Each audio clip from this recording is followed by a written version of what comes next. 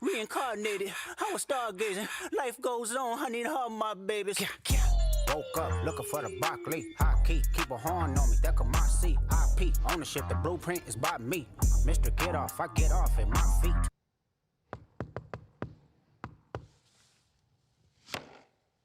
What's the password?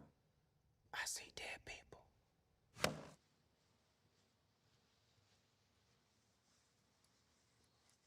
You late.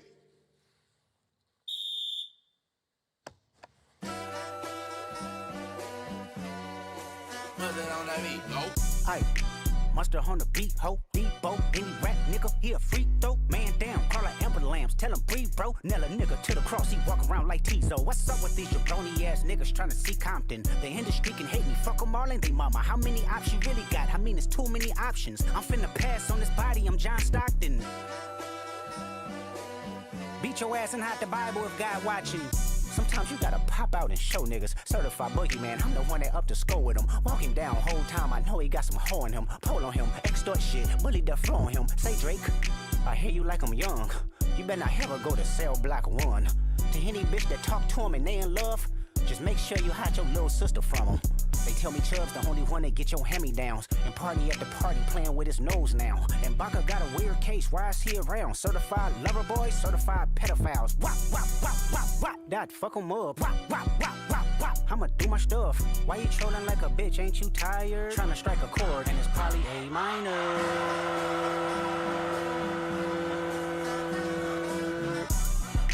They not like us. They not like us. They not like us. They not like us, they not like us, they not like us. You think the Bay gon' let you disrespect Pop, nigga? I think that Oakland show gon' be your last stop, nigga. They cold foul, I don't know why you still pretending. What is the owl? Bird niggas and bird bitches, go.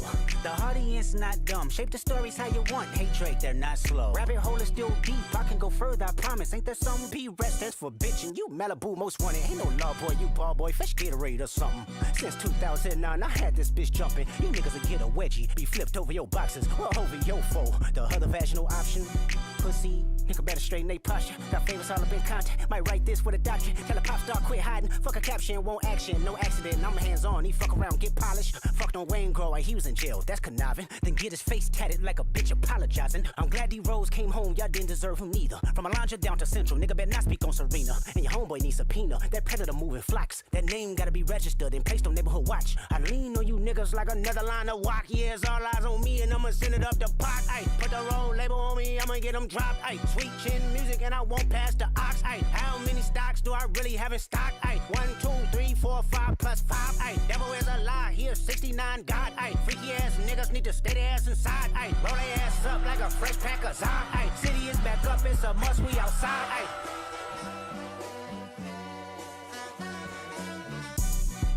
They not like us, they not like us, they not like us. They not like us, they not like us, they not like us. Once upon a time, all of us was in chains. Homie still double down, calling us some slaves. Atlanta was the mecca, building railroads and trains. Bear with me for a second, let me put y'all on game. The settlers was using town folk to make them richer. Fast forward 2024, you got the same agenda. You run to Atlanta when you need a check balance. Let me break it down for you, this the real nigga challenge. You caught Future when you didn't see the club. Hey, what? Lil' baby help you get your lingo up. What? 21 get your false street cred. Thug make you feel like you a slime in your head. Hey, what? Quavo said you can be from Northside. What? 2 Chainz say you good, but he lied. You run to Atlanta when you need a few dollars. No, you not a colleague, you a fucking colonizer. The family matter and the truth of the matter. Here was God's plan to show y'all the liar. He a fan, he a fan, he a fan. He a fan, he a fan, he a freaky ass nigga, he a 69 God. Freaky ass nigga, he a 69 God. Hey, hey, hey, hey, run for your life. Hey, hey, hey, hey, run for your life. Freaky ass nigga, he a 69 God. Freaky ass nigga, he a 69 God. Hey, hey, hey, hey, run for your life. Hey, hey, hey, hey, run for your life. Let me hear you say OV-ho. OV-ho. Say OV-ho. OV-ho. Then step this way, step that way. Then step this way, step that way. Are you my friend? Are we locked in? Then step this way, step that way. Then step this way, step that way.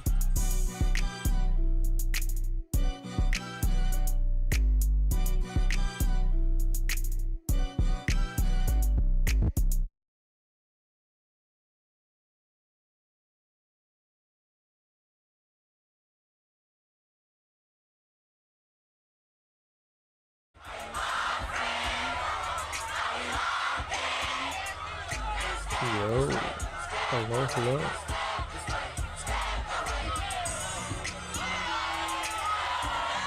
Shalom, Senti. That was good, my friend. Wait a minute. What's up, Olive Drab? What's up, Lil Gup? Homer Fudd? Evie Joel? Abjoel? Evie Joel? Good to see y'all. A little at the headline. Yeah, it's some good shit going on today. Good shit we've got to cover. It's really going to be Joan that's out 10k. Doubt Pxie will pay it. I mean, Pixie's got to pay her lawyers, right? Like, it's not just like she's not just going to eat the costs. I'm guessing because there's no chance. Like that just can't be. Um, Zip Zip, let me 10k. I gotta lend a friend 10k. Yeah, well, if I had it.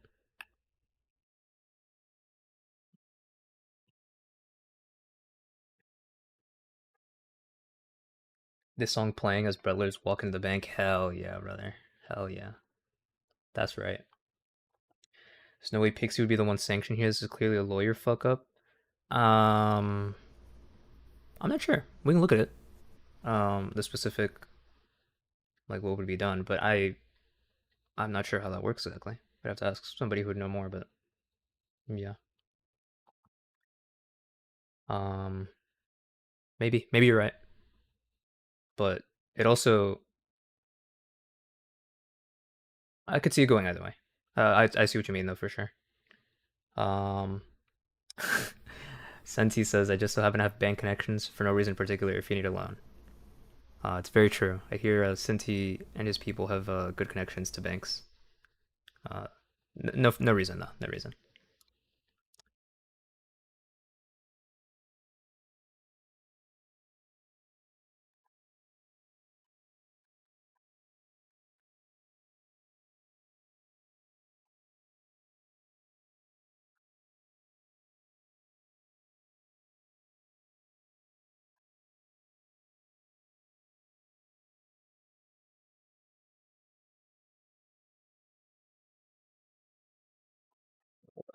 Okay.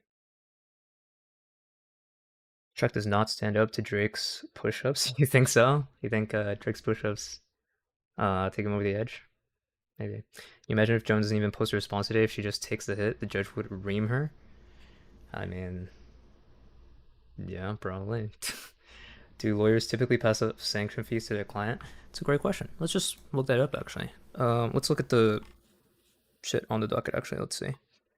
So this is what is being referred to. November 5th, 2025, that was a week ago, was order from the judge finding good cause to expedite a response from plaintiff. The response to address why a timely motion for protective order was not filed when knowledge of a dispute materialized, why sanctions should not be entered under Rule 37, or alternatively, why good cause exists, nunc pro tunc, to excuse plaintiff's non-attendance at her deposition. Additionally, deposition of defendant is stayed pending resolution. Response to motion for protective order due by 11/12. So let's see, Rule 37 sanctions, what they go to. Failure to make disclosures or to cooperate in discovery, sanctions in general on notice. Let's see. Let's just type in sanctions and see what we can find. You guys can see what you're supposed to, right? Yeah, you guys can see. Okay. Okay. Well, disclosure. If party fails to make a disclosure required by Rule 26A, any other party may move to compel disclosure for party to be sanctions. I don't think that would be exactly what it is. Failure to comply with a court order. Sanctions. I don't think this would be it. The court where discovery is taken orders the deponent to be sworn or to answer a question. The opponent fails to obey. The failure may be treated as contempt of court. Deposition related motions. Not really this. Essentially sought for not obeying discovery order. Fails to obey an order to provide or permit discovery, including it would be this, and then I guess for not obeying a discovery order. Fails to obey an order or provide or permit discovery, including an order to court where the action is pending, may issue further just orders. It may include directing AP, yada yada. I don't know. I imagine depending on why they're getting sanctioned. Yeah, probably. Like if it's the client's fault, then it would be that in theory, a lawyer might eat sanctions if it's their fault, but also I'm not sure exactly. Surprisingly, Trump only spun out 2 truths so far about the Epstein Palace. Is that surprising? Is that surprising that he wouldn't be talking about it that much? I think I saw one of them. It's just him fucking coping, saying, no, this is a Democrat lie, and it's their fault for the shutdown, and that's why they're distracting with this or some shit like that. I don't know. Who the fuck cares? He fucked kids. What more is there to say? You know? He did it. Oh shit, thanks for those on our photo. I'll open those and we'll look at them in a second. Once we're done researching this real quick. Because we'll probably look more into that once we actually get a response from Pxie. But I do want to know if there's like, because it just says under Rule 37, but it doesn't really say like 37A or 37(1)D or 37, you know, shit like that. So, to confer grounds for sanctions if, oh, here it would be. In general, failure to attend, parties failure to attend its own depositions or answers to interrogatories or respond to requests for inspection. Ground for sanctions. Court-worthy actions pending may on motion order actions if a party or a party's officer, director, or managing agent or person designated under Rule 36 fails after being served with proper notice to appear for that person's deposition. So it would be this part. But it doesn't say like what sanctions would be appropriate. Does it just sanctions and then it would be other things? So it'd just be that, yeah. So in theory, it would be both of them, right? Because Pxie at the party and party's officer, her lawyers, didn't show up for this deposition. So it would be both of them, in theory, that are paying sanctions or fined. Because, yeah, nobody showed up, right? Like, let's just read the thing real quick. Protective order. I think it's right near the last part. Sanctions are warranted here. Plaintiff's conduct has forced penalty to incur significant legal fees. And appearing, there's a part. Fuck, he said it somewhere that. Oh, well, they have it here. Yeah. 37 sanctions or for, yeah. They kind of said it here, so yeah. Courts in the circuit routinely impose monetary sanctions under Rule 37, whereas here, parties refuse to cooperate and discovery necessitates judicial intervention. So yeah, I mean, both or one of them would be fucking paying shit. But yeah. Okay. Let's read some. What's the normal rate of posting? Oh, I mean, goes fucking crazy with his posting. Trump? Are you kidding me? Goes every 5 seconds a new fucking post. Okay, let's see Trump's 2 truths. Which was first? Which one's after? Okay, this was first. Let's read this one first. Democrats are trying to bring up. This is the one I think I saw. Democrats are trying to bring up the Jeffrey Epstein hoax again because they'll do anything at all to deflect on how badly they've done in the shutdown and so many other subjects. Okay, so this just in this one sentence, right? So first of all, Jeffrey Epstein hoax. What are you talking about? There's a hoax? Jeffrey Epstein, he's a hoax? How badly they've done on the shutdown. So a week ago, Trump was saying that Republicans are going to die if the shutdown keeps going, that they're going to be a dead party, okay? Only a very bad or stupid Republican would fall into that trap. Democrats cost our country $1.5 trillion with their recent antics of viciously closing our country, while at the same time putting many at risk, and they should pay a fair price. There should be no deflections to Epstein or anything else. Whoa, anything else? And any Republicans involved should be focused only on opening up our country and fixing the massive damage caused by the Democrats. Wow. Thank you, Donald Trump. Thank you. Yes, Trump. Yes, Mr. Trump. For sure. Thank you so much. It's all Democrats, and they're just deflecting. Definitely not you, the one that's deflecting, and has been for many, many, many months.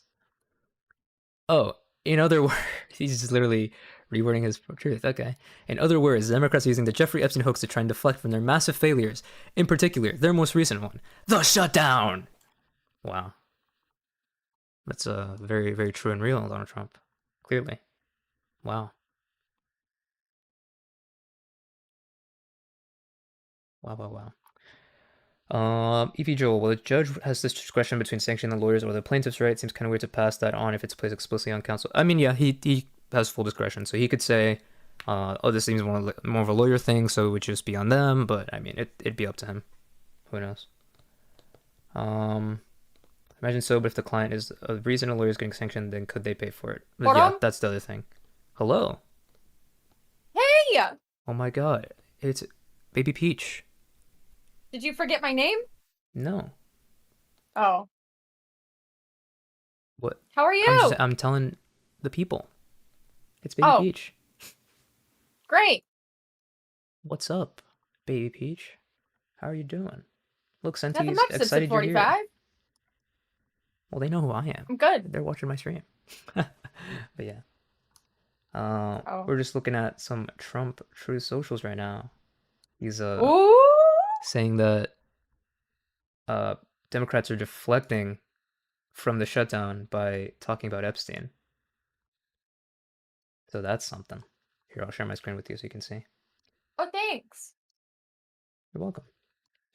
And then we were talking before about some sanction stuff for Pxie, because they might get sanctioned if they don't have a very good response in the next, what, 4 or 5 hours?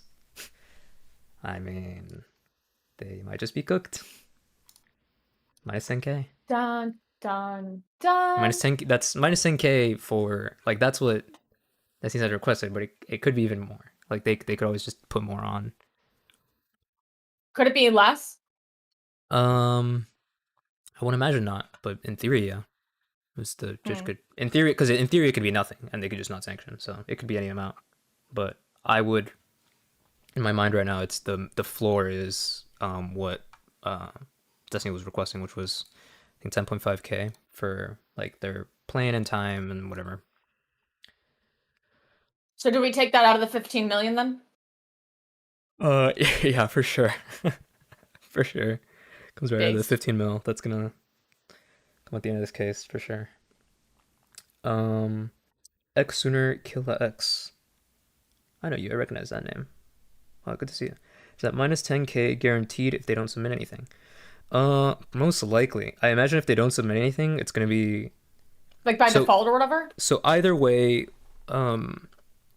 if they respond or if they don't respond or if they have a good response or if they have a bad response, I'm imagining the judge would probably schedule a hearing to like talk this out, or like more likely if they have a response that seems to have any amount of merit at all, the judge would schedule a hearing to like talk about the fucking sanctions and clarify why the fuck they shouldn't get sanctioned, I would guess. Or if not, then I would just guess just instant sanctions, give pay like by default or whatever. Kind of, yeah. Default judgment. Kind of. I mean, yeah. I don't know if that's what it's called, but if that's what it's called, yeah. Oh. Because I mean, like what happened so far is Destiny's lawyers are asking for, hey, we want sanctions for this amount. We think there's a really good reason that they should be sanctioned. I think they're warranted. There's history of this sort of thing being sanctioned. And then the judge said, yeah, show us why the fuck you're like doing this. Show us why we shouldn't sanction you. So yeah. If they don't respond, then I would guess it's just instant sanctions. Also, if they don't respond, it's like worse sanctions, I would guess. Because let me reread actually the specific order asking them to. Can you see my cats? They're playing. Oh, let me see. Let me put your camera on. Oh, they stopped. Oh, it looks messy. Never mind. Well, that's fine. I'll clean real quick too. Well, it's not messy. They just brought all of their toys into here. Should I put you on screen or no? Yeah, that's fine. Okay. Show streamer. Oh, they're walking away. Exactly. There we go. They're walking away now. Stream. Oh, they walked away. Oh, they'll come back. Oh man. Oh, that's okay. Okay. You're on screen. Yay. Wave hi to the people. Tell your cat to wave hi to the people. Say hi, Peach. She said hi. Did you hear her? Wow, there you go. You guys hear it, chat? I didn't hear it. But that's okay. People asking, what's with the recent spam on the docket? Oh, Olive Drive. You want to know about the recent spam on the docket? Why don't we look, okay? November 6th, okay? Plaintiff's notice of conventionally submitting 2 audio files in opposition to defendant's motion to dismiss. So this is them. Hey, notice to the court. We are submitting conventionally, physically, a USB drive to the federal court building. It's hereby certified, yada yada. We are sending a USB to the court. Okay. Right afterwards, clerk's notice to the filer, meaning clerk's notice to plaintiff. Conventional filing failed. Conventional filing filed electronically. Corrective action required within 3 days. The filer failed to submit the document in the conventional paper format. Filer must file a notice of striking, then refile it in the conventional paper format. So basically, they're saying, "Hey, you didn't send it, so no, fucking get rid of that shit. Try again." Okay. So they submitted a notice of striking. So let's open that real quick. Plaintiff Jane Doe, by and through our undersigned counsel, hereby gives notice of striking, which was inadvertently filed prior to the conventional filing of the reference audio files. We're saying, okay, yeah, we fucked up. We didn't actually file the USB properly, so let's strike that. We'll try again. Okay. November 11th, yesterday. Plaintiff's notice of conventionally submitting 2 audio files to the clerk's office by Jane Doe. They're trying again. Okay. Boom. It's basically the same thing, copy and pasted, but with different dates. Hereby provides notice submitting 2 audio files via USB drive delivered to the court building, yada yada. Certified November 11th. Today, clerk's notice to filer, conventional filing filed electronically. Corrective action required. The filer failed to submit the document in the conventional paper format. Filer must file a notice of striking, then refile the document in the conventional paper format. They fucked it up again.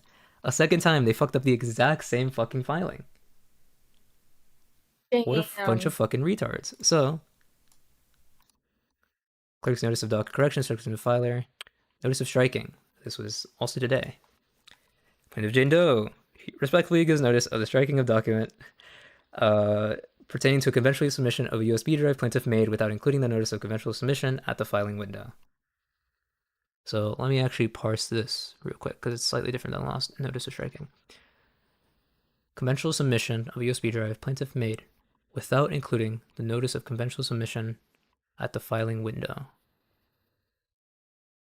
I see. So what happened was they went down to the court, they gave the USB drive, but they didn't submit the notice in like paper format. They didn't actually like include it when they were giving it. So they have to do it again because they're fucking retarded and can't do anything right. They're actually fucking morons. So fucking dumb. Actually so stupid. I saw somebody earlier in chat, like scrolled past, but somebody said any update on the Melina Hague stuff? No, basically the judge said, yeah, you can send it, we'll send it, let's send it, and then but they can do whatever the fuck they want with it. So who knows? We won't know until we know, basically. Do they still have to send something, or was that the thing that they like? Did they have to ask for permission to send something and then they send something, or did they?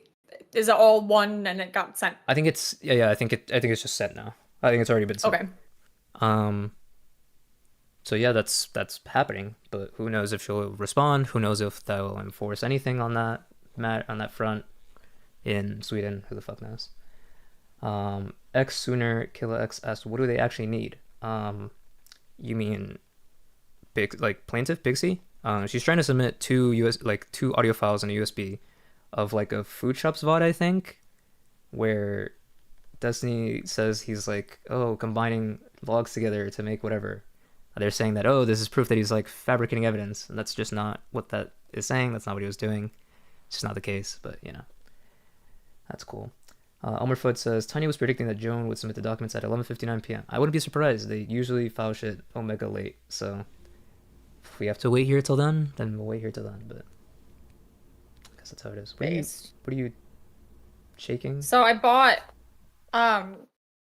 these things. It came in a pack, hot hands. Oh, the hand warmer. You know, things. Yeah, and there's a super warmer, I guess. I don't know what that does. Is that but one, like, I thought it would like stick aren't to they me. supposed to like fit in your gloves? Isn't that one a bit big? Those are a version of hot hands. I got a variety pack. So I got those, I got the toe warmers, and then whatever the hell this is. I guess you shake it, and that's what it said. Shake to activate. Well, yeah, they're shake to activate. No, they are not. Just these ones are. Just these ones are. The other ones, they're activated just by the air. Oh, interesting.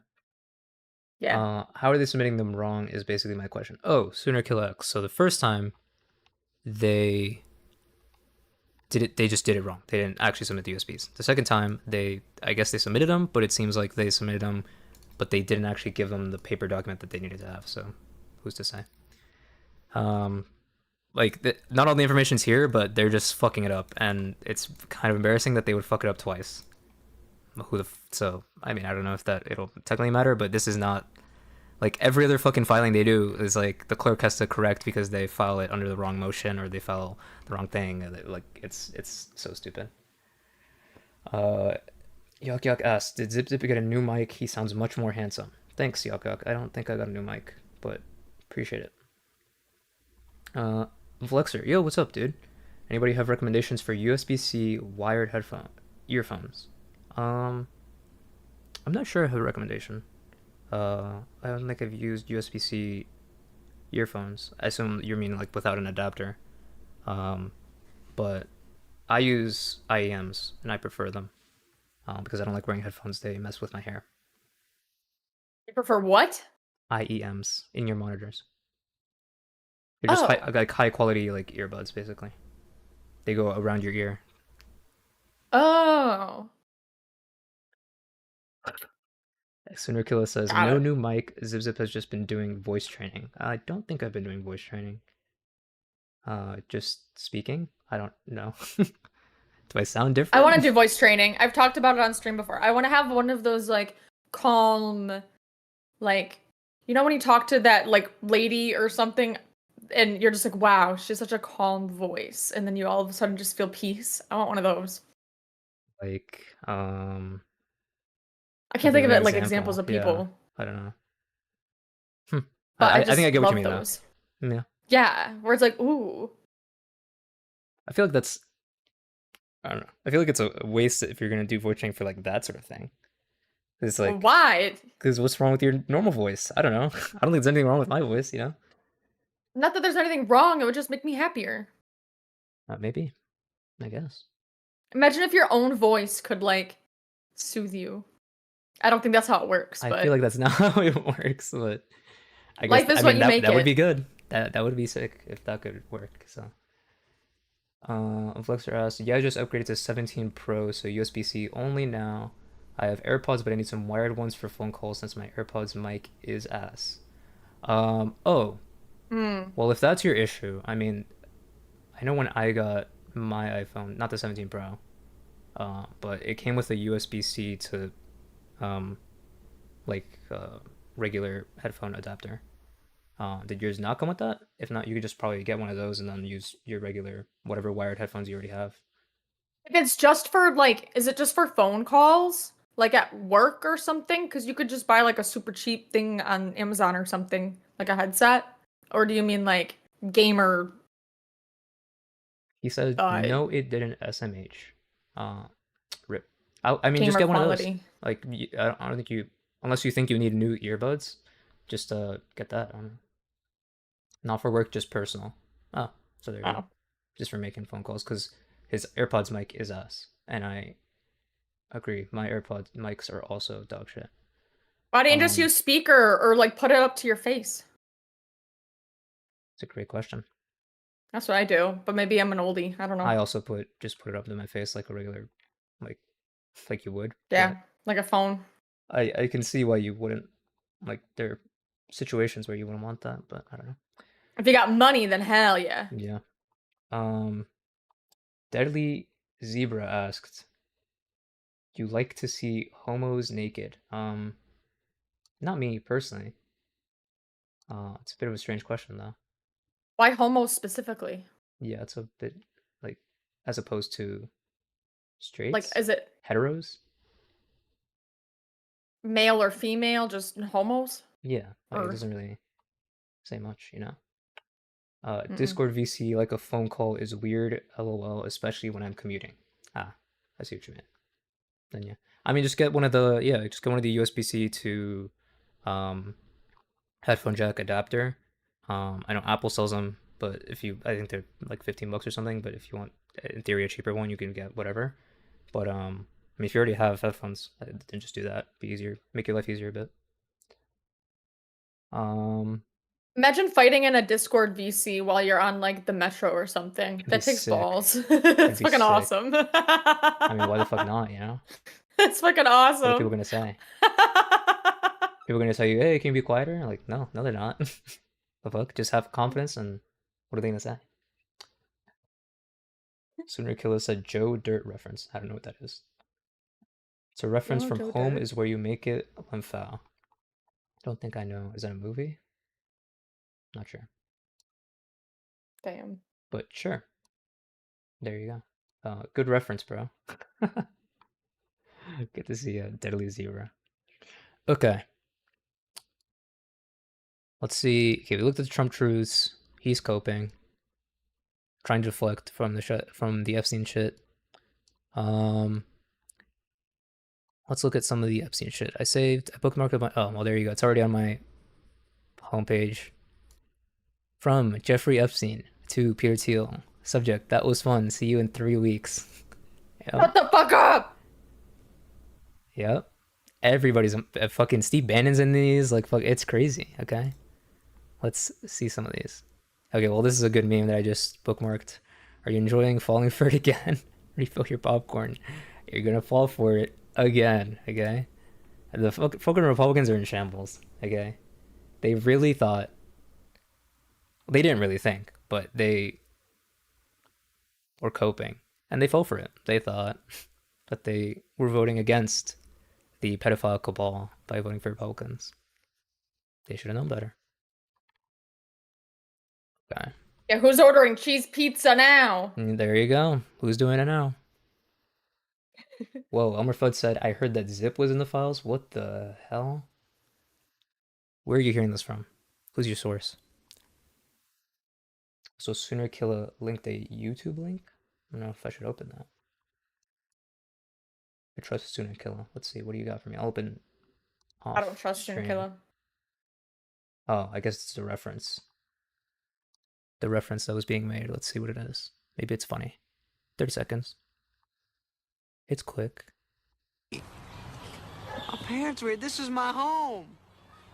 I thought this was it this time. Nah, home and where you made. You like to see homos naked? Home Okay. and where you make it. Yeah, you like to see homos naked. That's cool, man. Whatever. No. Home and where you make it. Home, where you make it. Oh, Everybody know that. Everybody knows that. Well, now I know it. God There likes you to go. see homos naked. That don't help me. Okay, Don't help me. that's not bad. I don't know what that's from, but I get it now. I understand the reference. Oh, Vlexer says to Ummerfoot, I told you the files were zipped, not that Zippy was in them. Oh, that must have been the mistake. That's right, actually, Vlexer. That's what it was. You're so right. I'm not in there, guys. It's just just got to mix up. That's all. Don't tell anybody that. Okay. I just bookmarked some funny tweets I saw. Jerry Rig Everything said Florida, where Donald lives, rightfully has the death penalty for anyone who rapes underage kids. Just something to think about.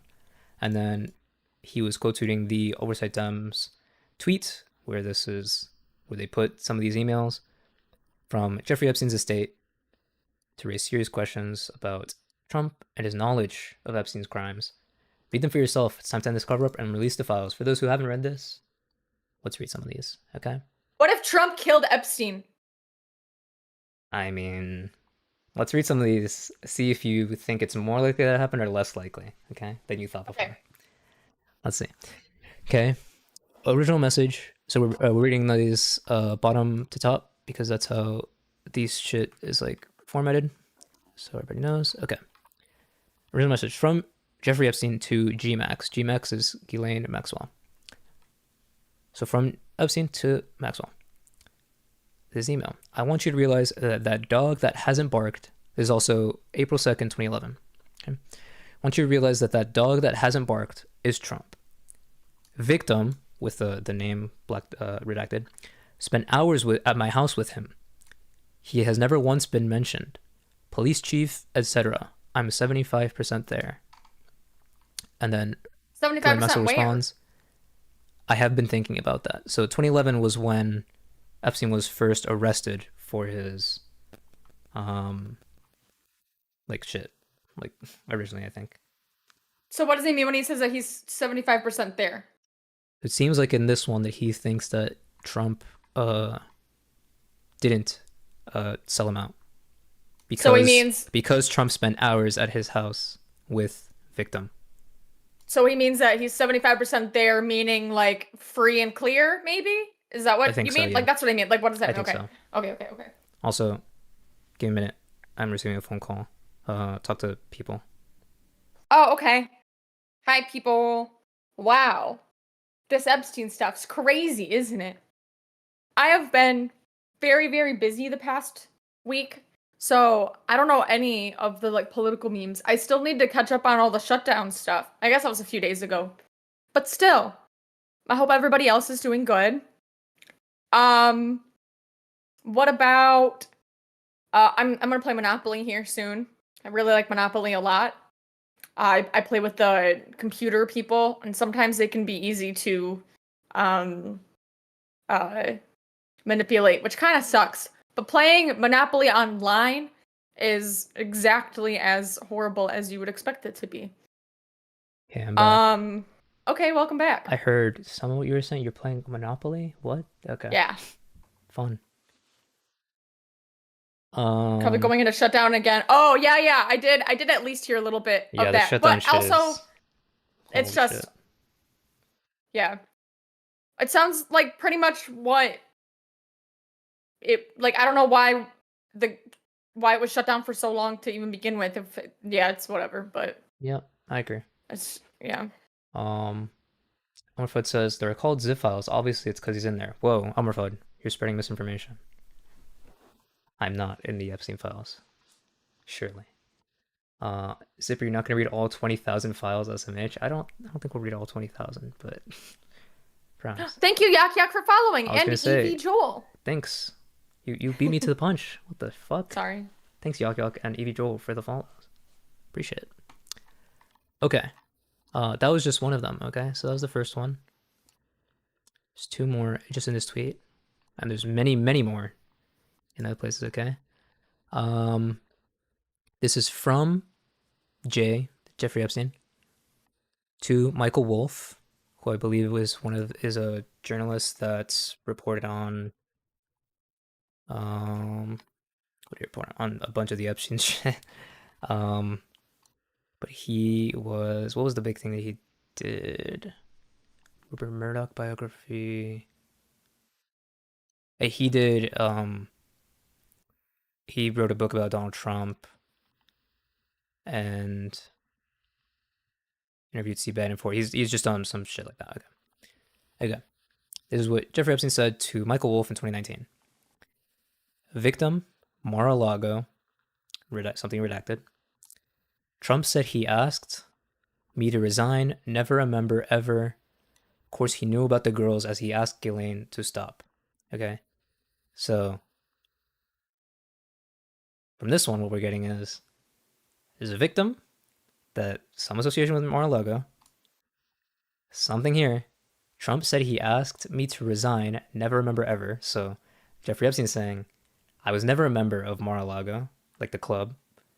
Whereas Trump's story has been for years that he and Jeffrey Epstein had a falling out, and he told Epstein, he kicked him out of Mar-a-Lago, whatever the fuck. So just Jeffrey Epstein saying that's not true. And he's also saying, of course he knew about the girls as he asked Ghislaine to stop. So this is what he's saying. Donald Trump knew about the fucking, like, the girls, you know? He asked her to stop, though, right? So. Well, when is the question, and why, and stop what? I don't know exactly what. Stop what exactly? Evie Joel asks, Zip Zip, did you see Oversight Repubs doxing the victim's name like 1 hour after this got released? I saw them trying to do that. However, it is likely that the victim that's named here is not... Republicans are saying that this is Virginia Giuffre, because Virginia Giuffre said that Trump never did anything to her, that she never saw that. But Virginia Giuffre is named in other of these emails, like by name, meaning that she's not the redacted one, most likely. Also, Virginia Giuffre's story is that he didn't do anything to her, but that doesn't mean he didn't do anything to anyone else. We'll read more and see what we think. Also, like, like Peach, like what you were saying, like, oh, he was asking Ghislaine to stop. Like, this is also 2019, right? So Yeah, like, looked at that too afterward too. Yeah. even it like there's another reading of the last one, which is that Epstein thinks that Trump was the one who like squealed to the police, which is like a story that Republicans have kind of been running for, is that Trump was like some secret FBI like informant and he ratted out Jeffrey Epstein and whatever. Like, even if that's true, right? That Trump was like informing the FBI and like reported Epstein or whatever. That doesn't mean like the story still appears to be that he knew for a long time what Epstein was doing until Epstein like Epstein did something to him, and then he was like, oh, okay, then I'll go fucking report you. And that doesn't need to be true from what Epstein is saying, because Epstein is saying essentially in more words that, or in other words, that he has dirt on Trump, so he doesn't think Trump was the one that did it. Well, and it's like he's the government at that point, so the idea that he was some secret undercover agent is so stupid. Oh, don't even worry about it. Okay, we'll get into more stuff like that about Trump being the government and certain things being Hey, you said. brought it up. I'm just responding. I know. What do you mean? I'm not telling you to shut up. I'm saying we'll get into that. There's going to be more. You haven't even seen the half of it. Not even a quarter of it. There's some crazy shit in these. Fudge asks, has Hassan been mentioned in these emails yet? Not yet. Okay, but I think any minute now he's going to be mentioned, because I've heard from a source that Hassan Piker definitely raped a 15-year-old when he went to that brothel in Berlin. He seems pretty trustworthy, so I believe it.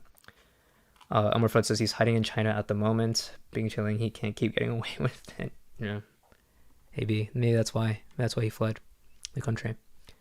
Okay, let's read this next one from this tweet. On December 15th, 2015, 8 p.m., Michael Wolff wrote, I hear CNN planning to ask Trump tonight about his relationship with you, either on air or in Scrum afterwards. A few hours later, Jeffrey Epstein writes back, if we were able to craft an answer for him, what do you think it should be? Michael Wolff responds, I think you should let him hang himself. If he says he hasn't been on the plane or to the house, and that gives you a valuable PR and political currency, you can hang him in a way that potentially generates a positive benefit for you. Or, if it really looks like he could win, you could save him, generating a debt. Of course, it is possible that, when asked, he'll say, Jeffrey is a great guy and has gotten a raw deal and is a victim of political correctness, which is to be outlawed in a Trump regime. Okay. So I actually... Let him hang himself is a pretty that's scary... funny. It's ironic, of course, right? Yeah. But basically what's happening here is Wolff is saying to Epstein, hey, whatever Trump says about you, you can leverage it. Mm-hmm. And they're literally talking about how should we best blackmail Trump? That is what this email is. Right. What is the best strategy for blackmailing Trump? And yeah.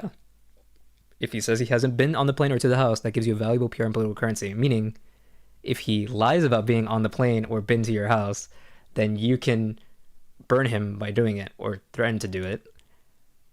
Can hang him in a way that benefits you, or if you think he could win, you can not do it and make him owe you, or maybe he defends you and then you're totally fine.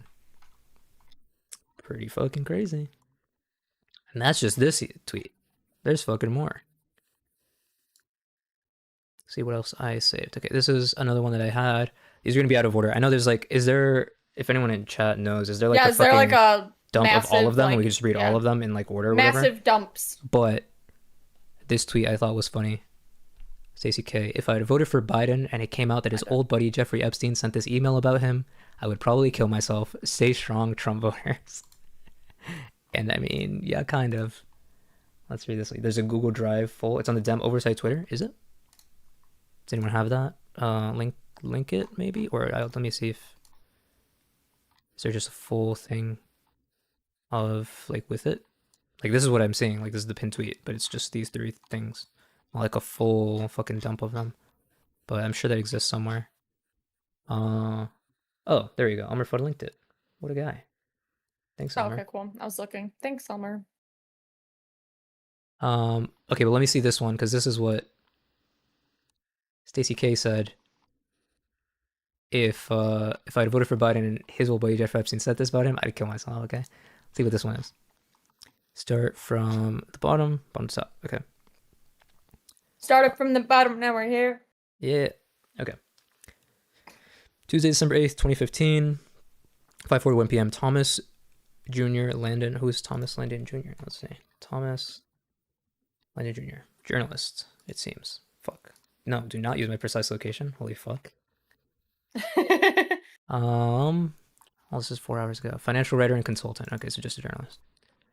Okay. Now everyone coming to me thinking I have juicy info on you and Trump because of this. And it's a Trump quote. I've known Jeff for 15 years. Terrific guy. Trump booms from his speakerphone. He's a lot of fun to be with. It is even said that he likes beautiful women as much as I do. And many of them are on the younger side. No doubt about it. Jeffrey enjoys his social life. This is the quote, right? The classic. Saying that Epstein likes girls on the younger side, right? And I guess Thomas Landon Jr. was the guy who reported on this, so everyone thinks he has some inside info. So Jeffrey Epstein responds to that. Would you like photos of Donald and girls in bikinis in my kitchen? Thomas Landon Jr. responds, yes! Exclamation point, exclamation point, exclamation point. Jeffrey Epstein responds, Hawaiian tropic girl, Lauren Petrella, something redacted. Who is Lauren Petrella? Is she one of the victims? Petrella. We'll get into it more, but this is, what would you say? This is the girl that Epstein says in other parts of this and kind of came out a month ago or so, that Jeffrey Epstein, quote unquote, gave this girl to Trump. Whatever that means. E.B. Joel says, my Twitter link is a redirect to the oversight document release. Umberfoot 100 when it comes to being the Twitter link plug. Yeah, Umberfoot's the GOAT. He's him. Oh, second is Dropbox. Oh, is there... Wait, hold on. Documents can be found here. Oh, there we go. It's just literally a Google Doc. Nice. Google Drive. Oh yeah, we'll look at this data. What is it? Is this shit organized in a way that I can sort it? Whatever. We'll look at it in a second. Okay, we'll keep reading this. Okay, so yes, Hawaiian tropic girl, Lauren Petrella, da da da. Thomas Landon Jr. responds, I am serious, man. For the good of the nation, why not try to get some of this out there? I would not do it myself, but would pass on to a political reporter. Links a BuzzFeed article. Plus, look at these lies. In response to a message left seeking the Trump campaign's comment on this article, on Thursday, Trump's general counsel Alan Garden emailed threatening legal action against BuzzFeed News. Quote, Mr. Trump's only connection with Mr. Epstein was that Mr. Epstein was one of thousands of people who has visited Mar-a-Lago. That's it. Mr. Trump has never been accused of having any involvement or even having any knowledge of any of Mr. Epstein's conduct by anyone, Garden wrote. Okay, so this was Trump's general counsel's response to a comment on an article about Trump and Epstein back in 2015. And that guy said there's no connection here, just that he was one of the people in Mar-a-Lago. That's it. There's nothing else. Which Thomas Landon Jr. is saying is a lie. We obviously know that this is a fucking lie. The quote continues. As a result, I have no idea what the purpose of your article could possibly be other than to try and intentionally and with actual malice defame my client's name and reputation by mentioning him in the same article as Mr. Epstein. In other words, suggest guilt by association. This is the very definition of irresponsible and reckless journalism, and to publish such a story would be highly unethical even by BuzzFeed standards. So they were on the deny, and Thomas Landon Jr. is saying to Epstein, hey, correct the record, bro. They're lying on your name. And then, oh, well, I was about to say, Jeffrey Epstein responds with a picture of this person and says, my 20-year-old girlfriend in 93 that after 2 years I gave to Donald. So there you go. That's what that is. Yep. Yikes indeed. It's going to be a yikes alert for me. Kev says, Asman today said the Democrats are redacting weird names to make Trump look guilty. I believe Asman because I don't have a 20,000 page read to me by my zipper hero dad. Don't worry, I'm Wait, why would you default to believing what he no said if you can't read it yourself? Well, it's anybody in general. Why would you just, oh, well, since I can't read it myself, I'm just going to believe something that I heard from someone? That's dumb. Yeah, just pretty dumb. But it's okay. Kev is trolling. Okay. They're not redacting weird names to make it look like way. Republicans are trying to say that the redacted name is Virginia Giuffre, who said that Trump never did anything to her, but that's not the name because that name appears in other places and not fucking redacted. Therefore, the other name can't be hers because otherwise it wouldn't be redacted. So no, not true. What is Yuck Yuck's Twitter link? Tim ODC, hot sweat with Asperger's and nails. What is this? Asperger's. Teal, you've got a bad rap, but I love your passion for ideas. I have a theory that a Swedish girl with Asperger's who wants us to save the planet might be the Antichrist. What say you, Jeffrey? I've seen. Wait, Swedish, you say? what? Is she hot? Bro, what? What is it mean? What is that sentence? No idea. Oh, that's saying that. Okay, because Peter Thiel is like a weirdo, fucking, like political fucking thinks that there should be a dictatorship, whatever. Saying to Epstein, "You've got a bad rep. I love your passion for ideas." He has a theory that, what is her name? Greta Thunberg is the Antichrist. What do you say? And all Epstein cares about is she hot? Because she's a child. Okay. Yeah. Good one, Tim Miller. Good meme. Kev says, I don't like mom anymore. Okay. Interesting. They're not talking about Greta Thunberg, are they? That would be Greta Thunberg, I'm imagining. Okay, what is the no preview? Okay, cool. No preview available. Images? What are the images? There's images? Oh, it's just like random shit. Okay, is there somebody? Okay. We've got the Google Drive. Is there a better way to fucking see this shit?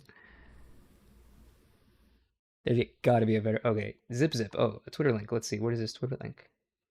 This link has Bannon all over it. Oh, that's fun. Oh, there we go. Okay, this is like 16-page thing. Okay, cool. Let's see how this is organized. Okay. What the fuck? Okay, let's read this. Fuck it. This is like a one of a million things, I'm guessing. But let's see. What are these in order? 19, 18. Okay, so I'm assuming it's literally just bottom to top. I think 2011. Okay, so yeah, it's literally bottom to top. Let's see. Okay. Okay, from somebody redacted to Brett D. Jaff, subject Ghislaine Maxwell. Who's Brett Jaff? Let's see. Brett D. Jaff. Who's that? Lawyer, I guess. Probably one of Ghislaine Maxwell's lawyer, I'm assuming. In context, it'll probably make sense. Let's read. Okay. Let's see. Dear Brett Jaff, I left you a telephone message earlier. The Mail on Sunday newspapers ran a story on Ghislaine Maxwell, Jeffrey Epstein, Prince Andrew, and others this weekend. We urgently require responses from Ms. Maxwell to the following questions. Our deadline is noon tomorrow. My telephone numbers are blank or blank. Okay, so this is a journalist writing to Brett Jaff, Ghislaine Maxwell's lawyer, about getting a response for their article. Question 1. Redacted name says Ghislaine Maxwell offered her a job as a masseuse with Jeffrey Epstein when she was aged 15. Ms. Maxwell led blank upstairs on her first visit to him at his Palm Beach house. Mr. Epstein was naked on massage table. Ms. Maxwell initiated a bisexual encounter during which Ms. Maxwell rubbed her own breast on Mr. Epstein and directed victim to copy her. Please respond to these allegations. I've heard this story before. And all others in the original Jane Doe 102 complaint. Yeah, I think we kind of knew about this one, but yeah, it's fucking insane to see like all this shit. Let's keep reading. 2. Miss Maxwell took part in numerous other sexual encounters involving her assistant, blank, and Mr. Epstein. 3. Miss Maxwell kept sex toys and costumes in Palm Beach mansion and dressed blank prior to sex sessions with Mr. Epstein. Miss Maxwell herself wore black vinyl during sex sessions with Mr. Epstein. Jesus Christ. Blank was paid between US $200 and $5,000 US sex, depending on whether it involved travel and other men. Okay, so there's that. 5.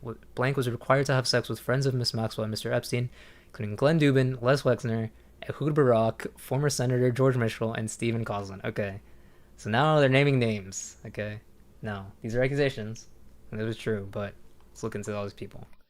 I know one of these names. What was the time of that again? What was the date? This is from 2011. This is an email from 2011. Okay. Glenn Dubin is an American billionaire hedge fund manager, co-founder of whatever investment company. Okay. Les Wexner. I feel like I've heard that name. Les Wexner. Oh, American businessman, former CEO of Victoria's Secret. Okay, so that guy. Oh. Ehud Barak. Okay, I'll look this one up, but I already know this guy, who he is. Israeli former general and politician who served as the prime minister and minister of defense from 1999 to 2001. He was the prime minister of Israel. Yikes. Not much else to say about that. Let's keep reading.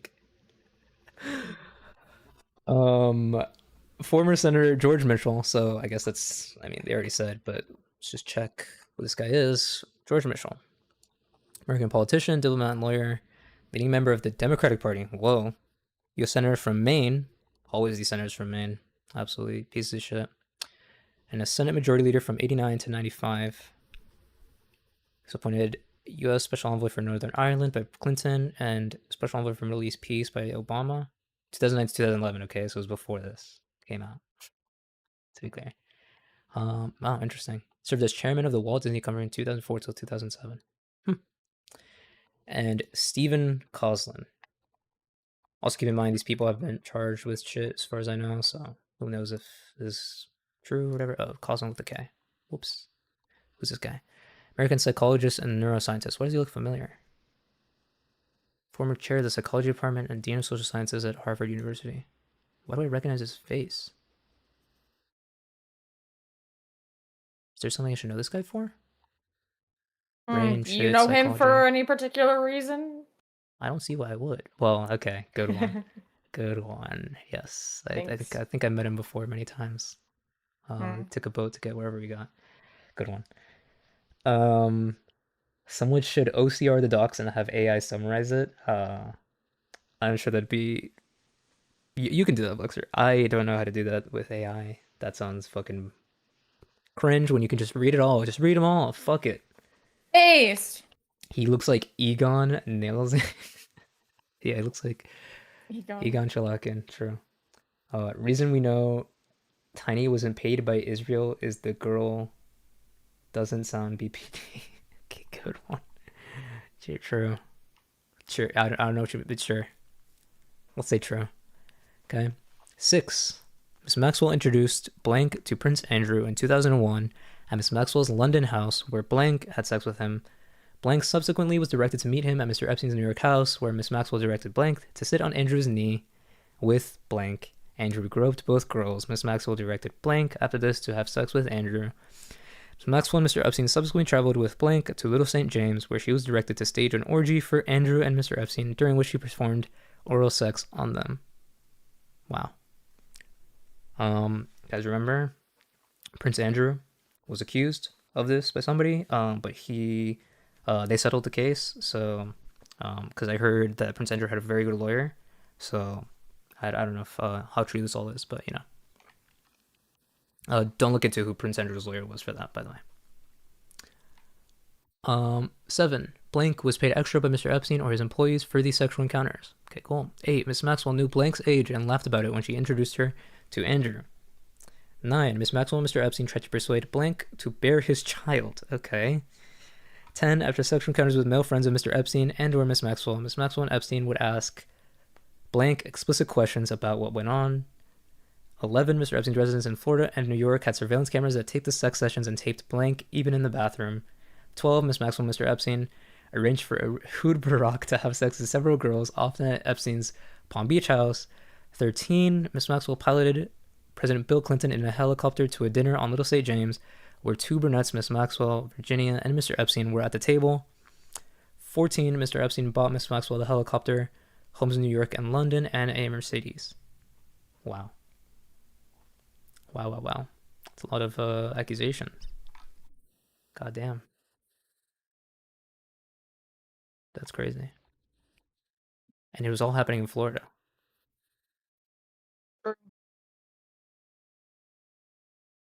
Just be clear, I'm not in these files. I'm not in these files, but it's a little suspicious, I know, okay? But I swear, I'm not in there. EB Joel says, Andy B strikes again. Who? I don't know what you're talking about. Andy B? Who could that be? Don't look at the attorneys involved in Doe v. Beno, okay? We'll just not go in that tab for a while. Okay. That's hilarious. Yeah. Well, you know what I'm talking about. It's good. Of course. Okay.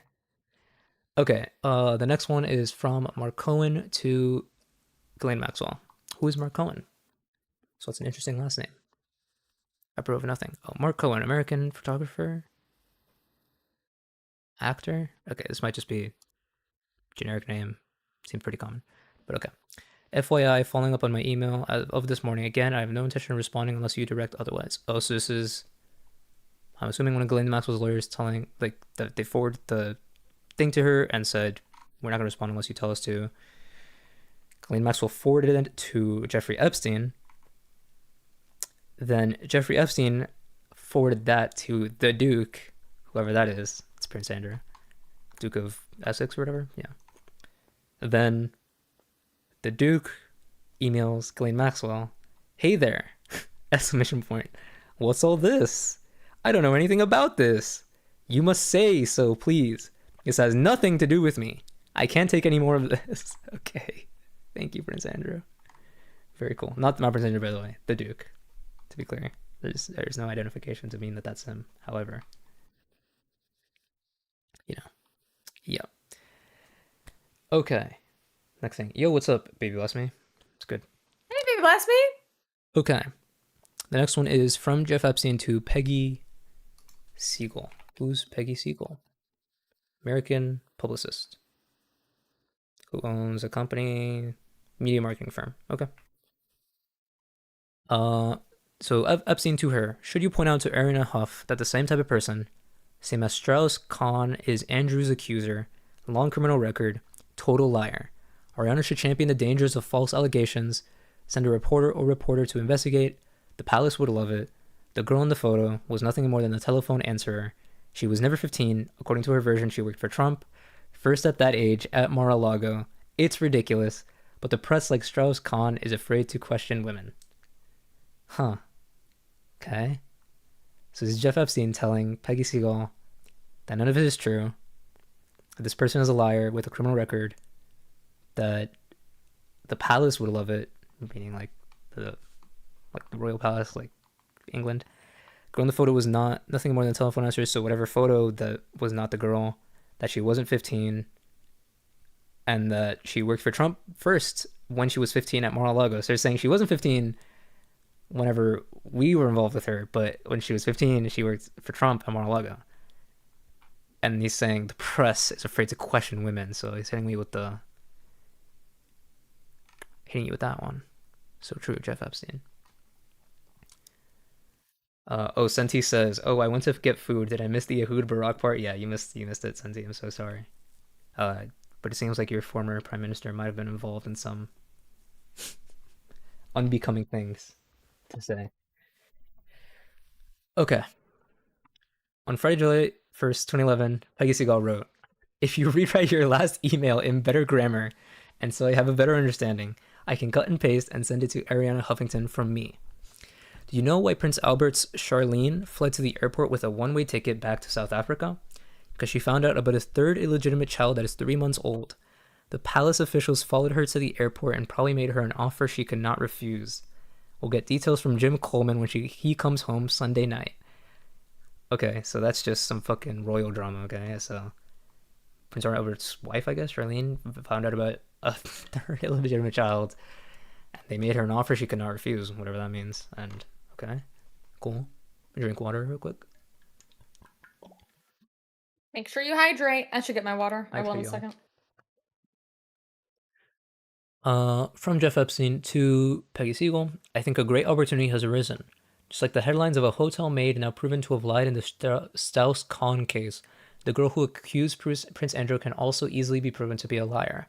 I think Buckingham Palace would love it." Okay, so he's just spelling it out. Cool. What was the point of the fucking smoke and mirrors before? Just saying the palace. Okay, Buckingham Palace would love it. "You should task someone to investigate the girl blank that has caused the Queen's son all this aggro. I promise you she is a fraud. You and I will be able to go to Ascot for the rest of our lives. I know there is a public police report that no one has had the courage to publish, as they do not want to be seen attacking a, quote, victim. Being a falsely accused will be the new headline." Okay, so Jeff Epstein is saying, hey, we'll take care of this problem for Prince Andrew, and then they'll owe us a lot. The palace is going to love us. Interesting. Okay, this is some shits. Okay, who's this from? Okay, Jeff Epstein, I got. Let me read. Chat, look at my leftist bro. Yeah, I think Ehud Barak was a left in the Israeli government, but yep, rip. Evie Joel says, oh, he was responding to Santi. Got it. These dudes are rich and they can't get, they can't be bothered to get condoms as an age. Yeah, I don't. Third illegitimate child is crazy, but what do I know? I'm not a fucking. Maybe it's just that royal sperm is just crazy. Who the fuck knows? Okay. September 19th, 2014, Jeff Epstein wrote, you need to talk to boss. Kathy Rumler. Who's Kathy Rumler? The Rumler? Attorney and former White House counsel.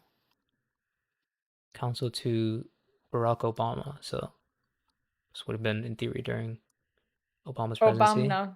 Oh, holy shit, it's true. Obama. I just played for stream. You can't hear it, but Obama. Oh. Yeah, I can't hear it. I did don't that on know my own. I'm so funny. You're so funny.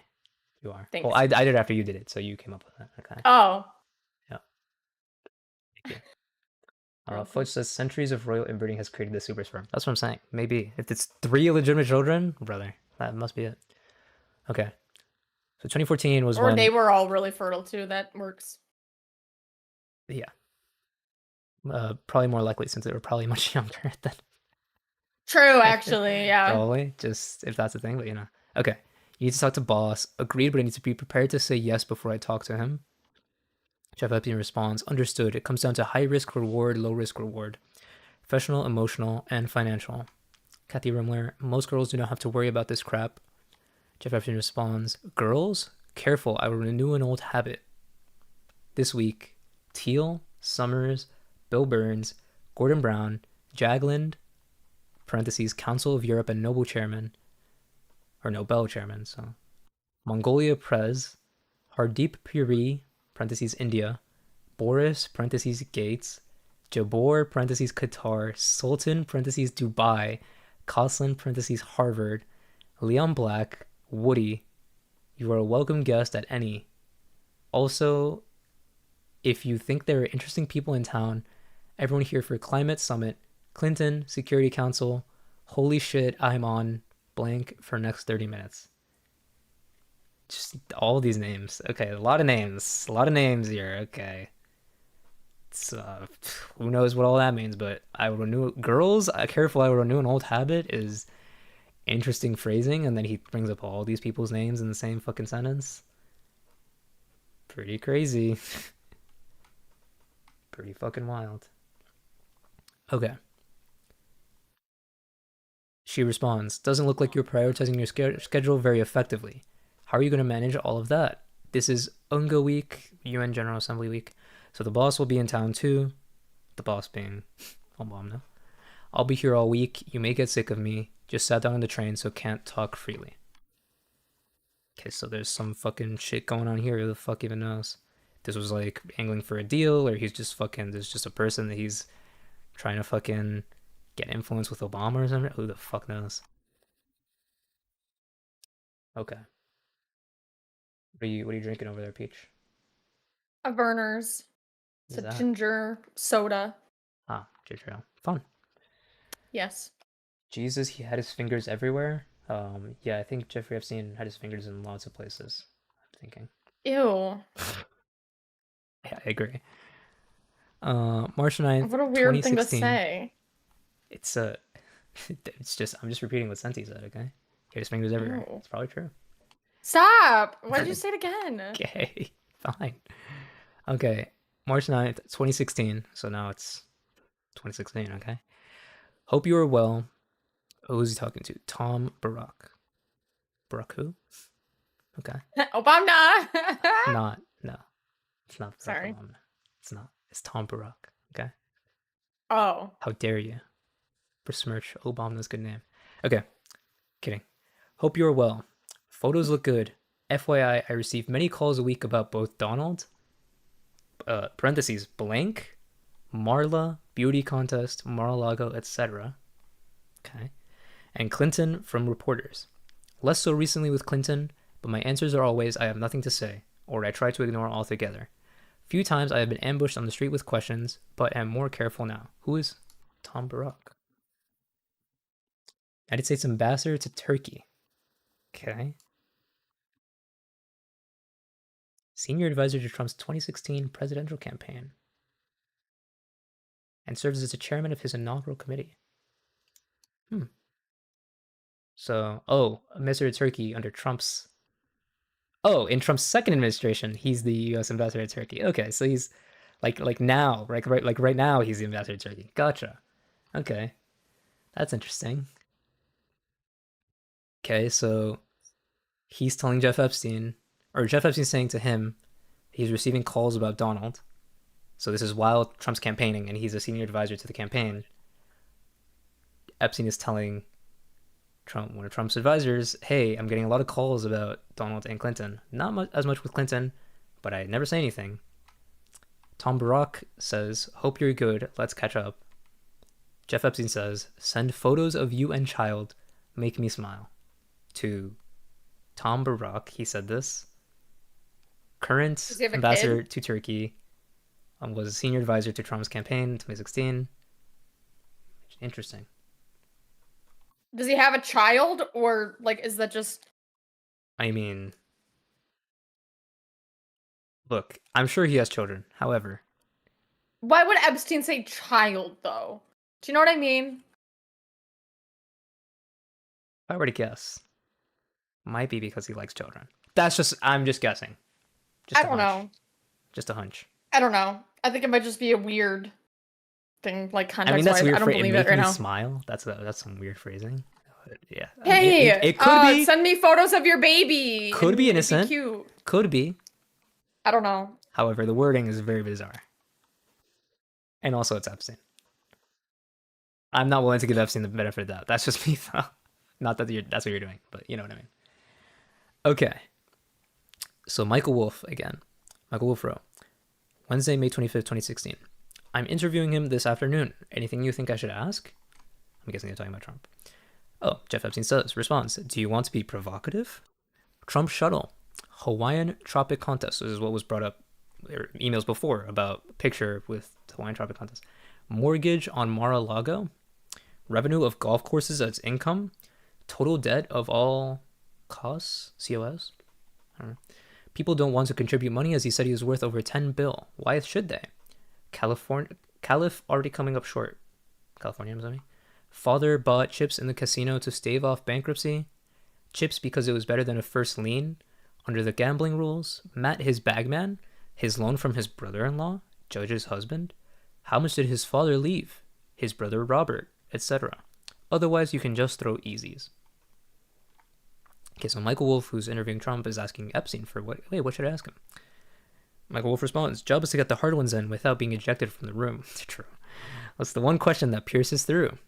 Jeff Epstein asks, maybe you can ask why Bernie Nussbaum got Vince Foster's letters quickly. That is a Hillary problem. He would smile, then you can ask his relationship with the Electricians Union and Mar-a-Lago, and out you go. Okay, don't know what that all means. What's the thumbnail on Nussbaum/Foster?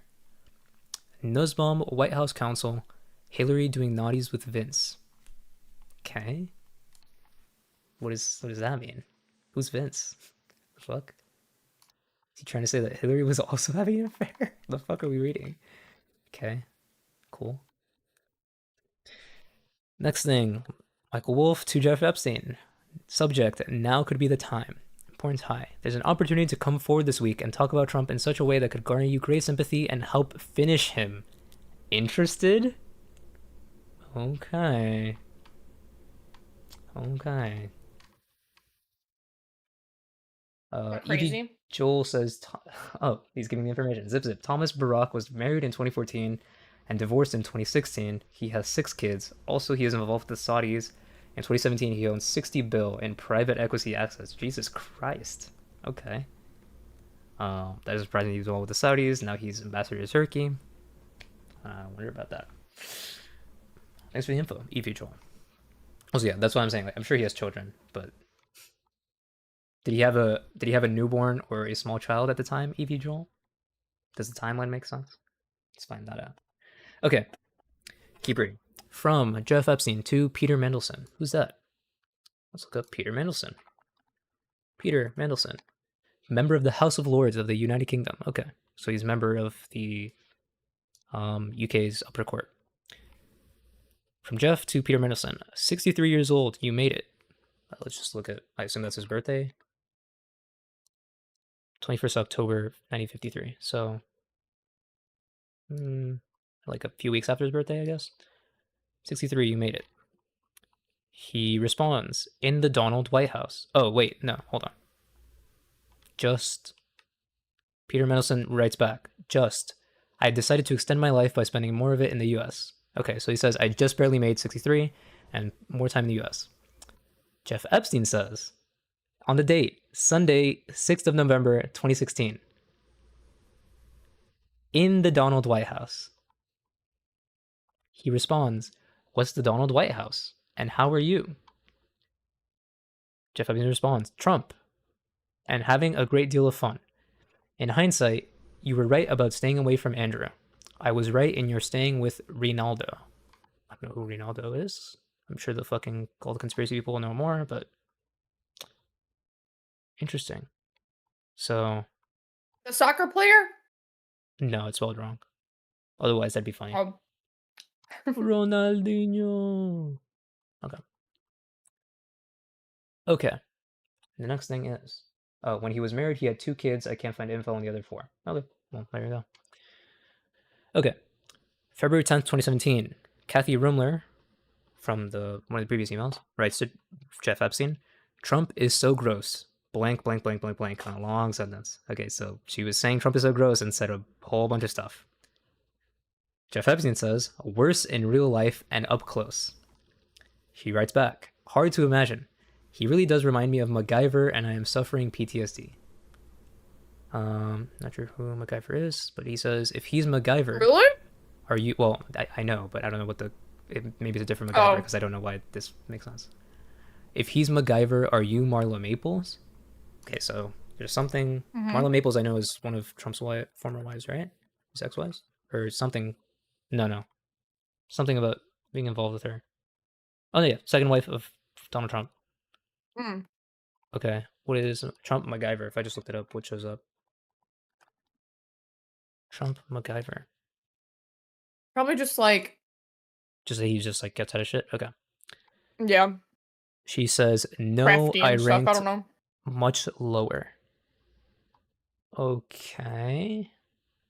Not sure what this means. Are they saying that Kathy Rumler was fucking Trump? I don't know what... She's Marla Maples, or if she was like thrown aside or something. I don't know. I don't know where that's going. Okay. Saturday, February 18th, 2017. Jeff Epstein wrote, who will represent Acosta at hearings? Now, I know Acosta was one of the people prosecuting Epstein. Alexander Acosta, U.S. attorney, who got Epstein his plea deal to avoid sex trafficking charges in 2008. Who will represent Acosta at hearings? He's asking Roy Black. Who is Roy Black? Roy Black. American civil and criminal defense trial attorney. He was known for his gaining an acquittal in 1991 of William Kennedy Smith on charges of rape, and for his representation of conservative radio commentator Rush Limbaugh. Rush Limbaugh? I misspoke. Rush Limbaugh, yes. Wait, why did Rush Limbaugh need a lawyer? No idea. And I also don't particularly I literally care, didn't know any of that. Let's see. Oh, I do. Until his death, a partner in Black Srebnick, a Miami-based trial firm. Oh, in Miami. Huh. Okay, so he's emailing this person, 2017, and he's responding, he will be by himself, perhaps a Trump administration aide to assist and accompany him. So Epstein wants to know who's representing Acosta at hearings, most likely relating to himself, and Roy Black says he's going to be alone. So he's getting like information from people and shit, like about his own fucking shit. Interesting. Okay, so this one is from Ashley Parker. Who was Ashley Parker? Journalist by Washington Post. Okay, to Reed Weingarten. Who's Reed Weingarten? Lawyer. top criminal defense attorney, Epstein's lawyer, Reed Weingarten. Okay, Epstein's lawyer. Journalist asking Epstein's lawyer. Subject, WAPO story, Trump's outside counsel. Hi, Reed. Ashley Parker here at the Washington Post. I cover the White House and I'm emailing because my colleague, Bob Costa, and I, getting ready to post a story about President Trump's decision to move ahead with retaining outside counsel. We understand you're one of the finalists for the role. I've already spoken with senior White House officials. I just wanted to let you know that we plan to mention your name, and of course see if you want to comment. And I also wanted to check to see if you were open to chatting totally off the record, just in case there's any nuance or guidance you'd like to provide. I'm at blank, or my desk is blank. Thanks, Ashley Parker. Jeff Epstein responds, do you want it or Jared? Do you know Jared? Jared from Subway? She responds, do I have the choice? And if so, your view? Okay, not sure what that means. But maybe Jared is another journalist at the Washington Post, and he's saying, do you want it or does Jared want it? And she said, do I have the choice? And if so, your view. So do you want to talk to me or do you want to talk to Jared? All right, quick refresh. Quarterly listener, anything filed? No. No response from Pxie yet. Yeah, I've been refreshing every once in a while. I appreciate that. Let me know if you see it. I will. So T minus 3 hours and a half till they were late, but you know. Let's see. Okay, next one. From Jeff Epstein to Larry Summers, I guess. Oh, to LHS. Who's LHS? No clue. Subject, is Donald still feeling good? Okay. Wild, there will be some... Oh, wait, hold on. LHS first wrote, are you still plugged into this show? And the subject is Donald still feeling good? Jeff Epstein responds, wild, there will be some changes this week. Funny, but Kaslowitz is getting turned down repeatedly by firms unwilling to represent Donald. Who is Kaslowitz? Kaslowitz. Okay, this is just a name. We're not going to find it. Whatever. Or, well, I guess I can just show up. Kaslowitz Epstein. Who's that? Kaslowitz Epstein. Trump's lawyer, Mark Kaslowitz? Maybe? Oh, so yeah, it is actually, because it's that part said talking to Larry Summers, which is what that is, I guess. Oh, LHS, Larry H. Summers, I guess. Okay. Kaslowitz is getting turned down repeatedly by firms unwilling to represent Donald. Okay, now this one. Sunday, May 28th, 2017. He writes back, Moore would represent Donald if Kaslowitz is out of picture. Not surprising. Very hard to be law firm representing POTUS and know what to do when POTUS lies to you. My world thinks poorly of Gorlick for representing Jared. How guilty is Donald? Of crudity? Surely. Of gross ignorance? Surely. Of being utterly without the intellect temperament for a job? Surely. Of being overline on family profiting? Very likely. Of gross disregard for appearances? Almost surely. Of Russians having financial leverage? Less clear. Of Russians helping in election with complicity of his campaign? Plausible but not certain. Strikes me if you work for Donald, you don't freelance, so he is guilty of whatever his campaign did. Do you agree with foregoing? Really? What? Okay, so this one is big. So it's Jeff Epstein talking to Larry Summers, who is saying that people don't want to represent Donald because they think he's fucking guilty and they think that he's lying to them. And he's saying he's guilty of all these things, surely of crudity, surely of ignorance, surely of being very likely of being overline on family profiting. Very likely. Now, obviously now, there's without a doubt he's overline on that. With Trump coin and Malaya coin and everything else, and fucking all of his children getting shit, and what is it, Donald Trump Jr. owning a fucking, or having stake in a fucking weapons company, a drone company that's getting contracts with the government, of course. Of gross disregard for appearances, almost surely. Of Russians having financial leverage, less clear. Jury's still out on that, perhaps. Of Russians helping an election with complicity of his campaign, plausible but not certain. We know that is true. That was in fact happening, so that is true also.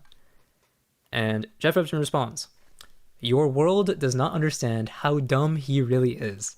He will blame everyone around him for bad results. Gary Cohn in good place, as is Jared. All others not long for this world. Interesting argument whether using WhatsApp is obstruction of justice. Deletes after sending? ? So Gary Cohn, I think, is one of the fucking, he's one of those guys, right? Businessman and former director of National Economic Council, U.S. Economic advisor to President Donald Trump. I think was he also involved in the campaign? He was just economic. Okay. Economic guy before he was COO and president of Goldman Sachs. Jared. Who is Jared here? Jared Kushner? Not Kushner, right? Well, let's just look up Gorlick. Jared. Jamie Gorlick leaving Jared. It is Kushner. Okay. Jared Kushner. Gary Cohn in Good Place, as is Jared. All others not long for this world. So saying these guys are fine, but the rest of them, they're not long for this world. Whatever that means. And something about WhatsApp being obstructed of justice because the deletes have their sending. I wonder if there's anything that might have relevance to what's happened in the last few months. Maybe a different app that deletes after sending called Signal that high people in the military are using and accidentally putting journalists into fucking group chats talking about sensitive military classified information. Curious. Also, Evie Joel says his kids running around the Middle East doing $1 billion deals. Yeah, literally. It's fucking, of course. Okay. From Jeff Epstein to blank. Subject, how are you? Send this interview to Donald Trump, please. It's going to be everywhere. Jeff Epstein says, okay. And it's a fucking YouTube link. People have checked. It's dead. I think somebody found what it originally was, but it's like some interview with Marlon Maples, I think. I don't remember. But something bad for Trump. Okay, next thing is Larry Summers and Epstein, I guess. Okay.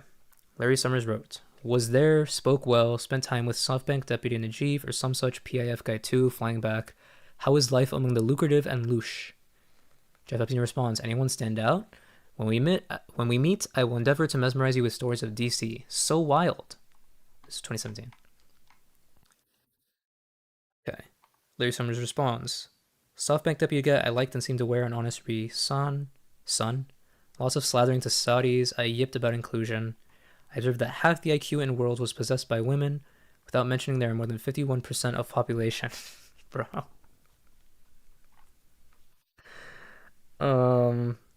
Good one, dude. Good one. You got those women, bro. You got them. They didn't even realize. Mnuchin plumbs new depths. Mnuchin, why do I know that name? That's a guy. And Stephen Mnuchin, the U.S. Secretary of Treasury in Donald Trump's fucking first term. Okay. Mnuchin plumbs new depths. War seems more likely than I used to think. DJT is world's luckiest guy in terms of opposition, economy, etc. Still think his world will collapse. Trying to figure why American elite think if you murder your baby by beating and abandonment, it must be irrelevant to your admission to Harvard, but hit on a few women 10 years ago and can't work in a network or think tank. Do not repeat this insight! All caps. I kept seeing that one on Twitter a lot. Do not repeat this insight. And we're reading it. But, that's funny. Pete, did you get the part? Observed half the IQ in the world was possessed by women, without mentioning they're more than 51% of the population. He got y'all good as women. Wait, what? Say it again? Larry Summers says, I observed that half the IQ in the world is possessed by women, without mentioning that they are more than 51% of population. So, I don't get it. That they're smart? Or that they're not smart? Oh, am I proving not it? doing a good job for women right now, Peach. Not doing a good job for women. Why is it worded so... what do you mean? He said all of that? If half the IQ in the world is possessed by women, but women are more than 51% of the population, then they're men are smarter than women, basically. This is a retarded fucking, good one, dude. Good joke. Thank you. Yikes, proving the point. I just also feel like it's not very funny. It's not very funny. Women are funnier, too. True. Fudge says, why did you leave out the sent from my iPad? That was very important context. That is true, actually. My bad. Sent from my iPad. Do not repeat this insight. Sent from my iPad. Good one. Good one. Okay.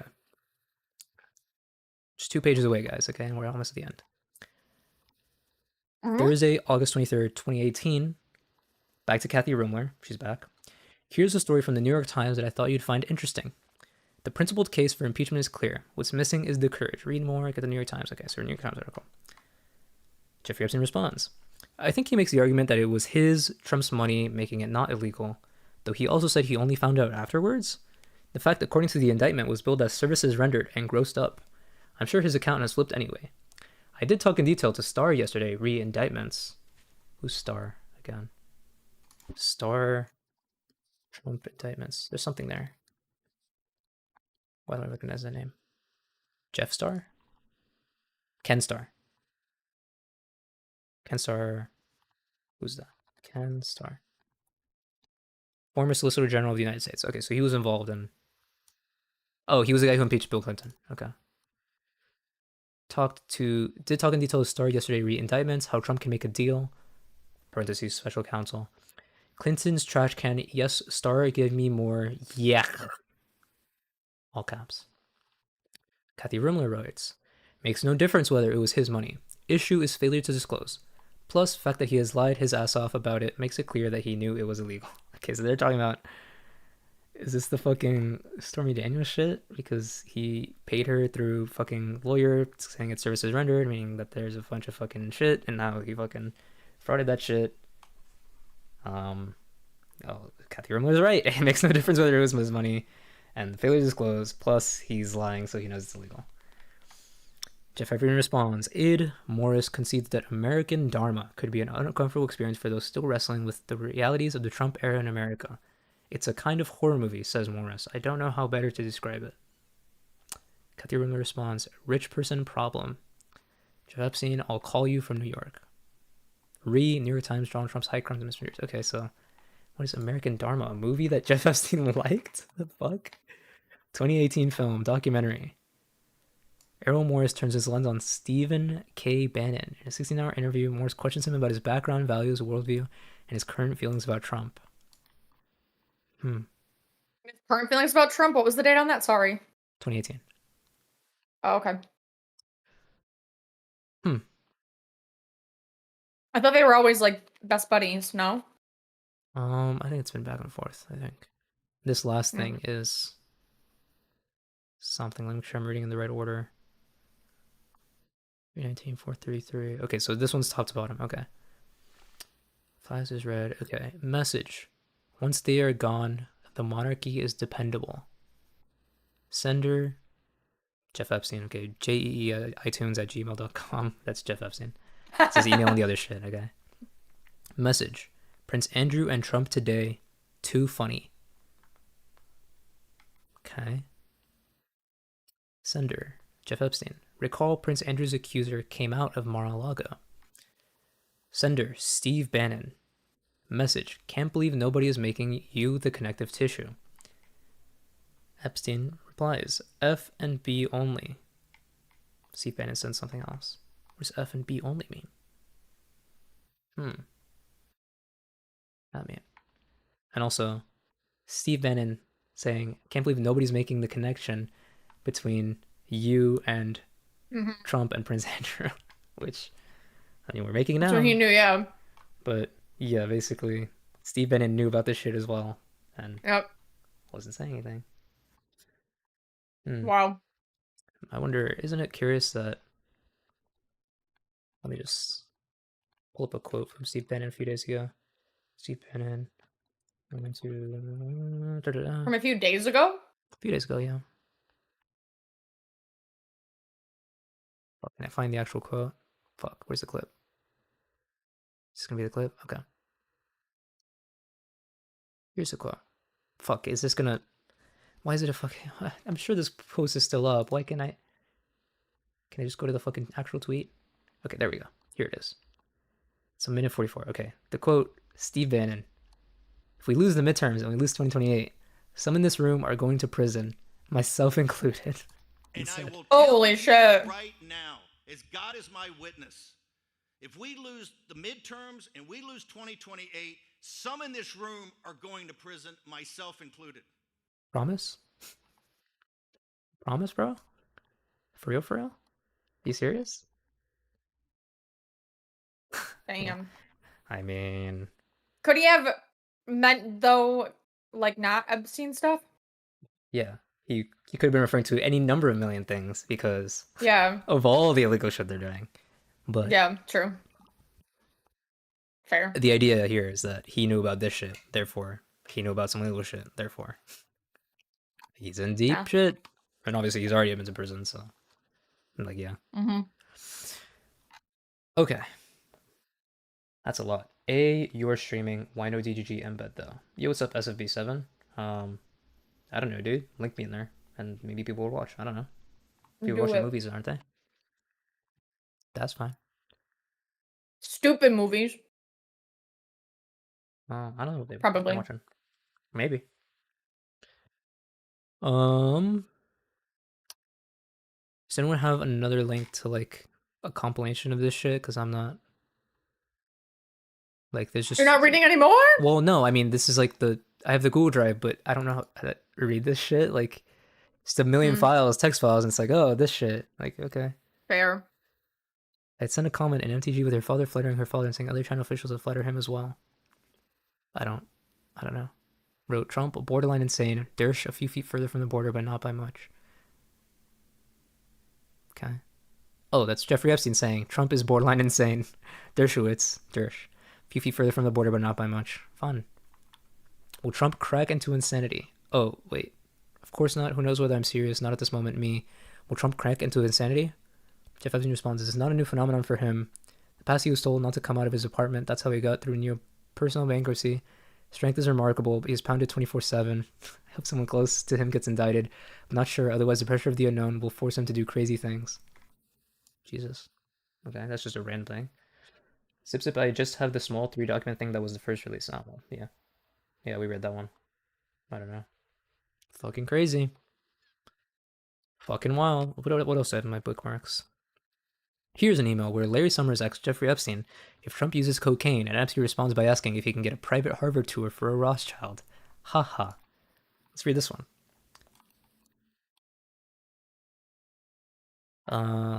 Larry Summers writes to Jeff, how plausible is the idea that Trump is a real cocaine user? L. Jeff Epstein responds. L. Yeah, literally. Jeff Epstein responds, can someone from the development office show Rothschild around Harvard? Saturday? Larry Summers responds, yes, let's briefly discuss. Can you have her write me? So, Jeffrey Epstein's response to, is it true that Trump uses cocaine? His response is, can you give me a tour of Harvard? Like, come on, bro. So the answer is yes. He's coked up. This was a funny tweet I saw. Oh, so hanging out with your friend and his girlfriends is illegal now? True. Well, I would do a fuck ton of coke if I was like a president or something. I don't know why it's so big of a deal. I would do coke all the time. It would probably impair your judgment and impair your ability to perform certain functions of your job. It's just shitty Adderall, in my opinion, but I don't know. Well, maybe. I have not done coke, so I wouldn't know. Neither of you. Have you done Adderall? And of course, I have. Well, yeah, I'm ADHD'd up. I've tried Adderall. Adderall doesn't do this shit. Don't even worry about it. Adderall doesn't do shit for me, actually, but. Don't even worry about it. Yeah. There you go. Okay. Breaking. In a 2017 email from what appears to be an Epstein victim, the woman writes, I'm at the door, but I will wait for my time. I don't want to come early to find Trump in your house. Significant, given that Trump has long claimed he cut off Epstein years before 2017. Well, yeah, all of what we read basically says, like, through 2018, 2019, like, they were still fucking in contact. Let's read this one. Okay, top to bottom. Tuesday, December 5th, 2017, victim writes, can we have dinner in Geneva on the 8th? I will be there on 7th and 8th December and going back to Kuwait on the 9th. Oh, good choice. Geneva is very nice. Okay, Jeff Epstein responds, at the moment, I was flying to Paris on the 8th. I can leave earlier and get to Paris by 8:30. If you like to meet there. Geneva, difficult to fly out of at night, or lunch Saturday in Paris. She writes back, question mark, question mark, question mark? He says, of courses. Okay. Jeff Epstein says, you are all welcome at my house always, and more private. She responds, very well. Just send me the address again and the code to the door so I can get to the second floor, and send me the day and time. Thanks. Jeff Epstein responds, 10 p.m. Should I bring special cake from New York? She says, sorry, that is 2512 for the gay thumbs up. He says, yes. What special cake? Like, well, I guess it could be euphemism. I assume it's like a literal, like a cake from a actual, like oh, nice bakery, special cake from New York, whatever.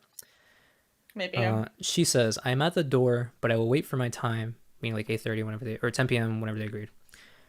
I don't want to come early. That was 8:37, so she said, "I'll wait at the door." I don't want to come early to find Trump in your house. Smile, smile. Interesting. No one wants to spend any time with Trump ever at all. That's just so funny to me. I wouldn't. I'm just saying, like. No, I agree.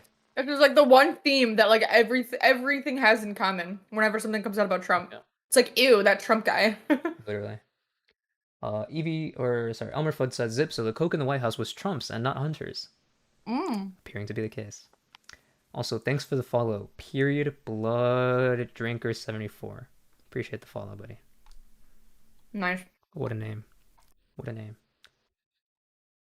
Okay, what else did I do? Michael Wolff to Jeffrey Epstein, the Katie Johnson lawsuit against he and Trump. Well, I guess if there's anyone who can wave this away, it's Donald. Let's see. Hi, Marty.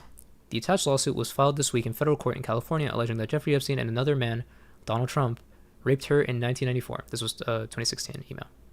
We're planning to publish a story on the suit this afternoon, and we want to make sure it is fair. Is Mr. Epstein available to speak, or do you want to offer a comment on his behalf? My number is blank, and I'm available anytime. I also just tried your cell phone. Thank you in advance. David Ingram, correspondent at Reuters. From Martin Weinberg. I assume it's just one of their lawyers. Forwarded it to Jeff Epstein and said, reporter said 1994 claim at Fed Court California will go to press in several hours. Sent from my iPhone. Jeff Epstein responds, here we go. Okay, Michael Wolff responds to Jeff Epstein for being forwarded, I assume. Well, I guess if there's anybody who can wave this away, it's Donald. Let me know if there's anything I can do. Wave this away. Destiny tweet. MAGA dreamed for years of finding this stuff like this on the Clintons, Podesta, or the Bidens. It's poetic justice, really. And it's the one, I don't want to come early to find Trump in your house. True. He's right. Wait, it's the one that what? What's the one that he linked? The one, I don't want to come early to find Trump in your house. Oh, yeah. Read, yeah. The one we read, Trump was so gross. Jeff Epstein, Trump was worse in real life and up close. Oh, this one was big. This one's big. Okay. Thorbjorn Jagland, whoever the fuck that is. Jeff Epstein. Oh, Jeff Epstein says, I think you might suggest to Putin that Lavrov can get insight on talking to me. Vitaly Churkin used to, but he died. This is 2018. Thorbjorn Jagland says... You said Putin weird and it made me laugh. Sorry. Fair. It's a funny name. Thorbjorn Jagland says, I'll meet Lavrov's assistant on Monday and will suggest. Thank you for a lovely evening. I'll come to on high level week. Okay. Fucking non-Europeans. Cringe. Jeff Epstein says, Churkin was great. He understood Trump after our conversations. It is not complex. He must be seen to get something. It's that simple. Okay, so new. Jeffrey Epstein said in emails that he had been advising the Russian government on how to deal with Donald Trump. One of several cases in which he willed his connections to try to influence the course of foreign affairs. So, I'm pretty sure when I looked into this very briefly, this person, Churkin, or Lavrov's assistant, is, like, Putin, like, he's telling Putin how to, like, talk to Trump. Like, this shit is crazy. In other emails, Epstein describes his relationship with foreign leaders, advised Steve Bannon on how to increase his influence in Europe, and offered his mostly but not entirely dim assessment of Trump to those who asked. Epstein's bid to link up with Lavrov came a few weeks before Trump met Putin in Helsinki. After the fateful meeting, Epstein panned Trump's performance in an exchange with former Clinton Treasury Secretary Larry Summers. Epstein would later opine about Trump's fateful meeting with Putin, which was panned around the world for his apparent capitulations to the Russian dictator. Do the Russians have stuff on Trump? Today was appalling even by his standards, wrote Larry Summers in an email to Epstein. My email is full with similar comments. Wow, Epstein replied. I'm sure his view is that it went super well. He thinks he has charmed his adversary. Admittedly, he has no idea of the symbolism. He has no idea of most things. He also called Trump's handling of someone with Putin predictable. So Epstein says Trump was predictable, and he's telling Russian advisors how to deal with Trump. Whoa. That's a weird comment that's getting deleted. Purple Wisteria, that's a bizarre thing to say. you're out. Well, I can't tell if that deserves a ban or if just deleting the message. I'll just delete the message just a for now. ban? If you say you think Okay. so, Yeah. all right, ban that fucker. Weird. It's like a spammer. They do that all the time in my chat. It's only because I'm here. Ah, there you go. Mm-hmm. Being woman's Thanks for the follow, I great. guess. Free follow, and now you're banned. See ya. Umberfud says, actually, Russiagate. Kind of. Kind of is.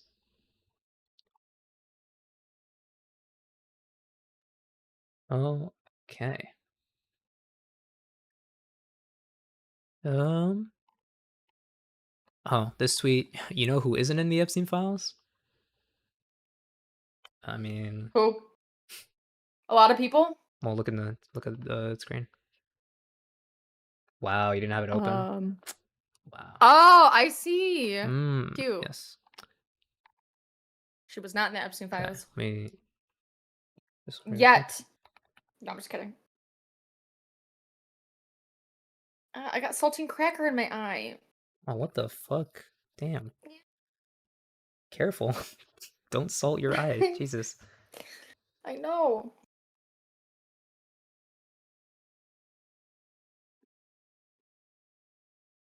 Okay, let's read this one. Okay. Linda Stone writes to Epstein. Moving. Small places in Raleigh and Bellevue, wrapping up taxes, wrapping up fire claim, trying to figure out if technologies that soothe the nervous system that offer the positive effect that meditation or massage might offer are worth working on.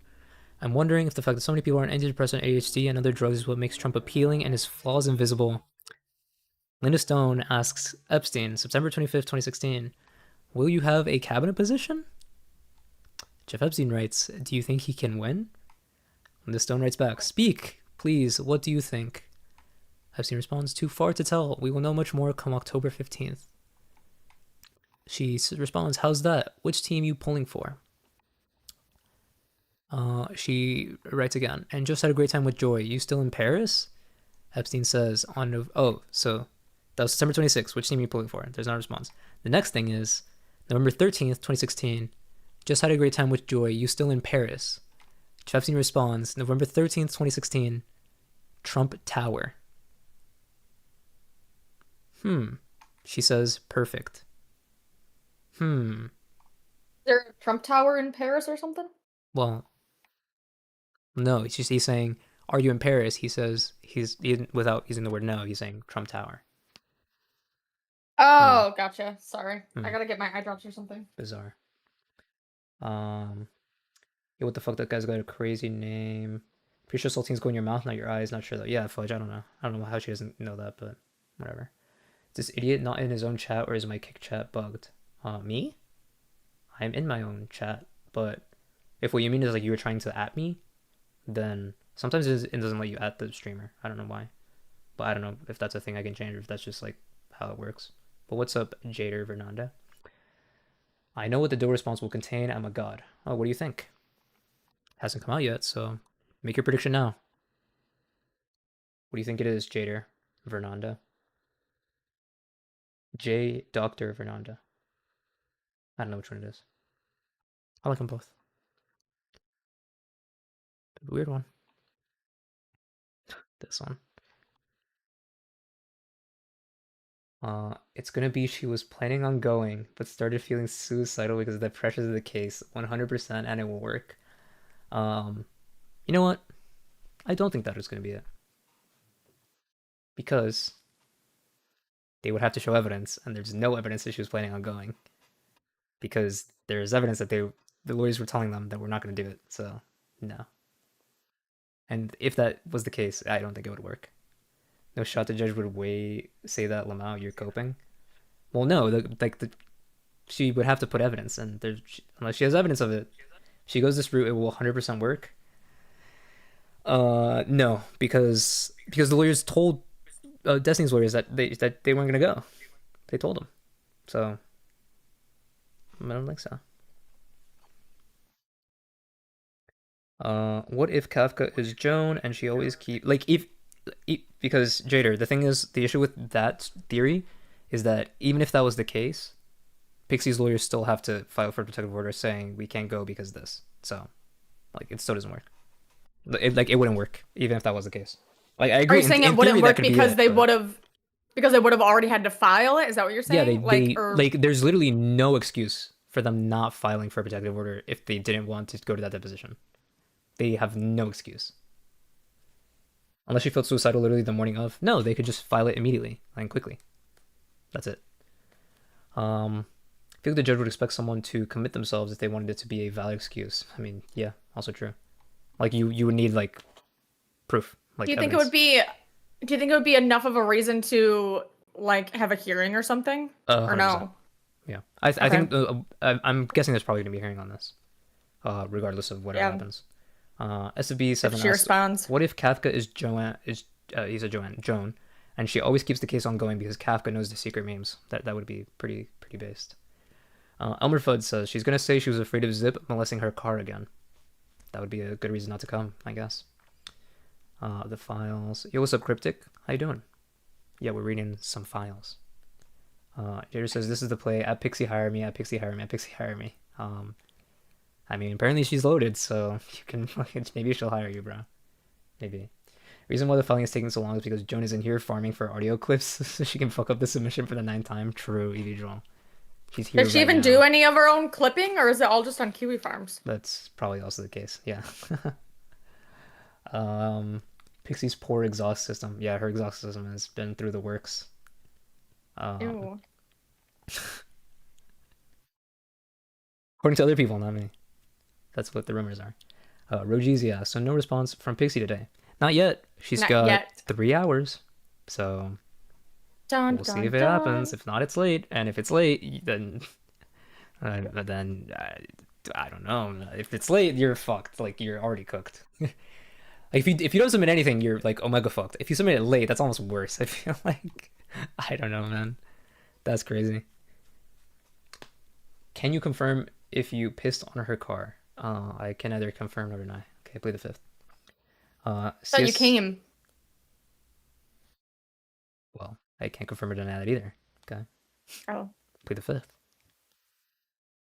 You're not catching me on anything, Peach. CS asked 3 hours till what? 3 hours till midnight, meaning 3 hours till the deadline for Pxie to respond to the judge asking, hey, respond why you shouldn't get sanctions. It's already 6 p.m. in California. Do they mean midnight? Yes, midnight, well, Eastern, right? It's in Florida federal court, not California federal court, but yes. Zip, more like piss, allegedly. Sure, that's true. Allegedly. Midnight EST. Oh, I missed a chapter, I guess. Maybe. But we'll get into it once we're reading. Once that happens. I like Simp the best. Simp, yeah, that's a good one. I've heard that one. Many a time. Or many a time. I thought I was cool and I came up with it by myself. No, unfortunately, you're not that original. Oh. People got to it before you. Damn. Well, I got to it by myself in my own head. I'm just slow to the game. It's a good one. Thank you. Okay. This one is Sunday, March 6, 2011. This it was from a Destiny tweet, but we'll read it after, okay? Subject, feel free to pass this to your press people. From Jeff Epstein to the Duke. Probably Prince Andrew. You okay? These stories are complete and utter fantasy. I don't know and have never met Al Gore. Clinton was never on the island. The telephone book is not mine. It was stolen by my household that is currently in prison for doing so. So this is Jeffrey Epstein talking to the Duke, probably Prince Andrew, saying, never met Al Gore, and Clinton was never on the island. Damn. Absolute cinema. Fuck you, Republicans. Every one of you. Oh, but Clinton. He was never on the island. Get fucked, losers. You're done. And then this was a Destiny tweeting this. Said, oh, holy fuck, if you have MAGA family, you might need to call them for a wellness check. Yeah? Yeah, actually. Call your family, people. They're having a tough time tonight. Okay? Watch Joan use the Epstein files in the docket cinema. Dude. Like, the funny thing is, it's not even like beyond the realm of reality that Joan would mention the Epstein files in the docket, okay? Because I joked about it earlier, okay? Destiny's lawyer, Andrew Brettler, also represented Prince Andrew in one of his cases and got a settlement. So there's a world where Joan says, fucking Destiny was messaging this person, Rose, who was 17 years old, plus also his lawyer defended Prince Andrew, known sexual accuser, as we know now from the Epstein files. Like, bro, like, come the fuck on. I can see it now. As retarded as it would be, she's that retarded. CSAV says simp is a great one. So there you go, Pete. Somebody else agrees. Yay. Clinton cleared, MAGA will be seething. True, cryptic. Republican and leftist. I don't know what that's referring to. Sooner Killa. And Fudge says, Your Honor, Stephen Bonnell has been known to be called Epstein. I risk my case. I mean, it's foolproof. Zip Zip the serial streaker. I don't know about that. CS Avenue, Sex Pestiny, Rapestiny. I heard him say a new one a couple days ago. I mean, yeah. Hassan comes up with the best names. Epstein is one. I mean, yeah, those are like the main ones. Sex Pestiny, Rapestiny, Epstein that I've heard. Cryptics. Cryptic says, Destiny is 3 degrees of separation from Epstein. Aware. Damn, that makes me 4, doesn't it then? Damn. CSF says Molestiny, that one too. And also Diddy G, that's true, Fudge. Heard all those. Your Honor, it is up to defendant to prove he doesn't have a secret pedo island. It's true. Like, what are you gonna say, you know? Oh, this one too, I saw. Let's read this one. Okay. Landon Thomas, again. Oh, wait, this is the same one. I guess this is a different reply to that email, because this isn't the one that we read in the fucking thing. Or was it? No, it wasn't. Okay, different response. So now everyone come to me thinking I have juicy info on you and Trump because of this. Just a terrific guy. He likes on the younger side, yada yada. That story will never die. Jeff Repson responds, read the BuzzFeed re my airplane logs and Hawaiian Tropic contest. Have them ask my houseman about Donald almost walking through the door, leaving his nose print on the glass as young women were swimming in the pool, and he was so focused he walked straight into the door. What a fucking retard. Truly. Like, it's disgusting and funny, but like, Jesus Christ, bro. He was so excited about young women in the swimming pool that he walked through a fucking glass door. Actual cartoon fucking character. Unbelievable. Cryptic says, oh, CS says, wasn't Hassan the one who wanted to go to the Diddy parties? True. Yep. And he went to a party hosted by Diddy at one of his houses. Wasn't one of the Diddy sex parties, it was a side party or something. Hassan admitted to it. I mean, we don't know. Hassan said he saw... How do you know? Hassan said he saw on a screen some young kids. He said an attractive young kid, but to be I'm pretty sure he was. Did he say attractive young kids? I think he said like, or they were supposed to look like that at least, or something like that. But a little bizarre. And he said that it like weirded him out when he saw it. A little strange. A strange thing to I would believe that though. You don't? No, I would believe it Oh, that yeah. it weirded him out. I don't think he's like a I mean, child lover. Yeah, he said it on the clip though, which is just. Yeah. I mean, if you believe the source that Hassan fucked a 15-year-old at that brothel in fucking Berlin, perhaps he isn't children. Who knows? Zip Zip, one of the oversight drive documents, a little juicy. Ooh, another juicy drive document. This page was blocked. Let's proceed. I trust the House Oversight Does anybody have a favorite soup? I'm buying soup right now. Like soup? Yeah. Are you at soup? I'm buying soup. What do you mean? Asking, are you at soup? At soup? Yes. No? Fuck. Okay. It's a meme. Okay. It's a dumb meme. or somebody. It's whatever. If you don't get it, you don't get it. Somebody in chat knows and is laughing. Okay. This one on Friday, February 19th, 2016. Michael Wolf, NYT called me about you and Trump. Also, Hillary campaign digging deeply. Again, you should consider preempting. Jeff Epstein responds, I'm here today. Ehud Barak at 1. Would you like to join at 2? Michael Wolf responds, have to go to a funeral of an old relative in New Jersey. Won't be back into city till 3:30 or 4. Or what's your weekend look like? Jeff Epstein responds, Paris be back the 5th for a few days. We can do it then. Read Trump. I mean, this one isn't that juicy. Who linked this? Was Amr Fudd? I don't think this one's that juicy, but just because of the context, I don't know. What's the context? Just you should consider preempting, so they were gonna burn Trump, maybe? Fuck, could you imagine the alternate universe where Epstein leaked all the shit about Trump and we never got Trump 2016? There's an alternate universe where Jeff Epstein is the hero of the story. Can you guys imagine that? There's a hypothetical alternate universe. Also, CS Avenue said chicken noodles is always good. Broccoli cheese always hits. Ramen is the best if you got a real ramen shop nearby. Pozole is good if you want some spicy. Jeff B said broccoli cheddar soup. I mean, I agree. Those are some good soups. Something with iron. I don't like chicken noodles. Is that a hot take? I don't like them. Yeah, that is a hot take. I like chicken noodle, but it depends on the chicken noodle that you get. Sometimes it's hard to eat. Like meh. Like the noodles. You think so? Well, if you get like I like the big noodles. Maybe. The ones that are spirally. Yeah. Also, I think Progressive has that. I think Progressive noodles are like that. If you can buy the Progressive soup chicken noodle, I think. Like, low from Progressive? I'm kidding. No, like Progressive, the soup brand. I didn't know it was a soup brand. There you go. Also, what CS said is true. Ramen is the best. If you go to a ramen shop nearby, get ramen instead. That is a soup. There's very good ramen by me, yeah. But it's a restaurant.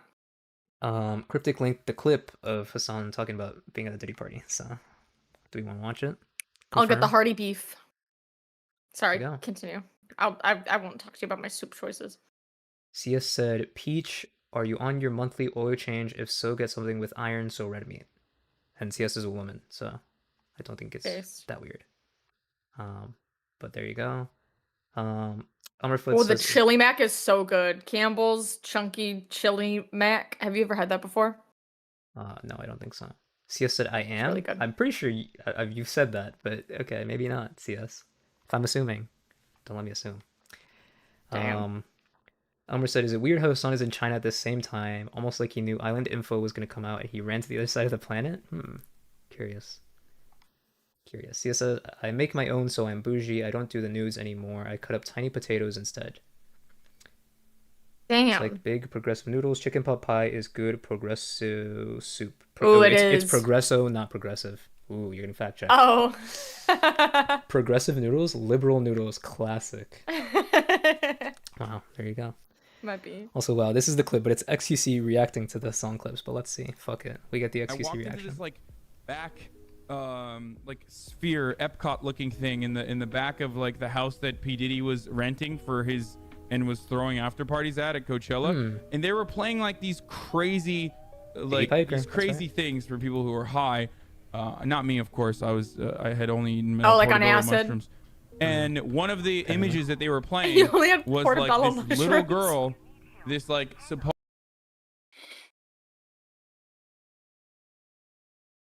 Hello?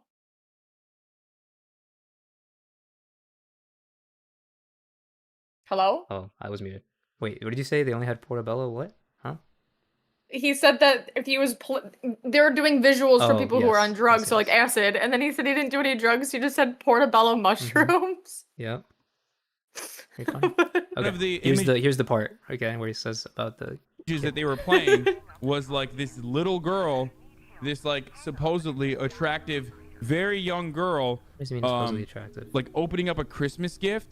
And I think I told you about this where I was like, this is some real weird Alex Jones style pedo thing here. I walked into this very young girl opening up a Christmas gift, And I think I told you about this where I was like, this is some real weird high on mushrooms, Alex Jones style pedo party hosted thing by here. True. I walked into this like, me and my girlfriends are going to this P Diddy party, and I was like, okay, you can go. You can go. I'm breaking up with you. So I broke up with her over the phone. Huh? Me and my girlfriends are going to this P Diddy party, and I was like, okay, you can go. You can go. I'm breaking up with you. So I broke up with her over the phone. Interesting. I also don't. I'm pretty sure that's been analyzed. He didn't break up with her for going to the Diddy party. It was like some other shit, but it was like because she wanted to go to the party without him or some shit. Like that's why. That was probably one of the worst ways I've ever broken up with someone. I was like, no, you can go. Like, have fun. We're no longer dating. I was in fucking traffic too. Me and my girl. Wait, so what happened then? Back. So did you go to the party or not? Is it two different parties? Also, the tweet is, I would love to hang in Diddy's Ciroc entourage and trickle down bang anything thrown his way. Granted, 2012, but Weird. Well, weird. What? Are you denying going to a Diddy party? Of course I'm denying. This didn't happen. What are you talking about? Think. Now this one's a recent clip saying, of course I'm denying. That never happened. Of course I'm denying. This didn't happen. What are you talking about? Think. Just think about it. Of course I'm denying. Oh, this is the damn meme. I walked into this like back, not me, and little girl, very like opening. What are you clicking Oh through? my god. I'm not. That's XQC. I did. Oh. Okay, we don't have to watch the rest of it. That's it. We watched the I had a part. dream. I had a dream about XQC the other night. It's a real story. Do you want to hear it? Yeah, sure. What's the dream? I was at a party, a P Diddy party. Actually. Okay, wait. Before you continue. No. Were you wearing shoes in this dream? I actually don't know. Okay. Sorry. Continue. I assume really so. important? It wasn't a part of the dream. Okay. Continue. I was at a party. It was a really big like party. There were just so many people. It was really crowded, and he like came up to me and my friend with this like giant cupcake, and it looked so good. And he was like, "Have you guys had the cupcakes?" And then my friend was like, "No. Can you get us some?" And he was like, "But the party is like, what do you mean? I don't even know if there's any left. It took me like an hour to get this one." And then my friend was like, "Can you get us cupcakes?" And he said, "Okay, I guess." And so he left. And then later on in my dream, he showed back up with cupcakes. Wow. Wow. It was a very long amazing. dream. This was when I was sick. But Gotcha. Okay. That'll. he was like, "I brought cupcakes," and I was like, "Oh shit." That explains it. I never remember my dreams. Otherwise, I'd be telling. I remember Really like great every story. one of them from that night. Anyways, it's not a big That's deal. crazy. But I just thought that was so weird when I woke up. It's like, Cryptic says, dreaming about XQC head. yeah, There I we go. guess. I've never watched him personally, but it's in my dream. There you go. Still no response from Pxie. TikTok. Anything else? Oh, just this fucking Charlie Kirk thing. I think that was the end of my fucking Jeff Epstein shit.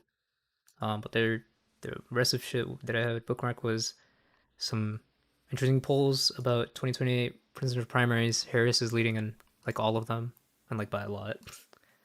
Interesting. I see it now. Maybe I'll start doing soup See it. review on stream. I think I'm gonna buy a bunch of different flavors of soup. Soup review? Yeah. Should do a fucking a mukbang stream and fucking try all the different soups. Not all That'd in go one hard. day. The hell? What's the point then? To know what kind of soup to buy when you need to buy soup. Well, you'll tell us about the soup that you're eating now. Black Cat says Zip Zip dreams about Destiny for sure. Yeah. Dream about Destiny and your mom. So yes, in conclusion, Hassan went to a Diddy party. Now back to a regular slop. Yep. Back to slop. He went to a Diddy party. He did it. Alright, somebody linked something. Epstein file shit or something. That was the end of what I had saved. Unless I just want to look in my fucking thing. Can we watch the police chase that Yak Yak posted in my Discord? What was the? How long is the police chase? He said it's the best one in I think like forever or what, like a long time. It's a classic,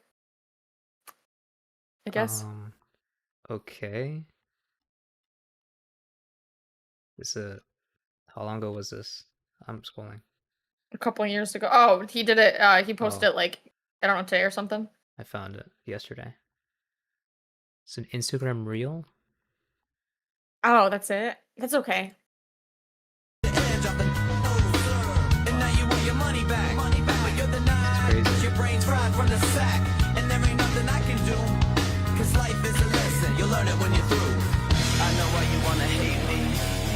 I know why you wanna hate me. I know why you wanna hate me. Cause hate is all the world has even seen. Oh shit! I know why you wanna hate me. I know why you wanna hate me. Now I know why you wanna hate me. Cause hate is all the world has even seen.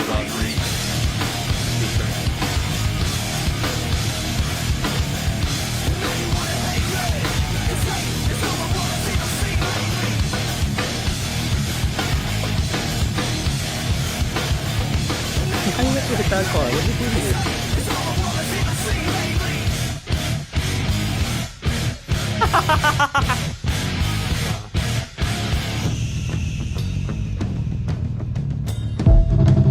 They got him.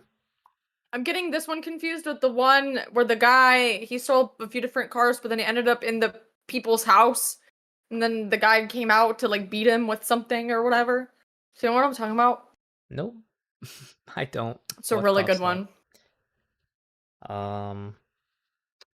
Cryptic said I don't know why you like think that you're better than like I don't. car I just don't chases. watch it. Like everybody loves them. I don't watch them.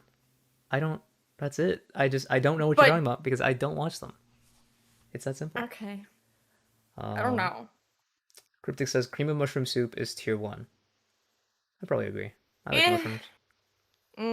Not in soup. I mean, why not? What? Cha-Cha is here. Says, can you go over the Trump Epstein emails again? I wasn't here. No. I'm sorry, Cha-Cha. Well, if you need something to go over. You can, if you go to my YouTube, you can rewind the VOD and you can watch my coverage. Damn. There you go. That's simple. You can you can even 2 times exit and fucking, you can catch up before we get to Pixie's response, which will happen any minute now, I'm sure. Something didn't work! I refreshed and it went down. Does that mean that it's updating the court listener? I don't think. Oh, hold on. It's down. No, it probably doesn't mean that. It just means there's maintenance on the fucking website. If I try to check a different case, does something show up? What's a case that we know in federal court? I know.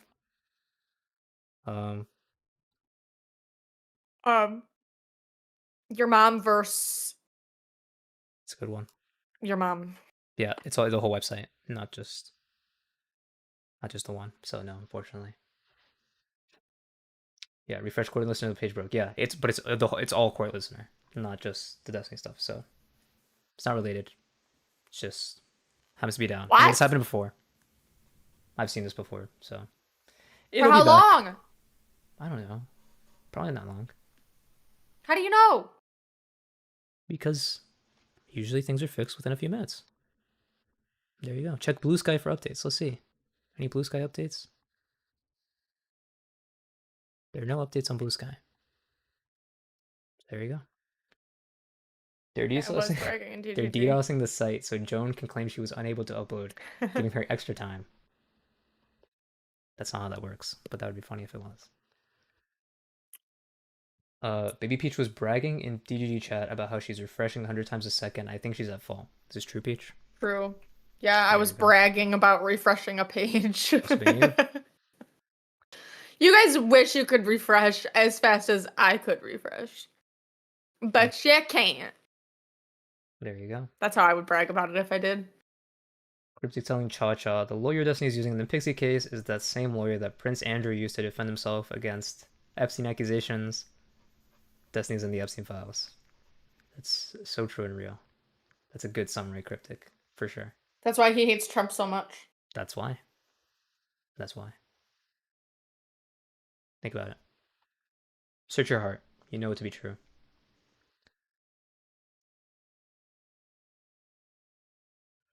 Oh boy. Is it fixed yet? It's fixed. Did she file? What's Nope. See? Told you. Usually fixed. what's condensed soup? Is that different than just soup? Let's look it up. It's condensed soup. Is it So I went to the Campbell's just like store on Amazon. Yeah. And they only have a section. Oh. It says it's a thick, concentrated hell? soup that is made by removing most of the water from the original soup. It can be thin with liquid to be eaten as a soup on its own, or used as a base for the recipes.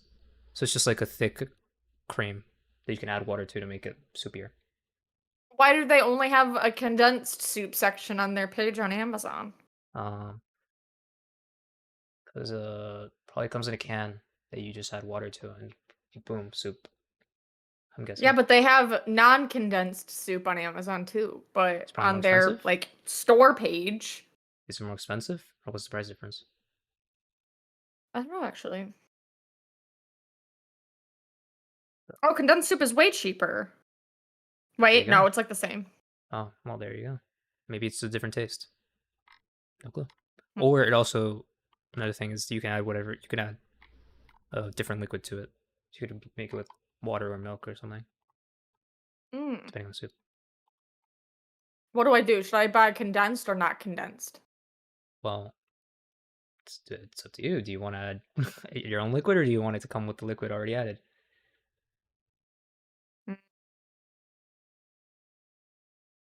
Also, Cha-Cha, that is true. The lawyer he's using is the same one that defended Arnie Hammer on some things.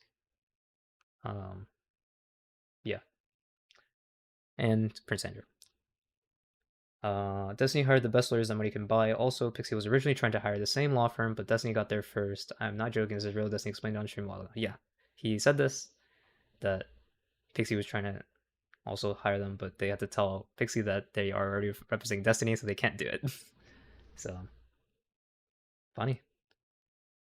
Interesting. Although I think the way he described it is that Pxie was going to a bunch of different firms and trying to like get them to do shit so that they couldn't represent him because they had a conflict or something. But yeah, pretty cringe.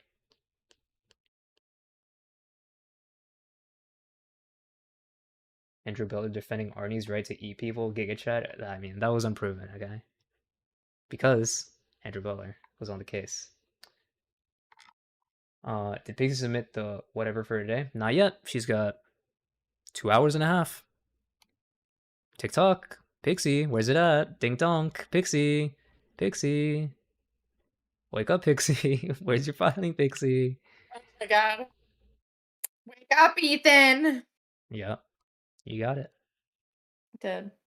I know all the memes. It's a good reference. Okay. So do we like classic chicken noodle, healthy request, or creamy chicken noodle?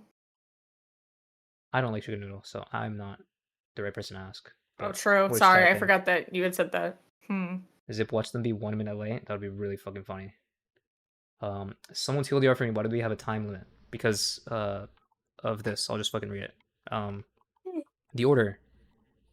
Deposition of defendant for response to motion for protective order due by 11/12/25. So it's that simple. The judge said you have until 11/12 to do it. Therefore, it's 11/12. They have 2 hours and a half to respond. What is this link? Cha-Cha. So Running to the mailbox. Yeah, they're doing that right now. They're filing it conventionally. Oh. I'll get one of each, and then you can just follow me and watch me eat them and tell you the best one. For sure. I'm sure people would love to see you eat. This is the... I have wonderful food reviews. Yes. Sure you do. Pixie's, how much of this is Lauren Delaguna behind? Who's to say? All we know is she was involved in filing or creating the GoFundMe, the Gives and Go for Pxie. I think her name is on there, or was at some point.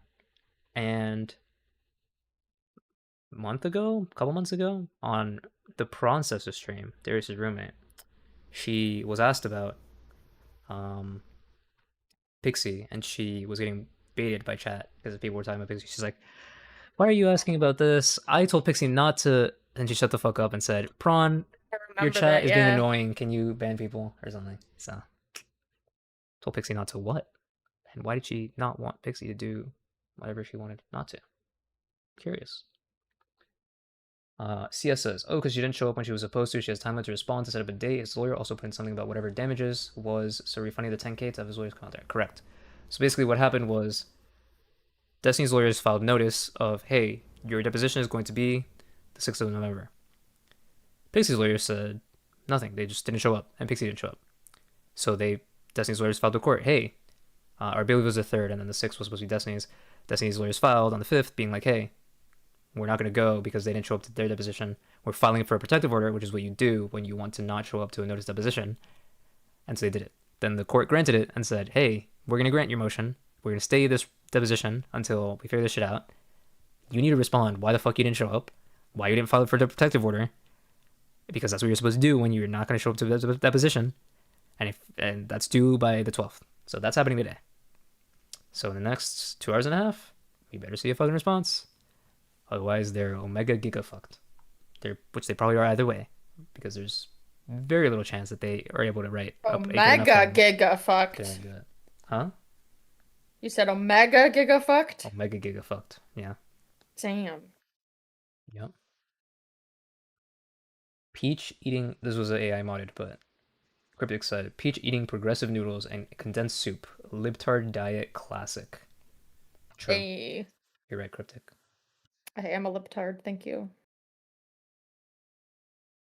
Same. Okay. Somebody link some Epstein shit or something else to react to for the moment. I'm just gonna scroll Twitter, I guess. Just introduced a bill to repeal the Senate's last-minute provision allowing senators to sue American taxpayers over Biden DOJ investigations past or future.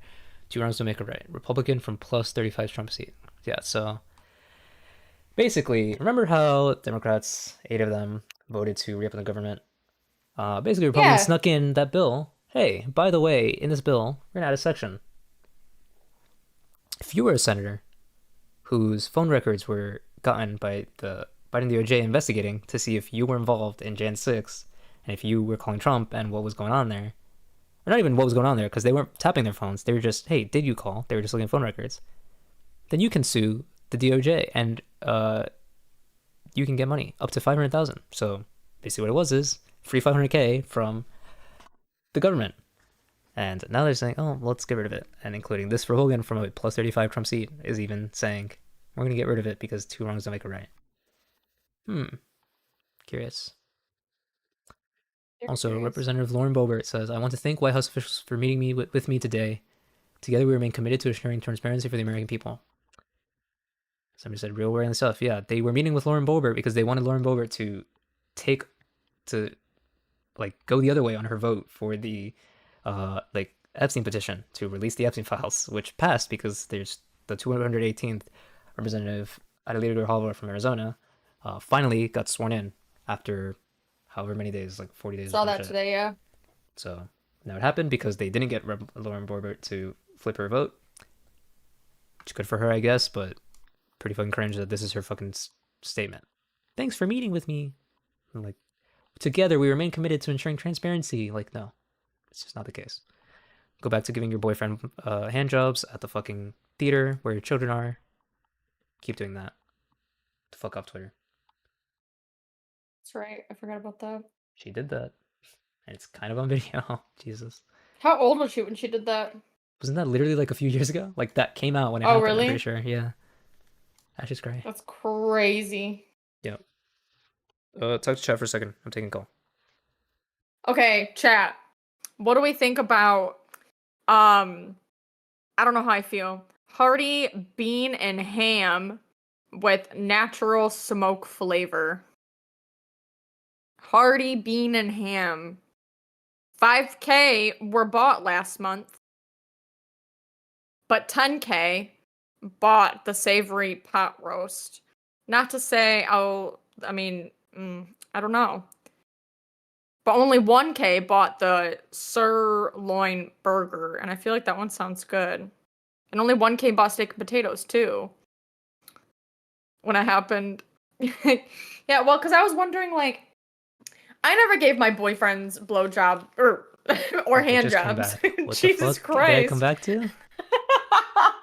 I'm talking about in the movie theater when you're like in high school or something. Like I would have friends that would like not that crazy, but like they would like make out in the theater and stuff. Also, just so I was wondering quick if she was like in high school. Okay, it wasn't a movie theater. It was like a theater. They were watching a play. Oh. Yeah. Okay. So, but yeah. I always thought it was a movie theater. No, it's worse. How big was the theater? I mean, it's on video. You can just watch, learn. No, thank you. I don't need to see that. I mean, it's like fucking, like you can't see it actually, but. But you know what's happening. Yeah. It's MSNBC. Republican Congresswoman Lauren Boebert of Colorado has long railed kids. This is how big it was. Where is she? Now I'm in a flash card. She's worried about flash. She's worried about flash cards. And let's also, as we're looking here at footage, let's give credit to the quality of the night vision cameras. They're watching Beetlejuice. This theater in Denver, Colorado, extraordinarily clear, because the 36-year-old Congresswoman first denied she had been vaping during the performance, but you'll see in a moment. She was. According to the Denver Post, she was kicked out for vaping. She didn't even also give just so happens that they're on camera and she was... pregnant woman seated behind her asked her to stop. You're taking flash pictures. Pregnant woman behind her asked her to stop. There it is. Before Boebert was ejected for causing a disturbance at the show. But thanks to the high-quality cameras there in that theater, Boebert had to change her tune and apologize after surveillance video revealed that she was indeed vaping, as well. She lied about it first, and then as she and her companion explicitly groping each other repeatedly while they were in their seats. The Congresswoman, a mother of 4 and a grandmother, said, quote, She's a grandma? First of all, mother of 4. Secondly, grandmother? At 36? Wow. No, I just wanna see what is the story here? How old was she when she had her first kid? That's my question. Yeah. She was born to Shauna Robert Benz, who was 18 at the time of her birth. Identity of her father is not known. Okay, interesting. Boebert has stated their family depended on welfare when she was growing up. That she was raised in a Democrat household in a little area. Okay, early career, restaurant ownership, personal life would be here. Their husband, 4 sons and 1 grandson. They have 4 sons and 1 grandson. Maybe her husband has a grandchild and not her. On May 11, 2023, she filed for divorce from her husband, citing irreconcilable differences. CS Avenue. Republicans don't want girls to start early, meaning when they're minors. They don't want their kids to have children. That's crazy. That's not true. What did who say? The Republicans want girls to start having babies early, like when they're still. Yeah, it's not true. Well, I think the joke is that the Epstein shit, but also CS says, "Are you fucking sure?" I grew up. Yes, I grew up in that world too. Unless you're fucking like Amish or something. No. I mean, seems to be a disagreement here. Who's right? Me. Oh, Cryptic says, yeah, she's a grandmother. One of her sons impregnated a teenager. There you go. Rip. Yes, yeah, like the Amish people for fucking sure. No. Like, you're talking about people that live in, like, today's, like, world that, like, you went to school with, like, their parents wanting them to have kids when they were, like, 14. Like, we don't know, like, I don't know anybody. Do you know anybody in your personal life who has told you that their parents, like, no, that's ridiculous. It has to be only in, like, the Amish countries and who would probably vote Republican. I also think, I'm sure CS was referring to, also, maybe it is literally saying what you're saying, but could also have been referring to the fact that Republicans are against abortion, therefore, if a teenager gets pregnant, they will force them to have the baby, therefore, that. That's what I took from it. But that's not encouraged. I think it was exaggeration. But perhaps not. I don't know. Also, yes, zip. No. Mostly yes, that zip. Oh, there you go. Mostly No. what I said. That's crazy. Is it? Yes. Okay. But now I'm upset because yes, 14 plus. Well, no. Source or something. That's ridiculous. Source? Her personal experience. Oh, so all Republicans? That's just this lifestyle of Republicans? She didn't say all Republicans. Yeah. She said Republicans. Could be some.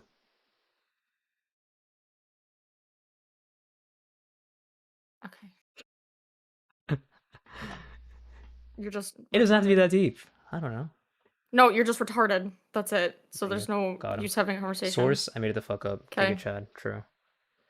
I said Repubs, generally speaking. Well, there you go. Right. In general. I don't know who you're fighting with, Zip Zip. Not fighting with anybody. CS Avenue and I are both trying to tell you what they meant because you're just choosing to read something different. I don't know, man. Why are they fucking lowering the age of consent? Good question. Also, Cryptic says, I have a friend that used to encourage teenagers to get pregnant. That friend? Epstein. There you go. So Black Cat says, nobody wants it for their kids, but it feels like right-wing men are in favor of their right to impregnate teens. True. Kind of. Zip Zip just got girl bossed? No. So, like, you can say that, like, guys are, like, pedophiles or whatever, sure. But to say that, like, people want their daughters to start early is what you said. No, I'm with Zip. I'm upset with Peach. Well, I'm not upset with Peach, but yes. I don't know why you're upset with... I mean, I don't know what world you live in. Front Burner says, I think I'm addicted to brake fluid, but it's okay because I can stop at any time. Like, can any... Like... I don't know why. It's like it's like you've lived in this world, Zip Zip. Do you know anybody whose parents, when you were growing up, or vice versa, do you know anybody in this world who's a Republican who has been trying to get their kids impregnated since 14 plus? Trying to instill in them to have kids at 14, 15, 16? At that age? No, I don't think so. But I was going with what I did say, which is that if they were going to get pregnant, then the Republican parents would have forced them to have the kid. So apparently more extreme fucking mega. Okay, so you're talking about a very, very, very, very, very small majority of people then that you grew up with and not Republicans in general then? Like you had said originally?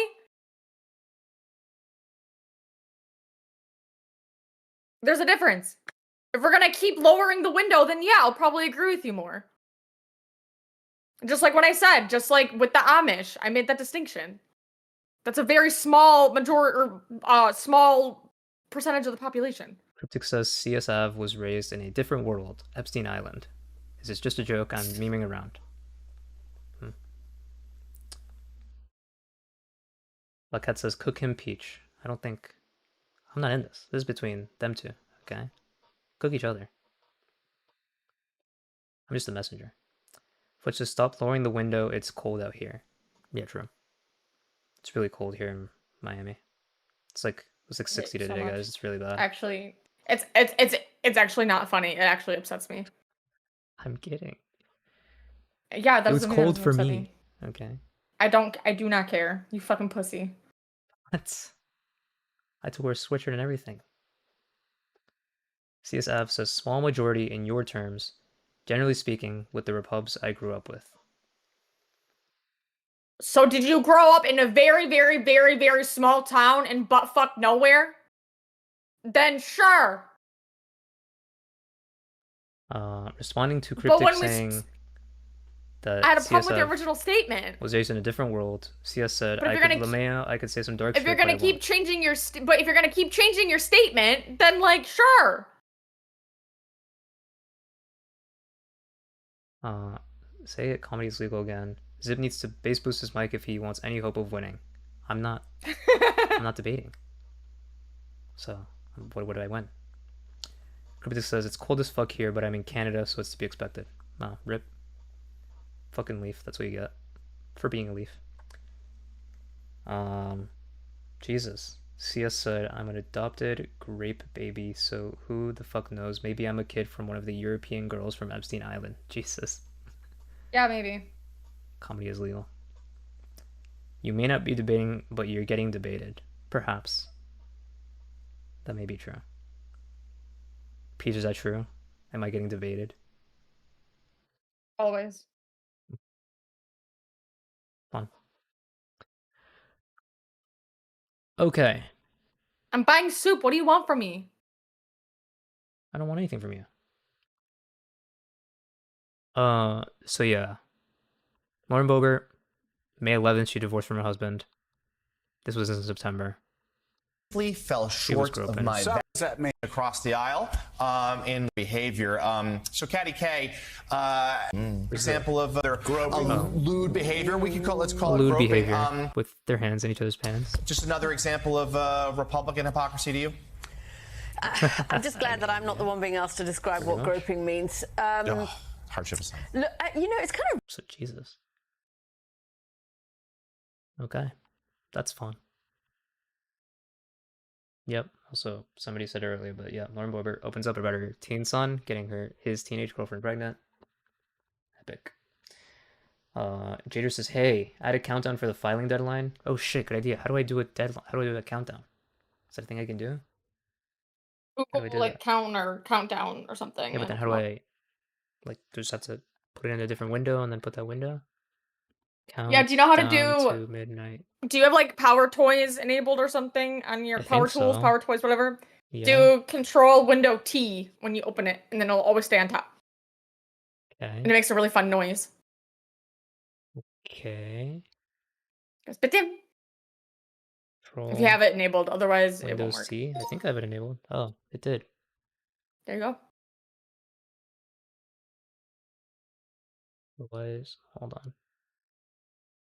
Now it'll always stay on doesn't top. Look right. Reformat it then, or like move the window thing. I'm trying to figure it out. I have a friend online on my Switch. A real friend. Wow. That's awesome. Ooh. Oh, cute.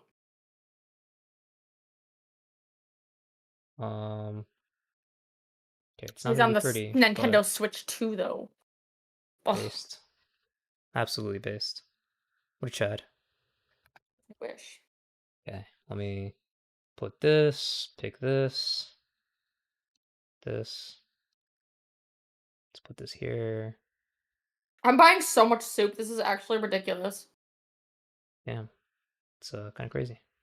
Should I really buy this much soup? Okay, there's the countdown, guys. You got it. Fuck. Can I close it while it's still showing?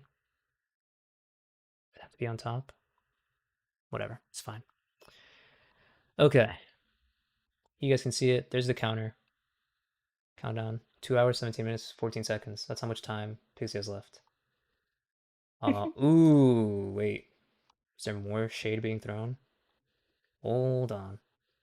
By who? Somebody said, hold on. Fudge said, I've seen similar host-co-host dynamics before on another channel. Can't remember the name, though. Interesting. CS says, what have I changed, Peach? I said, generally speaking, Repubs want them to start young. Source, the world that I was raised in, and no, it wasn't Amish. Also, CS said, you live in fucking Minnesota. I don't want to hear about bumfuck whatever. That's currently where you live. So, ooh. Got the coastal elite from California calling you out here. What do you have to say? Yeah, that's fucking hilarious. I mean, I would literally just repeat the same thing again. I feel like if you're talking about the world that you grew up in, you wouldn't have any problem with me saying that as a general population of Republicans, that is wrong. Seems like we agree then by that statement, so I don't know what your issue is, but okay. There you go. Cryptic said, Boebert is a horrible human being and I hate her, but I gotta admit she has to... Okay, I don't know why I started reading that. True though. Fudge said congrats. I don't know who that was congrats to, but... Oh, the friend thing. Yeah, your real friend. Black Cat said to Fudge, did it start with a J? Maybe. CS is laughing. Cryptic said, Peach, when the tariffs are hitting hard and regular food is becoming unaffordable and she is in a breadline. I'm buying so much right now, this is crazy. Okay. Soup! True, it's soup. It's literally like 98 cents a can. What do you have to say to that, Cryptic? Oh, I have something else to say to that too. What is that? Because recently I am so because of some job changes, it's not impressive, but I'm no longer eligible for Medicaid. So I can afford 98-cent cans of soup now. Well, like you got insurance or you... No, I just got a raise and I'm no longer eligible for Medicaid based on how much I make. Wait, so you're saying now you can afford it or now you can't? Whatever. Yes, true. I can afford to buy 98-cent cans of soup now. Zip, zip. I understand now. Based. Buy your soup, queen. Okay. Thank you. Front burner. Feminism wants them to start when they're likely to have geriatric birth issues. I don't think that's true, front burner. And you said some sus things, okay? Careful. But do you not understand that when they say that the general population of Democrats, they actually just mean they're small town, and so you guys are actually just saying the same thing, apparently? Okay. Zip Zip reading my comments only to regret it. Oh, where? Yeah, sorry, it's cryptic. Front burner says only one way to have China boss. Okay, you're on thin ice, front burner. Thin ice. Trump called a can of soup a deadly weapon in reference to the rioters in 2020. Is that true? Are you stocking up on deadly weapons, Peach? What? Trump called a can of soup a deadly weapon in reference to the rioters in 2020. I assume somebody threw a can of soup at a rioter or a cop or something. I thought it was a sandwich. I would call a can of soup a deadly weapon if it was a full can of soup. I absolutely would. Maybe. If you had a can of soup thrown at your head. If you had it in your hand. What if you didn't throw it? To use as a weapon? Well, what if you had it and you were saying, I'm gonna hit you in the head with this can of soup? Is that threat? That's threatening a threat? You with a deadly weapon? Maybe. I would have to see it play out in the courts, but I don't think that it's like as crazy as, for example. Oh, what happened? Recently, but not with this can of soup, but with a sandwich, and he got off. Can you understand the difference between a sandwich and a can of soup? I'm not arguing with you. I'm saying we saw. Then we didn't see this happen recently, did we? We can't use the sandwich as an example. Did you hear part of the sentence where I said we saw this happen recently, not with a can of soup, but with a sandwich, and they acquitted? Did you hear that part of the sentence where I said it's not actually a can of soup? I don't understand how they're related. It's related because it was something thrown at a cop, and I wanted to bring up the more recent thing because it was funny. Okay, am I allowed to do that? Am I allowed to just bring up new things, or do I have to? No, not if we're gonna compare them and then say that you're not comparing them. A sandwich can never be a deadly weapon, unless there's like anthrax in it or something. What if there's a lead pipe inside the sandwich? Sure. There you go. Destroyed. I win. Yeah. Okay.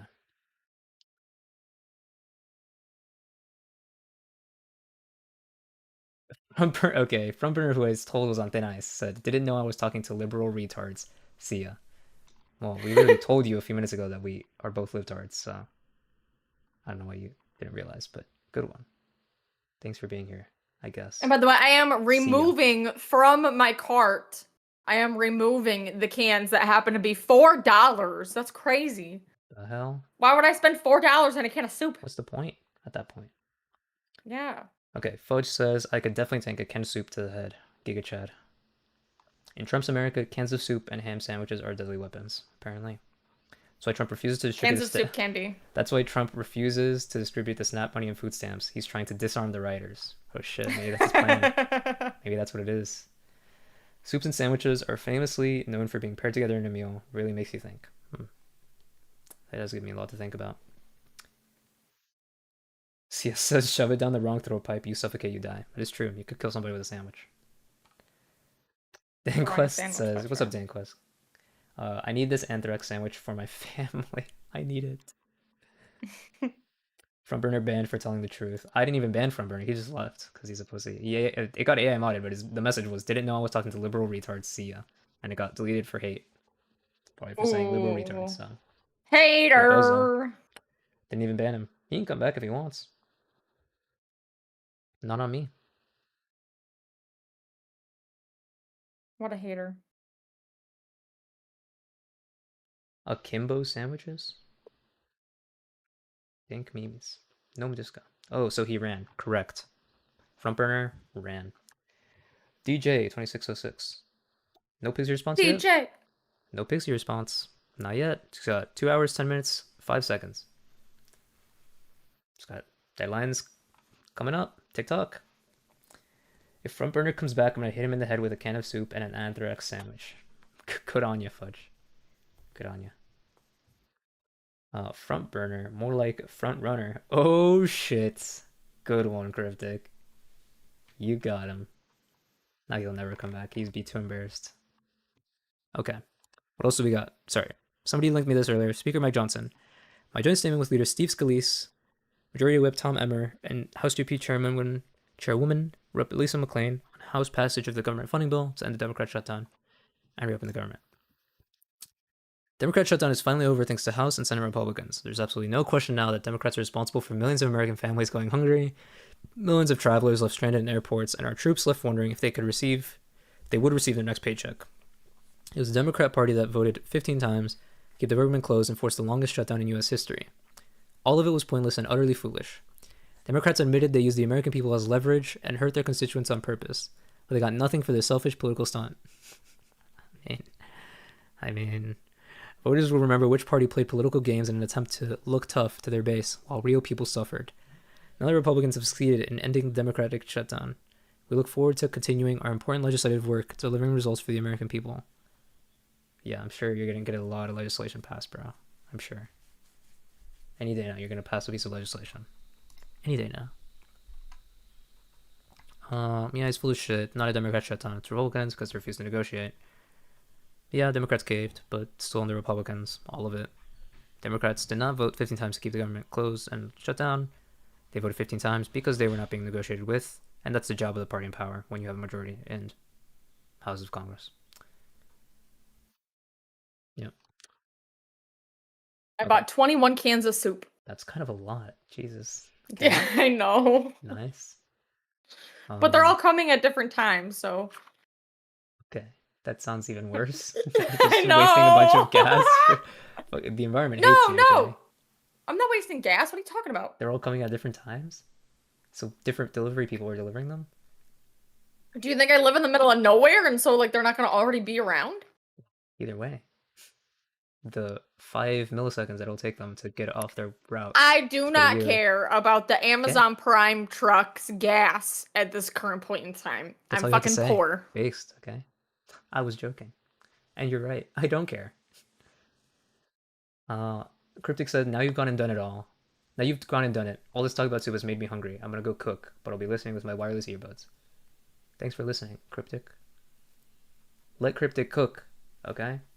Let him cook. DJ, how funny would it be if Judge Rule 16F against plaintiff counsel? What is Rule 16F?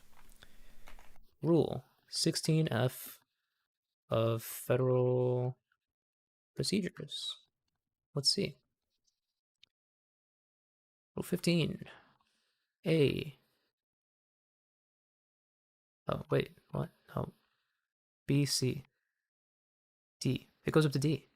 You're trolling me? What's Rule 16F? Yes. It only goes up to D. There is no Rule 16F. Topper says, at that point, you might as well make your own. What do you say, Peach? Make my own soup? Yeah. How? Based. There you go. It's too much work. That's all you had to say. It's too much work. And can you do it for less than 98 cents? There you go. You probably could, but... Can you? Like the same amount for that amount of money, probably. No? You don't think so? How do you make soup? I don't know. With whatever you're gonna make it with. Like if I wanted to buy chicken noodle, I would have to buy my own noodles, my own chicken, my own veggies. It'd be more, but then Like, it wouldn't be 98 cents, but if you, how many servings do you make of it, then divided by the amount of servings, how much the price, and then there you go, right? I could feed my coworkers. They're probably hungry sometimes. Or you put it in the freezer and feed yourself, right? But yeah. Maybe. Yeah, oh, hold on. Bunch of shit just got said all at the same time. Hold on. Danquist said soup is water plus other stuff. He's right. Johnson said the shutdown caused $2 billion in damages, while Trump said it was 1.5 trillion. You telling me they're both full of shit? Because it probably wasn't either of those numbers, but yeah. Topper says you can make a giant batch, and Fudge said first peach, you need a cauldron. Okay, are you with him so far? Get a cauldron. Yes. You need to buy a hat. Okay, a black hat, so you protect your ceiling from the splashing. Okay. You need to get a broom for picking up the stuff that's gonna fall onto the floor. Okay. Then you need a big ladle, okay, to stir with. Then you need to make sure use both hands to stir, so that you can put as much force into it since it's a big cauldron, and then boom. And then you need to make sure you laugh in a high pitched voice as you do. I think that's what you need to do. It's not Halloween anymore. Fuck, you're right. God damn it. Okay. DJ said what they meant. 28 U.S. Code 1927. Counsel's liability for excessive costs. Any attorney or other person admitted to calling up cases in any court of the United States whoso multiplies the proceedings in any case unreasonably and vexatiously may be required by the court to satisfy personally the excess costs, expenses, and attorney's fees reasonably incurred because of such conduct. Could be. I could see it. I could see it for sure. Two separate federal rules that can be used to impose sanctions on parties or their attorneys. Authorizes sanctions for failing to obey a pretrial or scheduling order. 1977 allows the court to sanction an attorney who unreasonably... Yeah, I could see it for sure. Who the fuck knows? We'll see. In 2 hours, 3 minutes, we'll see... Within that time, we'll hopefully see what Pxie's argument is. And there might be a hearing, and then we'll see if there's an order. Maybe there won't be a hearing. Maybe we'll just see an order in a few days. Or in a few months. Who the fuck knows? In theory, no, because discovery ends in a month. So it just has to order when depositions have to happen, meaning you'll have to rule on this probably. So in theory, that should happen reasonably quick. So Danquist, Infinite Soup Hack. What the hell, Danquist? What do you got for me? Perpetual Stew? What the heck? Infinite Food Hack. Peach, are you hearing? Yeah. Holy shit, Perpetual Stew. Coming back. What is this? Perpetual Stew is a pot into which foodstuffs are placed and cooked continuously. Pot is never rarely emptied, and ingredients and liquid are replenished as necessary. Such foods can continue cooking for decades or longer if properly maintained. Concept is often a common element in descriptions of medieval inns. Foods prepared in a perpetual stew have been described as being flavorful due to the manner in which the ingredients blend together. Holy shit. That's sick, actually. Infinite Soup Hack. Infinite no fucking soup. way. Just keep the stew going. Goddamn. Gotta try that one. I've seen this guy who's done this on Instagram uploading daily. He's on day like 183. Damn. DJ says, likely no hearing. It will be ruled on via papers. You think so? You don't think you're going to have a hearing? Or you think the judge is going to ask, like, hey, come in. Your arguments are dog shit. Make your case in person. Or forever hold your peace. Or whatever. I don't know. Senti asks, Danquist, wouldn't it get gross eventually? Nah, it stays amazing always. Bro, if you do it right, why would it get gross? Just don't do it wrong. Make sure you eat it. What was the quote from a few weeks ago? No bad, only good. Do that. No bad, good only, or something. That simple. Just don't do bad, only good. Oh boy, what else do we got? Somebody link something. Any more Epstein memes? Any more? Anything to watch? I don't know. I might be able to find something to watch. Check my YouTube, see if there's anything good in the recommended. Live, President Trump signs your specific The bill to reopen the government. and respective career. Seems like this was a but bit hang ago. in there So does it as happen? we are I guess it seeing happened, or it's about to happen. Q1 and Q2 Oh, of soon. 2026 Whoa. that can really be. I'm not watching the Right Side Broadcasting Network, but let's watch the Associated Press stream. Also, the new Steam hardware is amazing. Really? You guys see the announcement? Steam Machine. Steam, what's it called? The VR thing. And the Steam controller. It's happening. They're coming out. Early 2026. What the heck? Is everybody excited? Can I play Beat Saber? What? Can I play Beat Saber? Yeah, you can play Beat Saber on the VR thing. What is it called? SteamWare? Steam something? Hell yeah. Steam hardware. That's what I was thinking of. What is it called? No, not the survey. I have something for you. Do you like watching TikTok? No. But what do you got? I'll show you. Steam. New Steam hardware. Early 2026. What's it called? Steam Frame. That's what it is. Steam Frame. It's coming. Look. VR headset. Wow. Steam. Very cool. I haven't posted in a really long time, but I want to again because I have a lot of videos. So plug my shit. Ah, I see. Sure. I haven't touched it in a really long time, but I keep thinking about how cute they are. Baby This is when they were Raggies kittens. on TikTok. It's when they were kittens. Click some. Sure. Wow. Look at the kitties. Oh, lower the volume on this shit. I don't know, it's loud though. There we go. Look how cute he is! So cute. Wait.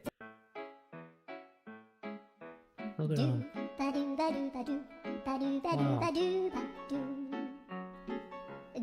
What are they doing? What are they doing? No, it doesn't fit. He's too fat. Oh, shit,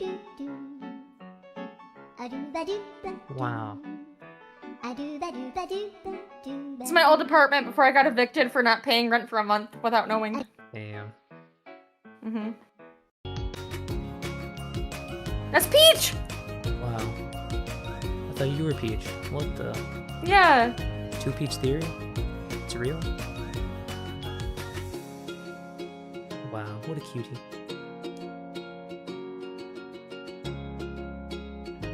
That's your mom, Dan Quest said. True. Is that your mom, Peach? Baby Peach? Is that your mom? That's my oh, yeah. Well, that was here when I just moved in. That's why it looks like that. Okay, I moved in for like 2 days, okay? But he loves my chokers. He steals them from me, so I did a video. The heck? I forgot there was that one. That's the only other one I've ever posted. Who's gonna choke on the most choker? recent. He won't choke. Surely. Clueless. Good job not Yeah. chewing the cords. Wait. Yay, we're in a room full. What are you saying? Good job not chewing the cords. Yay, we're in a room full of cords I was- and you're not chewing those. Nope. I was teaching him not to Nope, chew nope, on nope. cords. Good thing to Yay! teach. Mm-hmm. Wow. Eight. Nope. Oh, it's not done. Yay! He's good never job. chewed a cord since. There you go. It worked. Good He is job so not cute. chewing the cords. Yay, we're in a room full of. What the? They learned how to walk upstairs. They're so smart. Mhm. They did it. Yay! Yay! Give electricity. They wanted the electricity, Peach. Yay! What does that mean? Made it. They wanted to eat the cords to get the electricity. They Oh, wanted I what's see. inside. Okay, that's pretty good. Thank Hold you. on, somebody linked. Aren't they so cute? Good fern video. What is fern? Is it better than my cats? I don't know. We'll see. Who's Fern? Who's this? Oh, I've seen some of this person's stuff. Armchair documentaries almost weekly. Bizarre I don't know if kidnapping of Aldi's CEO. 30 minutes. I don't know how.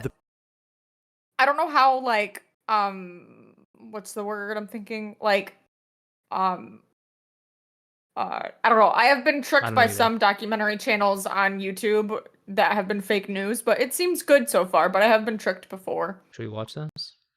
I don't know. Sure. Okay, it's on 1.25. The parent company of Trader Joe's and Aldi. He has just finished work and is heading home for the day. Parked next to him is a Mercedes 280, the same model his boss is driving. But it appears to be someone else's car. His boss left earlier anyways and should long be home by now. What he can't see is that his boss is tied up in the back seat, just 3 meters away from him, gagged and held at gunpoint.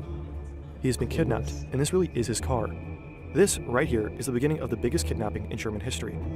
Damn. The man in the backseat is Theo Albrecht, one of the 2 brothers who founded the global discount supermarket chain Aldi and one of the richest people in Europe. At this point in time, Aldi is already taking over Germany. Soon, it'll conquer the world. Theo Albrecht and his brother will forever change the way people do grocery shopping, how much they spend on it, and how supermarkets work in general. But right now, he's not thinking about business. He's thinking about staying alive. Fucking great.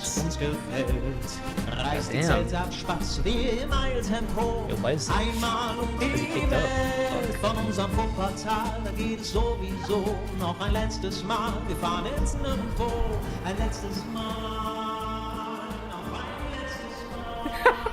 He's gonna be feeling that type of way. What the fuck? It's really funny. Thanks. Yeah. This is Theo, and this is his brother Karl. They're the Albrecht brothers. Their parents own a small grocery shop in the West German city of Essen. It's small and simple. The brothers grow up helping out where they can, but it's a tough time for selling groceries, or anything really. There was the hyperinflation in 1923, the Great Depression of 1929, Germany bombed the rubble in 1945, and the currency reform of 1948. Most Germans are broke and hungry. Theo is in his mid-20s when he and Karl take over the family shop. They know they have to be smart to make it through these difficult times. In this bare-bones store, the two will develop a set of principles that will revolutionize the concept of supermarkets as we know it. Sounds Catholic to me. People riot. This is Hannah. She's in her early 20s and from another West German city called Düsseldorf. She comes from money, and right now she's head over heels in love with this guy. He's a bit older, as in almost 30 years older. A lawyer with a firm in downtown Düsseldorf. He too his is name? rich. That guy's name? Jeffrey Epstein. There we go.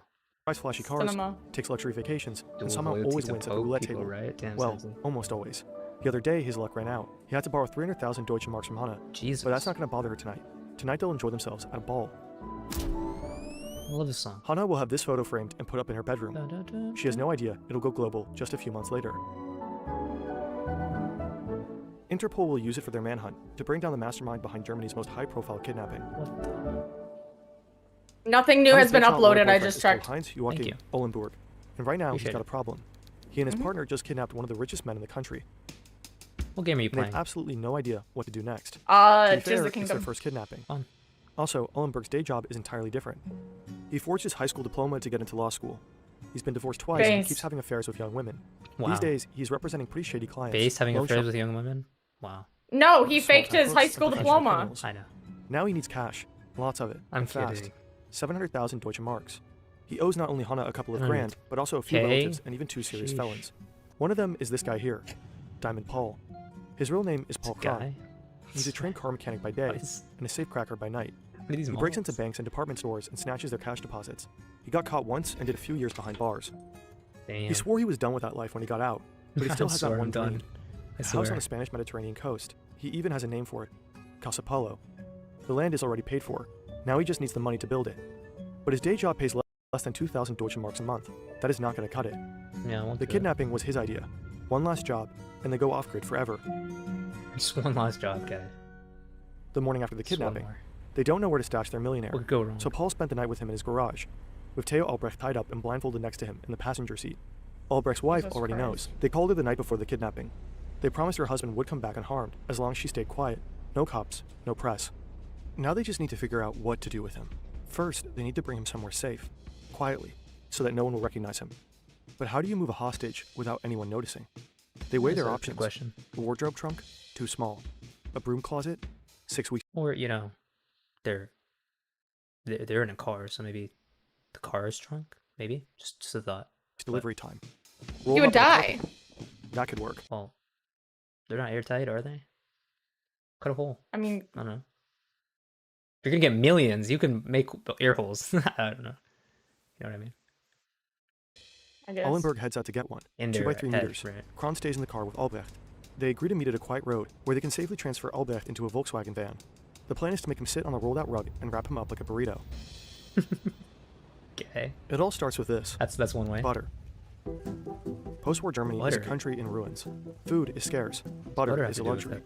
So the Albrecht brothers do something unusual. They sell their butter at cost, without markups and profits, sometimes even at loss. But word spreads quickly. There's no cheaper butter in town than at the Albrecht shop. Butter becomes their draw, or what's often called a loss leader. Other Albrecht loss leaders are bread, margarine, milk, flour, potatoes, pasta, soap, and toilet paper.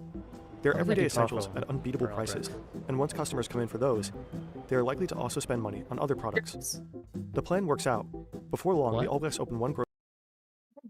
What did you say? It cut out. I was just agreeing with you. I said curious. Oh, true. Thanks for agreeing. Grocery store after another. Within just a few years, they're running 30 supermarkets across the greater area. Agreeing what you said. While scaling, Aldi keeps it old school. A lot of paper, a lot of folders, tightly managed apartments. If only they could have run on Odoo, the all-in-one management platform. Instead of isolated softwares, tons of individual applications, and lost files, Odoo lets you manage all aspects of business and essential help. And if you're still hesitating, Odoo's website app is the perfect launchpad. You can create a website in just 4 steps. Use the drag-and-drop builder to create a custom site in minutes. Personalize your text and choose the perfect font. Drop in your own images or grab some from the free Unsplash library. Easily add animations, adapt your layout with the grid system, and customize your backgrounds with shapes and gradient filters. Start using Odoo's website app for free today. Your first app is free for life, including unlimited hosting and support, plus a free custom domain name for a year. Add more apps think they had access to laptops back then. Just 19.90 euros per month. Click the link in the description to get started. Olenberg and Kron are looking for a place to hide their kidnapped millionaire in broad daylight in downtown Dusseldorf. I didn't even think about that. The first idea is Olenberg's lawyer's office, but it's located on a busy street right in the city center, just off the central station. Getting Albrecht out of the car and into the building would mean walking him across the sidewalk, blindfolded, so he doesn't see where he's taken and by whom. He could shout, people could notice and get suspicious. The second idea is Olenberg's grown-up daughter. She lives only a few blocks away. They could hide him there and have her move into the lawyer's office for a while. But that's probably a tough sell. Her father has never visited her apartment, not even once, and now he would just show up with a kidnapped millionaire. So, back to the first idea. Unfortunately, Albrecht doesn't fit in the rug. What now? The hostage himself ends up pitching in. He promises to cooperate and not cause trouble. Olenberg and Kron agree. They take off the blindfold, tape his eyes with skin patches, and give him a pair of shades. Then they walk him across the sidewalk to the building. But there's another problem. The office is packed with staff and clients who've already been waiting a while. So Olenberg shuffles everyone into back rooms so that Kron can sneak Albrecht through the hallway and into Olenberg's private room. He usually reserves it for secret dates with his younger girlfriends. The room is a cramped 4 square meter alcove. They sit Albrecht down on the bed. Then Olenberg goes into full gear to clear the office, rushing through client meetings and sending his staff home early. They don't mind. Hannah is worried, as usual. Not because she thinks her boyfriend is a kidnapper, but because she knows he's a womanizer, constantly chasing younger women. Somebody asks, Scarab King lol. Good to see ya. Are there no more episodes of the courtroom, or are they uploaded elsewhere? We've had 2 episodes so far. They should be uploaded on my YouTube. What's your next episode? And then next episode is tomorrow, guys. Oh. 12:30 EST will be PM? ban appeals. Yes, PM. Okay. Will be ban appeals. Okay, with special guest Mr. Mooten coming in as public defender for the banned people. And then afterwards at 1 will be our next debate. It'll be Reason Riffs from the DG Political Action Discord. You might know him if you've read the Pragmatic Papers. He'll be arguing against, he'll be debating Connor Counterpoints of Counterpoints 40K fame. They'll be debating the tit-for-tat strategy and its application in politics. Connor is against it, and Reason Riffs will be for it. Be there or be square. Heard it here first. Second. I announced it yesterday. That's so fun. Yeah, it's gonna be sick. When were you planning on saying anything about it? I said stuff yesterday about it. Not today. Well, I said it yesterday. Everybody. I didn't know about right? it. Well, there you go. No, I wasn't. Well, now you know. Aren't you glad you were here to know? Now you know. Yeah. Scarab King. Only 1 video uploaded unless it was uploaded as a stream, not a video. Oh. Did I not? Did I never upload the second video? I know I edited the second video. Did I just never upload it? Maybe not. I'll upload it tomorrow. Okay? And then you'll be able to watch the second video. I think also Food Chops posted it on her channel. Because it was her versus Hobbit Follower. So if you want to see it, I think you can find it on Food Chops channel somewhere right now, or I'll probably upload it tomorrow, and then I'll also upload tomorrow's episode as well soon after it's done. Maybe the day after or that day. There you go. Now you know. Thanks for asking, Scarab King.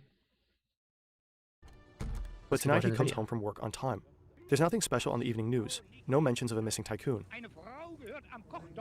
So quick update. 1 hour 45 minutes until Pxie's late on her deadline for her motion show cause. Be there. Get Getting so tired. Yeah. What's she doing? What am I hearing? What are you watching? I don't know what I'm hearing. Where's that coming from? Oh, shit. It started. Wait, hold on. Oh! Breaking news. Breaking news.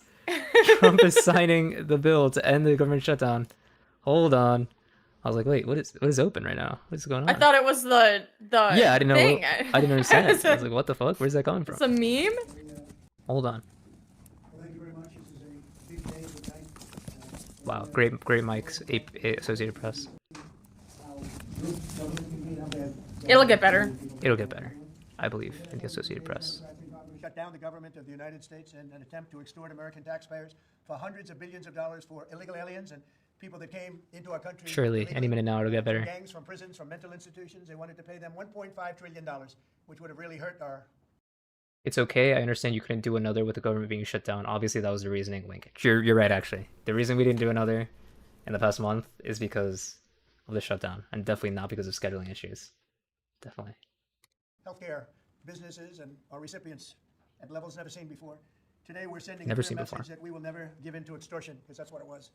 They tried to extort. The Democrats tried to extort our country. Democrats were extorting Republicans, guys. In just a moment, I'll sign a bill exactly like we asked Democrats to send us This is better. all along, many days ago. This cost the country Put it to 300%. Any minute now, the audio will get better, and it will blow out our fucking ears. But it's okay. $1.5 audio team let go during shutdown. True. Not trillion wrong, dollars, actually. this little excursion that they took us on. Republicans never wanted a shutdown and voted 15 times for a clean continuation of funding. There's never been a time when one or the other party ever didn't sign a continuation. It's just a continuation, not a big deal. It's a continuation, and we'll talk later. Yet the extremists in the other party insisted on creating the longest government shutdown in American history, and they did it purely for political reasons. I want to thank Speaker Mike Johnson. When was the other longest shutdown in history? Before that? When was that? Senate Majority Leader John Thune, as well as House Majority Leader Steve Scalise, Majority Whip Tom Emmer, and numerous other great Republican leaders and congressmen and senators who are here, and frankly spent a long time in Washington getting this thing to go away. I also want to thank the broad coalition of Americans that stood with us in this fight to reopen government, including the Teamsters, Thanks, broad coalition the of American Americans. Federation of Government Employees, the Fraternal Order of Police, AMVETS, the National Small Business Association, the American Farm Bureau, the American Trucking Association. These are all incredible patriots. The Airlines for America, the Allied Pilots Association, the National Air Traffic Controllers Association, and many others, unions and non-unions. Over the past 7 weeks, the Democrats' shutdown has inflicted massive harm. They caused 20,000 flights to be canceled or delayed. They departed so many times, so late. People were hurt so badly. Nobody's ever seen anything like this one. This was a no-brainer. This was an easy extension. But they didn't want to do it the easy way. They had to do it the hard way. And they look very bad, the Democrats do. They deprived more than 1 million government workers from their paychecks and cut off food stamp benefits for millions and millions more Americans in need. They caused tens of thousands of federal contractors and small businesses to go unpaid. And the total effect of the damage their antics caused will take weeks and probably months to really calculate accurately, including the serious harm that they did to our economy and to people and to families. So I just want to tell the American people, you should not forget this when we come up to midterms and other things. Don't forget what they've done to our country. I also want to call for a termination to the filibuster so that this can never happen again. If we had the filibuster terminated, this would never happen again. And don't forget, we have another date coming up in the not-too-distant future. We can never let this happen again. And we should be able to pass really great legislation. So I say terminate the filibuster because, by the way, the Democrats will do it immediately if they ever assumed office, which hopefully they won't. Today we had the highest stock market price ever in all of the different markets. We set a record. It's the 48th time in the 9 months that I've been in office that we had this record set. So think of that, 48 times we had a record set, but today is the highest of them all. We're going to break new grounds. Nobody would have thought. I have It sounds like he's with at us 25 speed. not Holy only shit. the great political leaders, but the great business leaders of our country. They're standing right behind me and right really alongside of me. And if we would have told them a year ago that we'd be having stock prices decide, none of them. In fact, I just asked them that question. None of them would have believed it. Literally. And that inures to jobs and very importantly to 401ks, which have also set a record today, a record high for the people that have 401ks. And also I want to thank Walmart because they came up with a fantastic study. But I it understand. was the cost of Thanksgiving I get it. coming up and the cost of Thanksgiving from a year ago under Sleepy Joe Biden. And we're 25% lower It's not true. this year than we were a year ago. Yeah, the prices. And it's a very inclusive. The Thanksgiving meal at Walmart is lower in price because they took out items. Okay, if those were still in, it would be more expensive because things are more expensive right now. You fucking retard. So I want to thank Walmart. They've done it Tariffs for many increase years, prices. but That's how they fucking work. we believe in that. And we believe in that. About that at all yet? I want to also thank the 8 Senate Democrats who finally did the right thing in voting to end You haven't heard about this it at all, craziness, you said? this madness. But I didn't hear about anything with Walmart and the Yeah, Thanksgiving, it's and I don't know retarded. about any of He's that. just been repeating this shit over and over, and it's not true. Fortunately, the vast It's really annoying. majority of congressional Democrats were happy for millions of Americans to suffer. They really did suffer too. And the Democrats admitted, they said, well, no, we finally have a point. Even though people have to suffer, we finally have a point, and that didn't work out too well for them. But they really went out and they could appease the fringe benefits. It doesn't matter of their anymore. This is so far-left fucking base, stupid. But that didn't work out because now their far-left base is angrier than ever before. For sure, We the actually far-left is elected a mayor of New York City who happens to be a communist. When was that going to happen? Remember I said all the time during my campaign, we will never be a socialist country. And that's right. Yeah, We he said that all the turned out time, to have a communist in New York City. And if you look at his views, those are the views of a communist, not a socialist. Which president is it that's, you know, buying parts of companies with the U.S. government? Just like money? We now have stake in private businesses? What about potatoes? So this is no way to run a country. I hope we can all agree that the government should never be shut down again, end the filibuster, terminate the filibuster. It'll never happen again. So with my signature, please end the filibuster. The federal government will end it, now resume please, normal Republicans, operations, please, and end the my filibuster, administration please. and our partners in Congress will continue our work to lower the cost of living, restore public safety, grow our economy. Scarab King says, I would never tell my entertainment and education content creators to Fed post. Of course not. You would never do that. Danko said Intel though. Yeah, exactly, Intel. Mega Airhead. Zip Zip. There was no response from plaintiff yet. When is the last hour she can file? I would guess they close at 10. It's midnight. Yeah, you can see we've got a counter on screen. Countdown to midnight. She's got 1 hour, 38 minutes, 15 seconds. We'll see if she gets to it. Who knows? Economy and make America affordable again for all Americans. Again, costs are way down.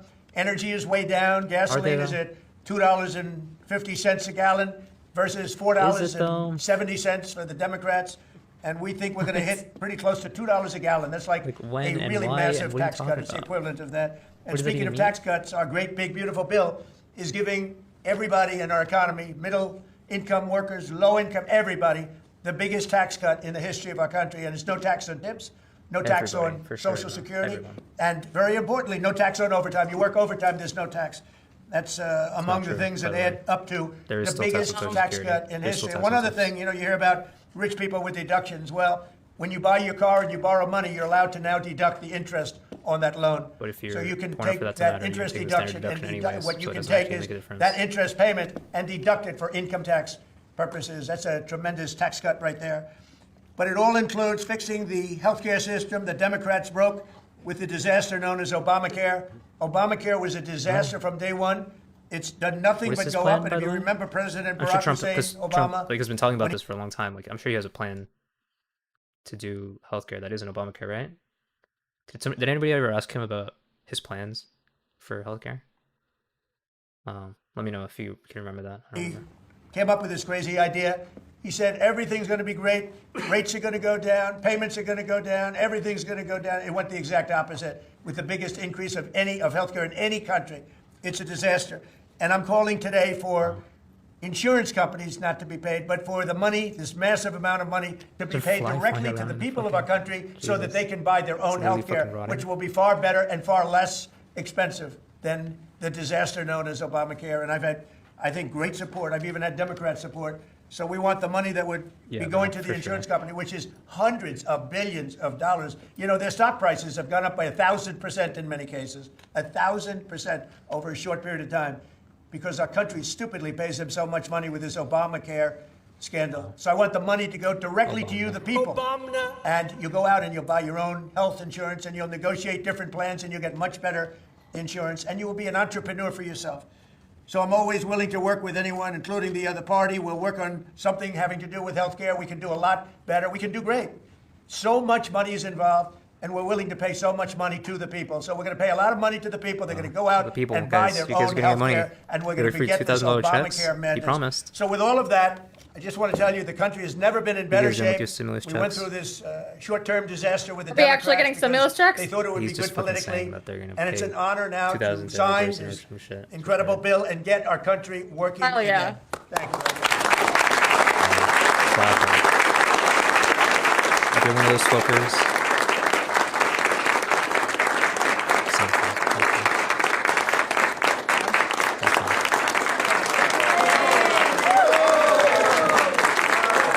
Still going? Are you serious now?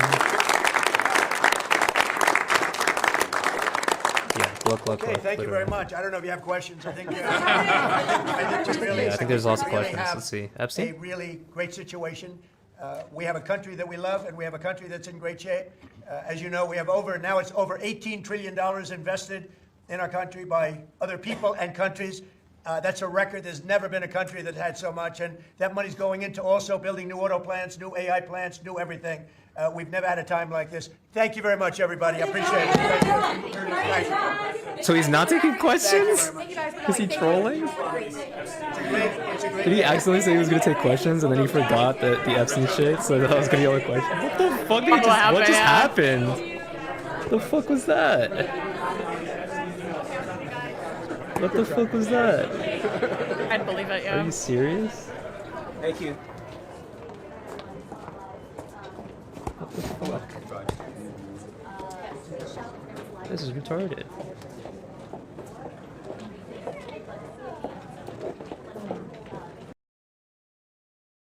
I guess that's it. Wow. That's all we got. Wow. Jesus, why?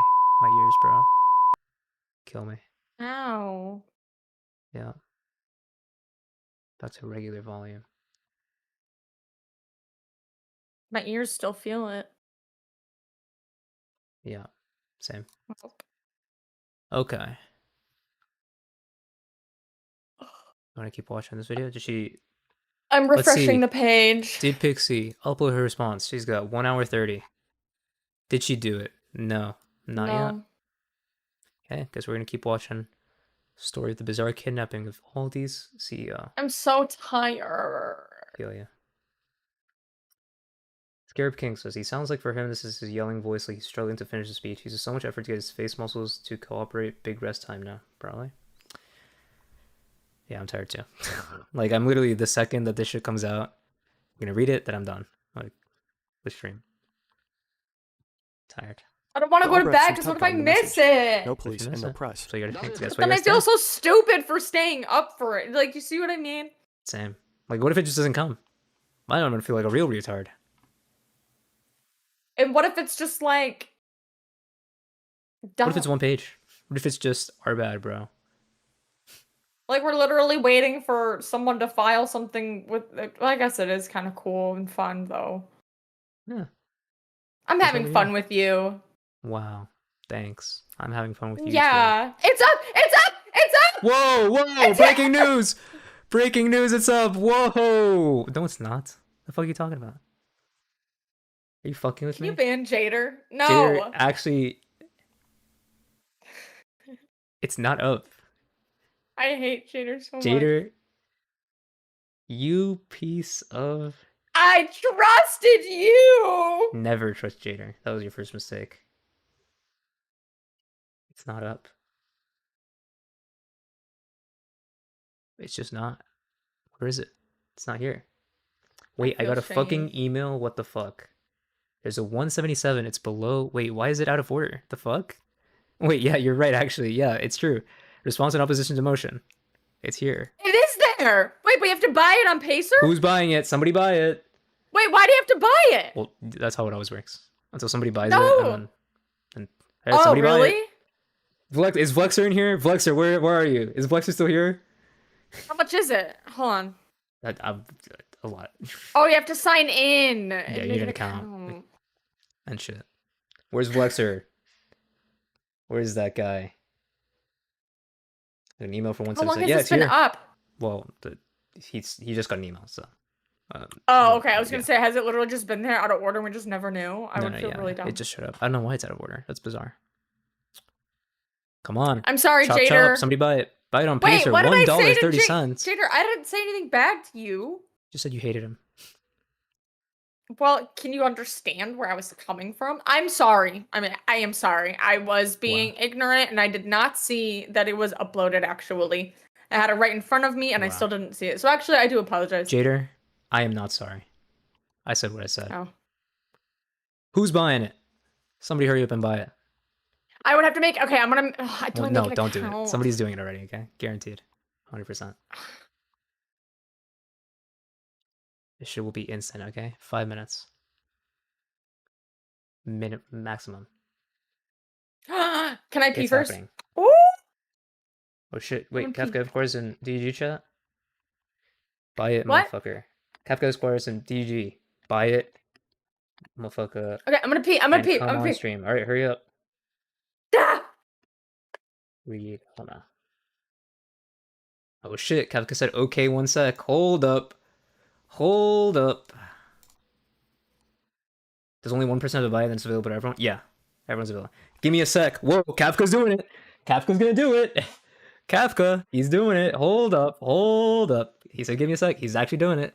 $1.30, and he has an account because he's a fucking lawyer. Hold up, Kafka Esquire. He's coming to the rescue. Hold up, hold up. It's happening. It's actually happening. We're getting the response. It's coming. It's here. It's happening.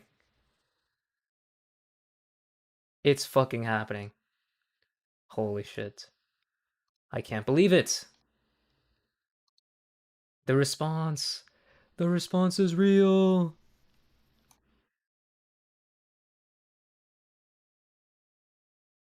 Where is it? Kafka. Kafka sugar daddy. He's such a nice guy on the real though. Love talking to him. Yeah, Kafka's a good nice guy. Love him. You want to see more of Kafka? Come watch E-Court tomorrow. 12:30. Bad appeals. 1 o'clock. The debate. Tit for tat. Come here. Reason riffs v Connor points. Connor counterpoints. Hey, Peach.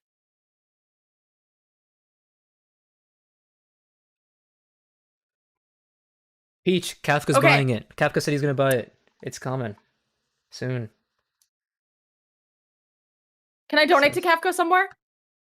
Donate to me. When we're doing the E-Court. When we're doing the E-Court. We split that. Oh, really? 130. Once we make money, yeah. Okay. Do you have a PayPal or anything? Well, no, I could do subs on Kick or something, right? Does that count? My stream. You'd get more. He said it's only like $3. Give me a sec. Okay, it's coming. Give him a sec. He's buying it. What a guy. $3. Oh shit, it's up. Wait, no, it's not. Hold on. But there's more stuff. Exhibit 1 through 3. There's 3 exhibits.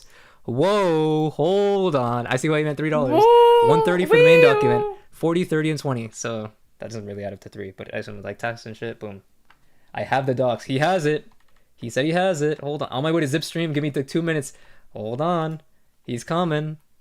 I'm literally, Peach. I'm literally doing that in real life right now. Stop. Stop. I was doing it and then I see you. How was I supposed to know? I know, but it's bad. No, we can't both be this stupid to do this cinema. It's cinema.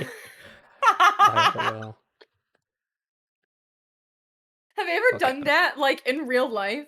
Not like with other, not in other company with other people. No.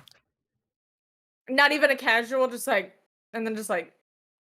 Well, maybe with friends when it's like as a bit though. Like the joke is that it's stupid. Yeah. Oh, I don't like make it a thing. Sure.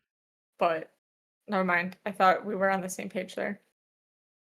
Well, I think we are. Ooh, thanks for the follow. The Rock Osamna. It's pretty close to Obama. Any relation there? And thanks, Huge Michael, for the follow. Trump's about to Is it like Big Mike? Because that's Seems isn't like it. Big Mike Michelle Obama? Oh shit, there you go. Also Obama. Hold on, let me play it. Obama. There it is. Obama. Okay, Trump's about to drop healthcare plan in 2 weeks apparently. Wow. 2 weeks, guys. Just 2 weeks. And there will be a healthcare plan. Fuck court, fuck the shutdown, cover the Steam box. Steam machine, you mean? The Ban this guy. GameCube. We'll cover that right after, bro. Ban this guy. Right after we cover it, then we'll do it. I will not be banning Ban him. Cookie I like Cookie okay? Ooh, We will you're cover the lucky. Steam shit right after. Look, I have it open. If it was my Steam chat, folder. I would ban him. For sure. I ban people who come into my chat to tell me to do other shit. No, come back. Thank you for the follow, Big Reese. Kafka, where is he at? Where's Kafka at? Where is he? Stop being a whiny bitch. He's buying it. I know. I'm not actually annoyed. It's a joke. Okay. I appreciate Kafka. I do too. I literally just said that. Did you? I'm here. Hello? Hi. Hey. Holy shit, One it's second. Kafka Esquire in the flesh. I'm pulling it up. Exoskeleton and all. Holy moly. Thank you Pulling so up. much. Email that shit to me, bro. Or is it gonna show up on the thing? I don't know. What's your email? You have my email. Oh yeah, that's right. Doxed. Doxed. It's not doxed. It's my Zipsit45 email. But yeah. Oh.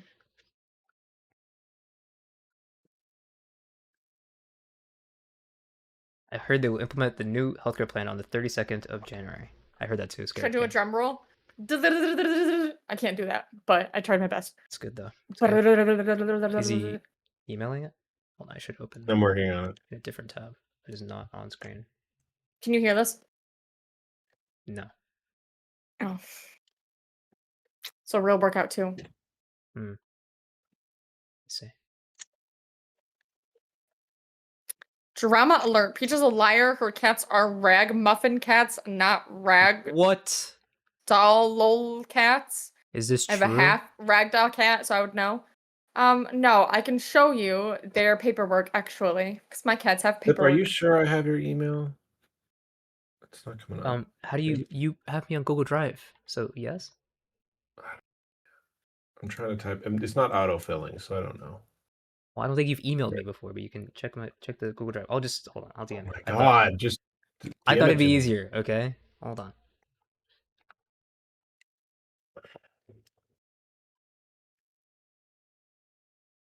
Make sure. Yeah, there you go. There's the email. My cat's owners, or my cat's like I have their like tree, Pedigree or like their whatever? family tree. Yeah. And their parents' names are like Sir Duke of blah blah. Like, do you know what I mean? Like when cats have those super fancy long Good shit, titles. for sure. Your cat's a royalty. It's awesome. Whoa, wait, the Duke? Yeah. Like It's like Sir from the Epstein Duke. Files? The Duke? No, I don't know. It's like Okay. fucking. It's like a sentence. I just sent them to you, Zip. Okay, let's go. Let's pull that up. Hasn't arrived yet. Holy shit! There's a I got my delay. saltine crackers. Whoa. Wish I had saltine But crackers. not my water though. I don't have my water though. I won't go Ooh, get it big though. mistake. I Oh, don't there have it time. is. I got it. Hold up. Downloading. We're getting it. Hold up. Hold up. Chad, I hope you know how much this has set me back. I'll never financially recover from this. For sure. Why is this opening in Microsoft Edge? What the fuck? Ew. I know they're like blue link something. I don't fucking know. Hold I on, can I get have their to paperwork unzip if it. you really care. Unzip it. Unzip it. Yeah. You know me, that's what I'm known for. Yeah. As ZipZip45. Open with Chrome. Okay. It's here. The main document. 13 pages. Holy. Hold the phone. Let's get rid of the countdown because we don't need a countdown. It's already here. There's like 9 pages of exhibits. Jesus. Okay. Let's get into it. Kafka, I'll probably be asking questions while we read. All right. For now. I'm eating some snacks. So Okay. just Get go for it. yourself some snacks. Okay. Everybody get your popcorn. Get settled in. Okay. Let's do some reading. All right. Plaintiff's response to defendant's motion for protective order. Plaintiff Jane Doe, by and through her undersigned counsel, respectfully submits this response, defense motion for protective order, and in support thereof states as follows. Introduction. Part 1.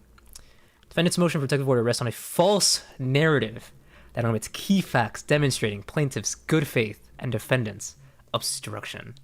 In reality, plaintiff diligently sought to coordinate both depositions, offered multiple reasonable in-person dates, and properly noticed defendant's deposition for November 6, 2025, a date defendant's counsel proposed and confirmed. Defendant refused each of the multiple offered dates for plaintiff's deposition, despite counsel's availability, unilaterally, and improperly noticed her deposition for a date he knew she could not attend, then refused to appear for his own properly noticed deposition unless plaintiff capitulated.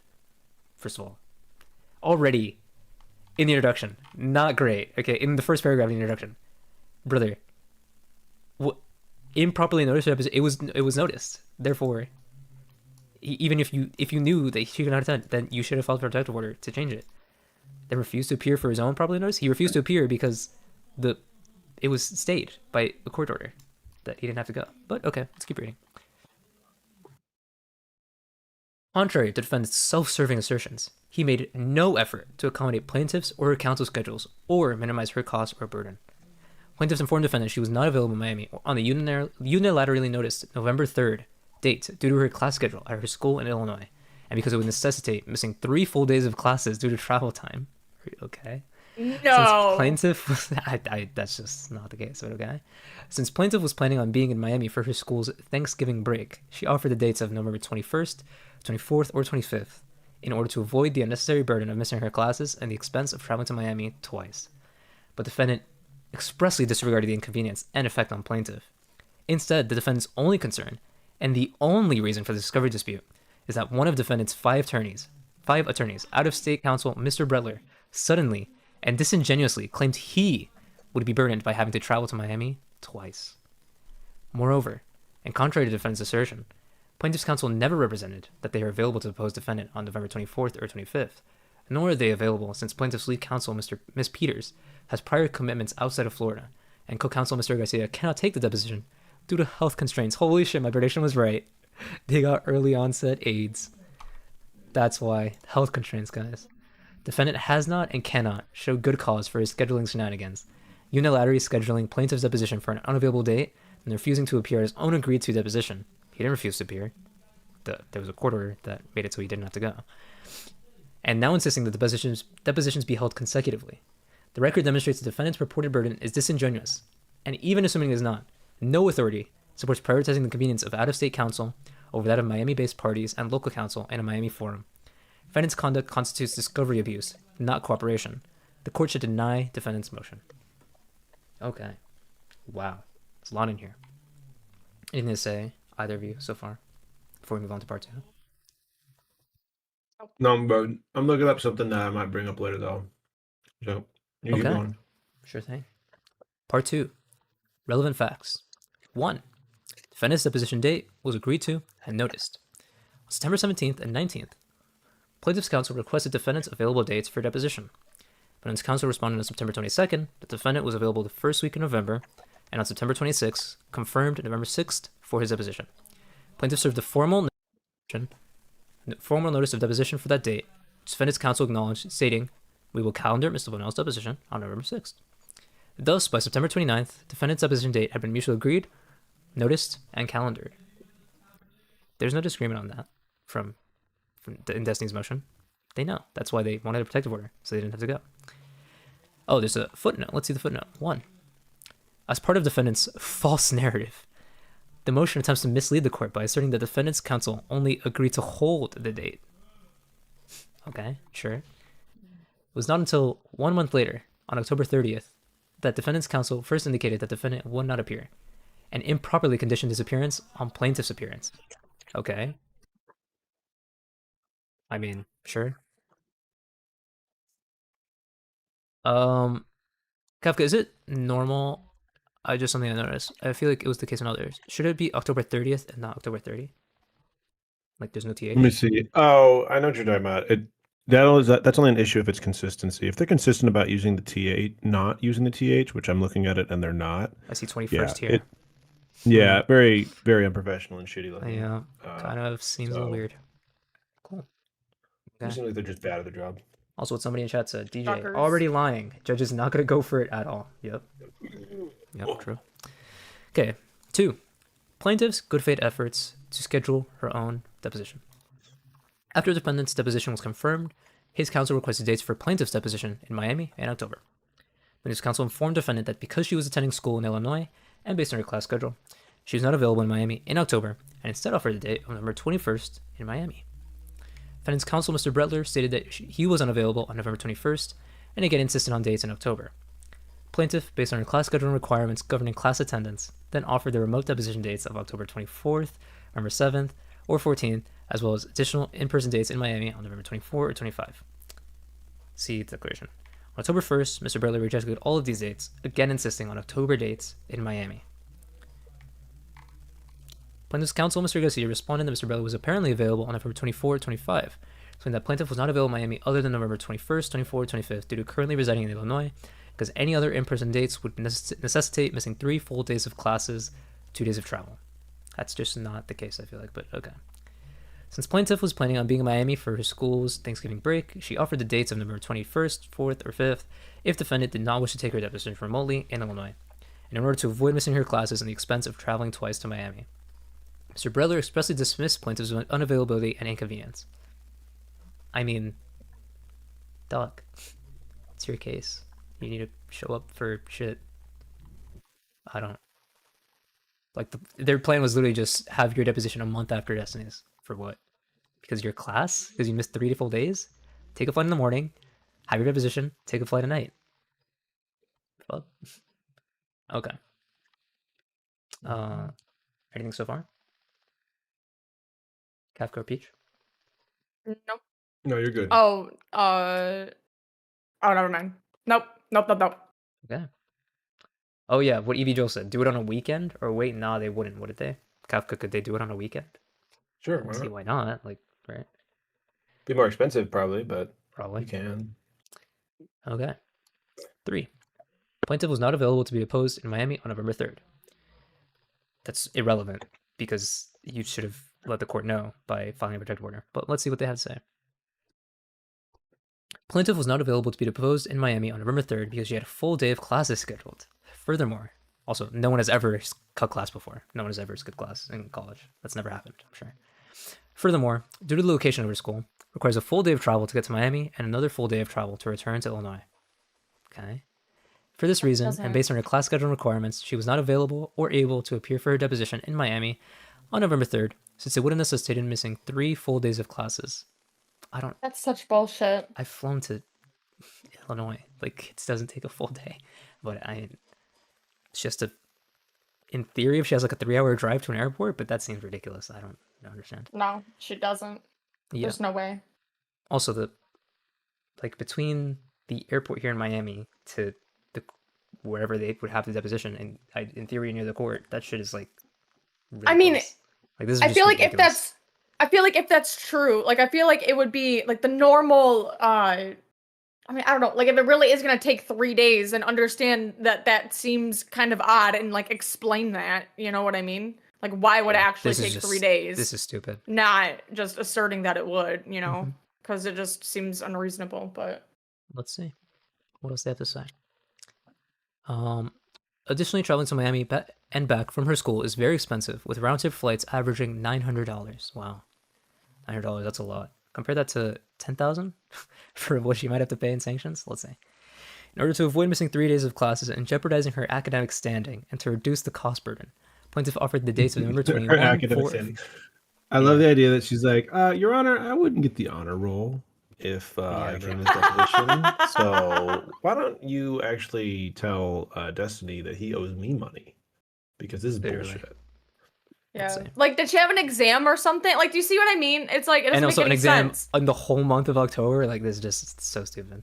Well, it's also like, if you like, I don't know what kind of school she's in. I don't know that much, but like, I don't like if you went to a professor in college, like, I think they would be like, you have to go do what? And they'd be like, well, I need to go like be in a deposition for a lawsuit because some guy sexually assaulted me.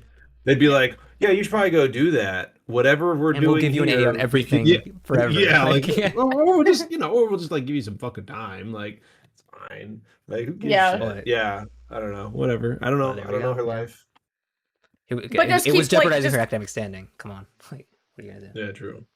But no, just consistently asserting it would take 3 days away from class time, even though it would take 9 hours or what? Like, what was it? Like round They trip? didn't even Wait, I say don't know. hours. This They doesn't just make said any sense. $900 $900. trip. Yeah. Wait, I need to check. You guys keep going. I'll check the exhibits and see if she posted her class schedule so we can know. Yeah. Because she might be just going 3 days a week. Be. I'm just saying, if you're smart, if you go to college, everybody, if you're smart, you get your schedules where you only have to go in 3 days a week or 4 days a week. So you get extra long weekends. So you have a day to recover from hangovers. All right. Just inside baseball when you go to college. No, true. Yeah, she doesn't have class every single day. Come She, on. I mean, the same class or whatever, but she What might. Cryptic said, what I kind of said, would be extremely hilarious if Pxie was too cheap to spend $900 for air travel and ends up getting hit with 10,000 in court sanctions. Would be really funny, wouldn't it? Let's see what happens again. Oh, one second. Yeah. If I pray to God she puts in here, and also I was not safe for me to schedule a flight because of the government shutdown and flights were being canceled and air traffic control was dangerous. True. She has to put that in here. Holy shit. She's gonna win if Let's she see does. it. Let's see it. Yeah. We'll get there. Sorry. No, I'm with you, Kafka. I No, wanna see it too. yeah, that's a good point. To reduce the cost burden, plaintiffs offer first, fourth, or fifth since she would be in Miami, or alternatively 3 remote deposition dates. Part 4. Defendant's claimed burden and expense is disingenuous. Oh. Defendant's narrative that he must take plaintiff's deposition during the same week as defendant's deposition to, quote, avoid unnecessary burden and expense is contradicted by the record. September 26th, 9th, 30th, and October 1st. This is, what is, Kafka, well, you just said, this can't be. No. This can't be, like, bro, are you fucking kidding me right now? It's TH small, and then not, and then, what are we doing here? Okay. Yeah. Okay. Unacceptable. On October 1st, after defendant's deposition had been calendared for November 6th, defendant's counsel repeatedly insisted the plaintiff provide dates for a deposition in October, showing no concern then about his, quote, unnecessary burden and expense. He also showed no concern for plaintiff's unnecessary burden and expense in having to miss classes and travel to Miami to be deposed in October or on November 3rd in Miami. Then on October 2nd... Do you think you're never going to have to appear in person for court? Like, Yeah, I'm sorry. this It is just, so I just stupid. don't. Sorry, keep going. You're right. Then on October 2nd, out-of-state counsel Mr. Bretler suddenly expressed a newfound concern with his own burden of having to travel twice to Miami, and for the first time insisted that plaintiff's deposition be taken during the same week as defendant's. But if cost saving were genuine, defendant could have deposed plaintiff in Illinois on the proffered date of October 24th, immediately following the October 23rd deposition of a non-party witness in Illinois, attended by 2 of defendant's California attorneys. Wait, what? A non-party witness was deposed on October 23rd in Illinois? Who could that be? What the fuck? Anyway, moving on. Wait, Sorry. Non-party. So they're saying they should have flown to Illinois to where she is now to do the depots? Yeah. Because they're saying that they were already going to be in Illinois. Wait, October 23rd, that so they could have done it at that time. Oh, I the see. defendant that the defendant's or defense counsel their was attorneys are going to be deposing someone in Illinois. Yeah, a non-party witness Okay.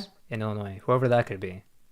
Okay. Nobody knows anybody in Illinois that would be deposed in this case, right? Anyways, moreover, Mr. Bretler had to be in Miami for another matter on November 4th, which is why he offered and agreed to November 6th for defendant's deposition. Rescheduling defendant's deposition so that both depositions be taken the week of Thanksgiving would not actually minimize any burden or inconvenience, since Mr. Bretler still had to be in Miami the first week of November, and thus would still be traveling twice to Miami.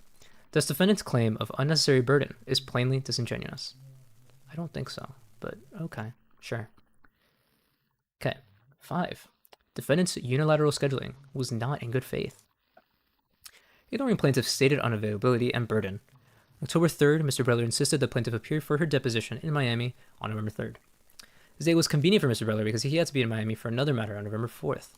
Alternatively, Mr. Breller demanded that both depositions, also just demanded that both depositions be taken consecutively on November 24th and 5th. Defendant's deposition be rescheduled for either date, presumably so Mr. Breller would not have to travel to Miami twice in 1 month. Faced with Mr. Breller's new demands, plaintiff's counsel once again explained that plaintiff was not available on November 3rd. Defendant's deposition had already been confirmed for November 6th and would not agree to rescheduling it. During the October 7th meet and confer, plaintiff's counsel explained that the dates of November 4th, 24th, or 25th had only been offered for plaintiff's deposition and not for defendant's deposition, because plaintiff's counsel were not both available in Miami on those dates, and thus they could not agree to changing the defendant's agreed deposition date. After counsel were unable to reach an agreement, Mr. Breller noticed plaintiff's deposition for November 3rd, a date he knew she could not attend. Plaintiff immediately advised she would not appear for a deposition set on a date long known to be impossible. Is that enough? That's all you have to do? Just tell him you can't show up, and that's it? Okay.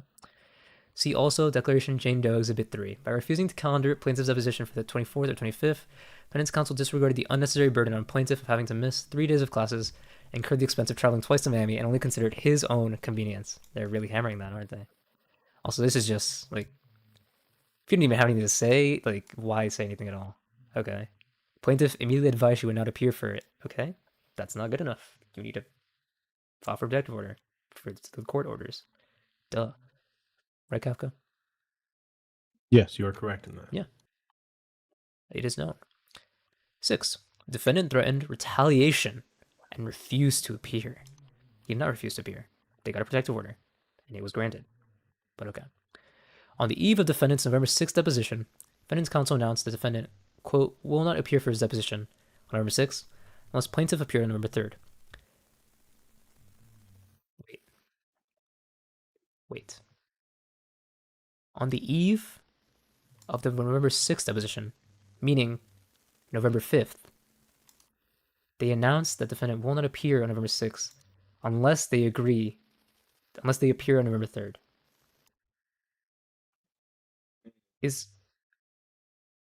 Does Joan have some kind of a time machine that we're not aware of? Can she lend it to me? Joan, I know you're watching right now, okay? Can you just let me know, okay? I would love to have a time machine, because I don't know how the fuck you're trying to make an argument that there was a threat to not show up on November 6th unless you show up on November 3rd. And that was apparently given on November 5th. Are you retarded? Wait. On the eve of defendant's November 6th deposition. So November 5th. On November 5th. Okay. They announced he will not appear on November 6th unless they appear on November 3rd. That was already after November 3rd. What the fuck are you talking about? Effectively holding his own testimony hostage to coerce compliance with his unjustified demands. That doesn't make any sense. What are you talking about? Also, this language, holding his own testimony hostage, coercing compliance. Brother. Yeah, so... Are you okay? I mean, you guys are being so bad faith, because eve can mean, a time period before an event. I mean, come on, guys. Come on, guys. Yeah, I mean, it's pretty ridiculous to one, phrase it that way, both to say, like, right before his deposition, he then held it hostage. Also, it's very funny for them to be, like, throwing the word coerce into it. And also, like, to be clear, he wasn't holding it hostage because they actually went and filed a JPO. So the court is the one that prevented him from going to the deposition. They had a protective order, so they didn't have to show up. Yeah. Like, what? It's not like he was like, because also, like, if they had filed that and the judge said, "Fuck you, I'm not going to give you a JPO," they would have shown up. Deposition, they would have shown up. So, like, yeah. But okay. That's silly. Cool story, once again. Cool story. Okay. Part 7. Plaintiff's counsel are not available and never represented that they are available on November 24th or 25th to depose defendant. Defendant falsely asserts that plaintiff and her counsel represented that they are available for defendant's deposition on November 24th or 25th.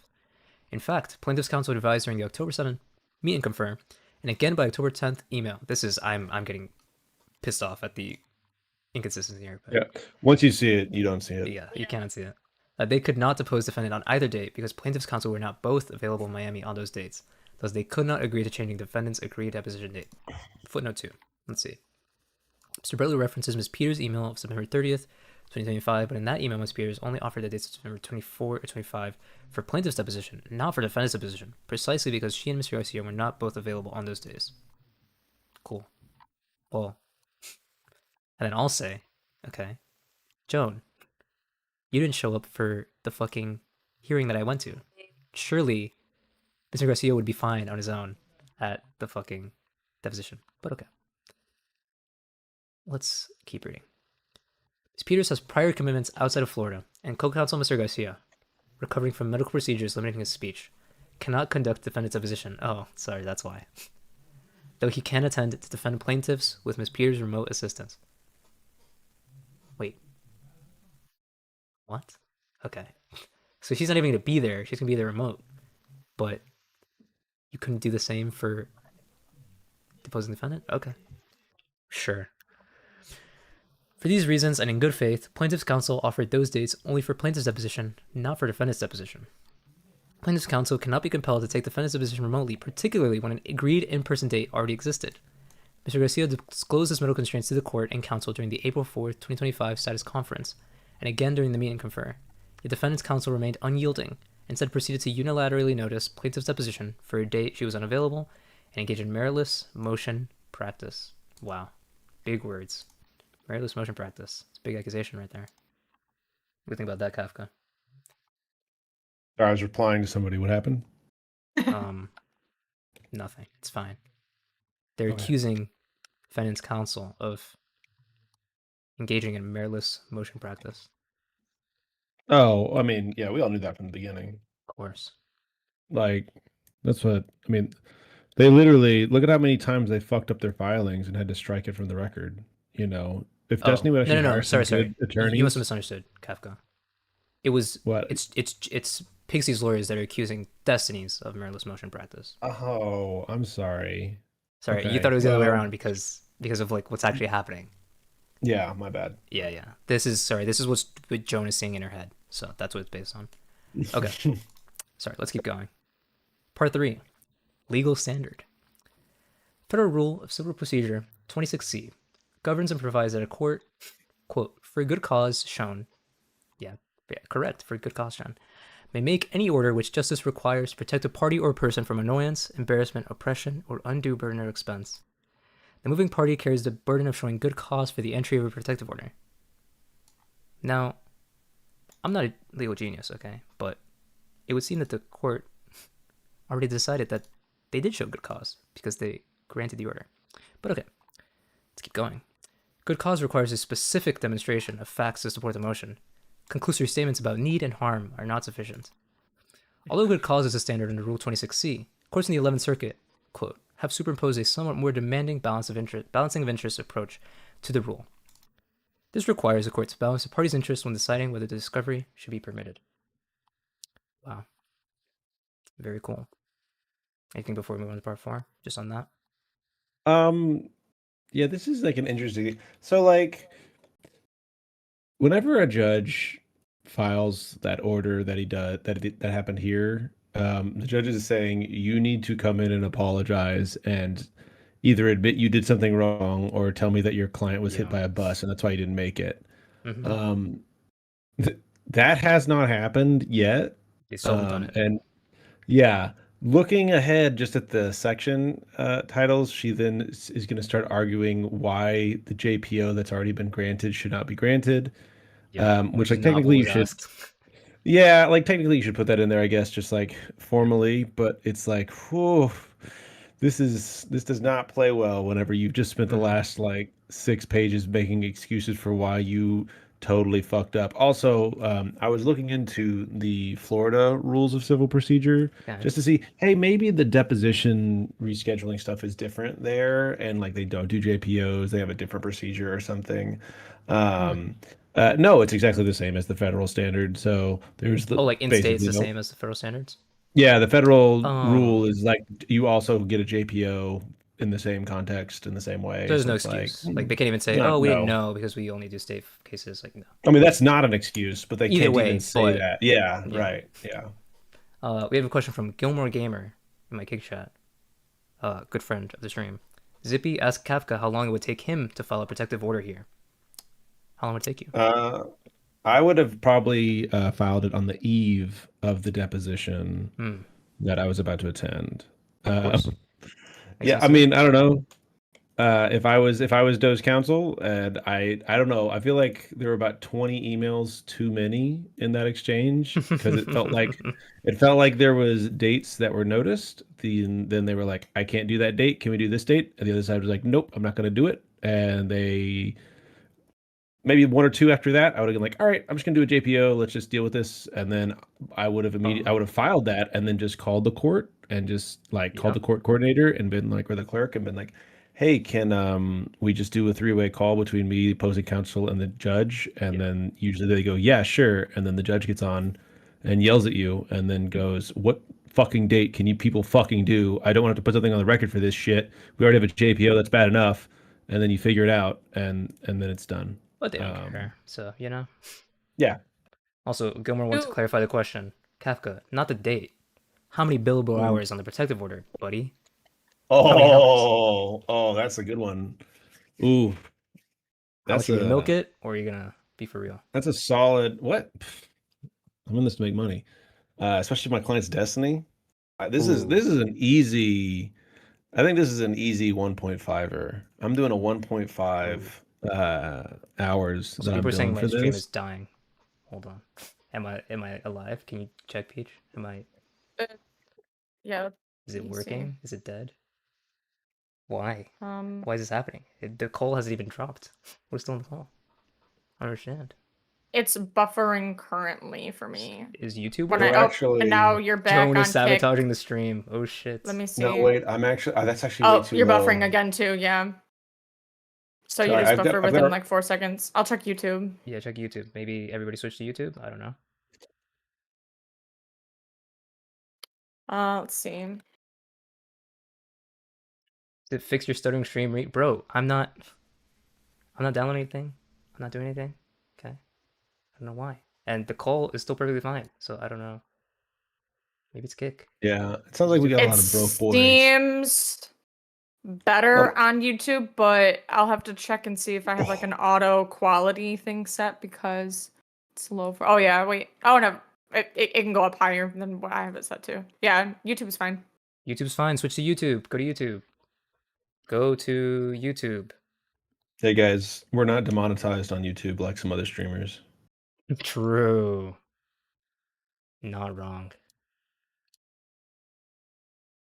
Who was Go to YouTube. Or when was Call your friends. Go to YouTube. when was defense counsel going to be in Illinois though? Huh, well, when they were deposing a non-party witness. Well, didn't they say the date? 23rd, I think. October 23rd. And they said, why couldn't they have deposed Pxie at plaintiff at that time? Yep. So there was a time in October that she was available? Interesting. You raised a great question, Beach. Cryptic said Joan is DDoSing me. Maybe. Do we not know who the non? You know like, what Destiny thinks that you're allowed to do now, Zip? What? What? Wait, what did you say? I didn't hear You said that Joan is DDoSing you. Oh. And I said, well, you know what that means? Destiny thinks you're allowed to do now. Oh, you don't. true. You don't allow video playback, so the embed doesn't work. Yeah, hold on. There's a way. I thought I changed this, but I don't know why. Why is it not? Where do I change it, motherfucker? Who knows? Who knows how to change that? Actually, I don't. Okay, but do I can Twitch then. see. So somebody link my Twitch. Hold on. Twitch.zip/zip. Somebody type it. I can play. I can see if I can figure it out while you do that. Yeah, copy my Twitch. Put it in Kick Chat or YouTube chat. I don't know. Probably have to restart the chain. No, there's a way to do it while it's going. I've done it before, but that's the whole point. I've done it before, so I don't know why it's not the case right now. But fuck it, do Twitch. It's fine now. Okay, it's fine now. There we go. Kick is fine now. Or the YouTube is fine now. Whatever. Are we here? Can we do it? Can we continue? I need a signal that the next manifesto is gonna be 10 out of 10 based on said non-party witness. I can't say anything, but if you know, you know who might be the non-party witness in Illinois, okay? If you know, you know. Okay. Are we good? Can everybody hear? Give me a sign. You keep going. I'm gonna be right back. Okay. See you in a minute. YouTube is fine, but more delayed. Smash. I mean, what are you gonna do? It's working for now. There we go. Okay, working for now. Let's keep reading. Thanks for the follow. Zero cool. Appreciate you. Okay. Part 4. Arguments. A. Part A. Defendant's motion for protective order should be denied. Federal rules and local rules. Footnote 3. Local rules of this court set forth that discovery in this district normally practiced with a spirit of cooperation and civility. Lawyers shall normally attempt to accommodate the calendars of opposing lawyers in scheduling discovery. Wow. Require cooperation and mutual accommodation in discovery scheduling. Defendant's conduct, unilaterally noticing an unavailable witness, despite reasonable alternatives and conditioning his own compliance on her attendance solely to accommodate his out-of-state counsel, violates both Rule 26 and the spirit of the rules of professional conduct. Okay. Even if you're right, and you're not, right? Unilaterally noticing, like, you were noticed, and you didn't do anything, so you're fucked. Courts consistently reject such sharp tactics. In Chavez v. Arancero, Magistrate Judge Torres squarely rejected this same behavior, finding that there was absolutely no justification for unilaterally setting plaintiff's deposition on a date that plaintiff was obviously unavailable to appear. Magistrate Judge Torres admonished counsel, noting that this wastes the party's time and money as well as scarce judicial resources. I'm sure these details are different. They're going straight to the source. They're going, hey, the judge in this case, you've ruled differently before. Please. Okay. What the fuck is this? Hello? Did I fucking misclick? Oh, I clicked on a link. Hold on. Oh, wow. I'll give him credit. That's actually a really good move. If you can, it's always a good move to quote a judge to themselves. I don't know how much that's going to help here. Smart, but I doubt it would. Again, I didn't say this here, but like, these are all great arguments to make before the deposition that you missed. Yeah. In a protective order, that might be a good argument to make. However, yeah. Well, and like, do they have proof that they intentionally chose a date that she couldn't attend, though? I mean, they already said that, like prematurely. She couldn't attend. I mean, I think they said before they set the date, they said, "Hey, we can't make that date," and they still set the date. And then that doesn't mean that it's like clearly obvious. And then whenever they come in here and go like, "Well, that means she had to miss in class," it's like, well, how the fuck would Destiny's people know that? Right. You just said she couldn't make it. Right. I mean, I don't know. We'll see. Again, it's surely like, in the exhibits they explain all of this very clearly for defense counsel. Oh, and so great. I'm sure. Okay. Citing Caracas v. Forvigens, the unilateral setting of depositions, especially coupled with an unwillingness by counsel to reschedule the deposition date, it's the filing of unnecessary motions. Wait a minute. Especially coupled with an unwillingness by counsel to reschedule the deposition date. What does that sound like? Okay. Anyway. See also this, denial of motion where counsel unilaterally noticed deposition despite deponent's unavailability, refused to consider reasonable alternative dates, and instead traveled to the deposition, finding that counsel had no one but himself to blame. Yeah, for sure. Okay. B. Defendant has not demonstrated good cause.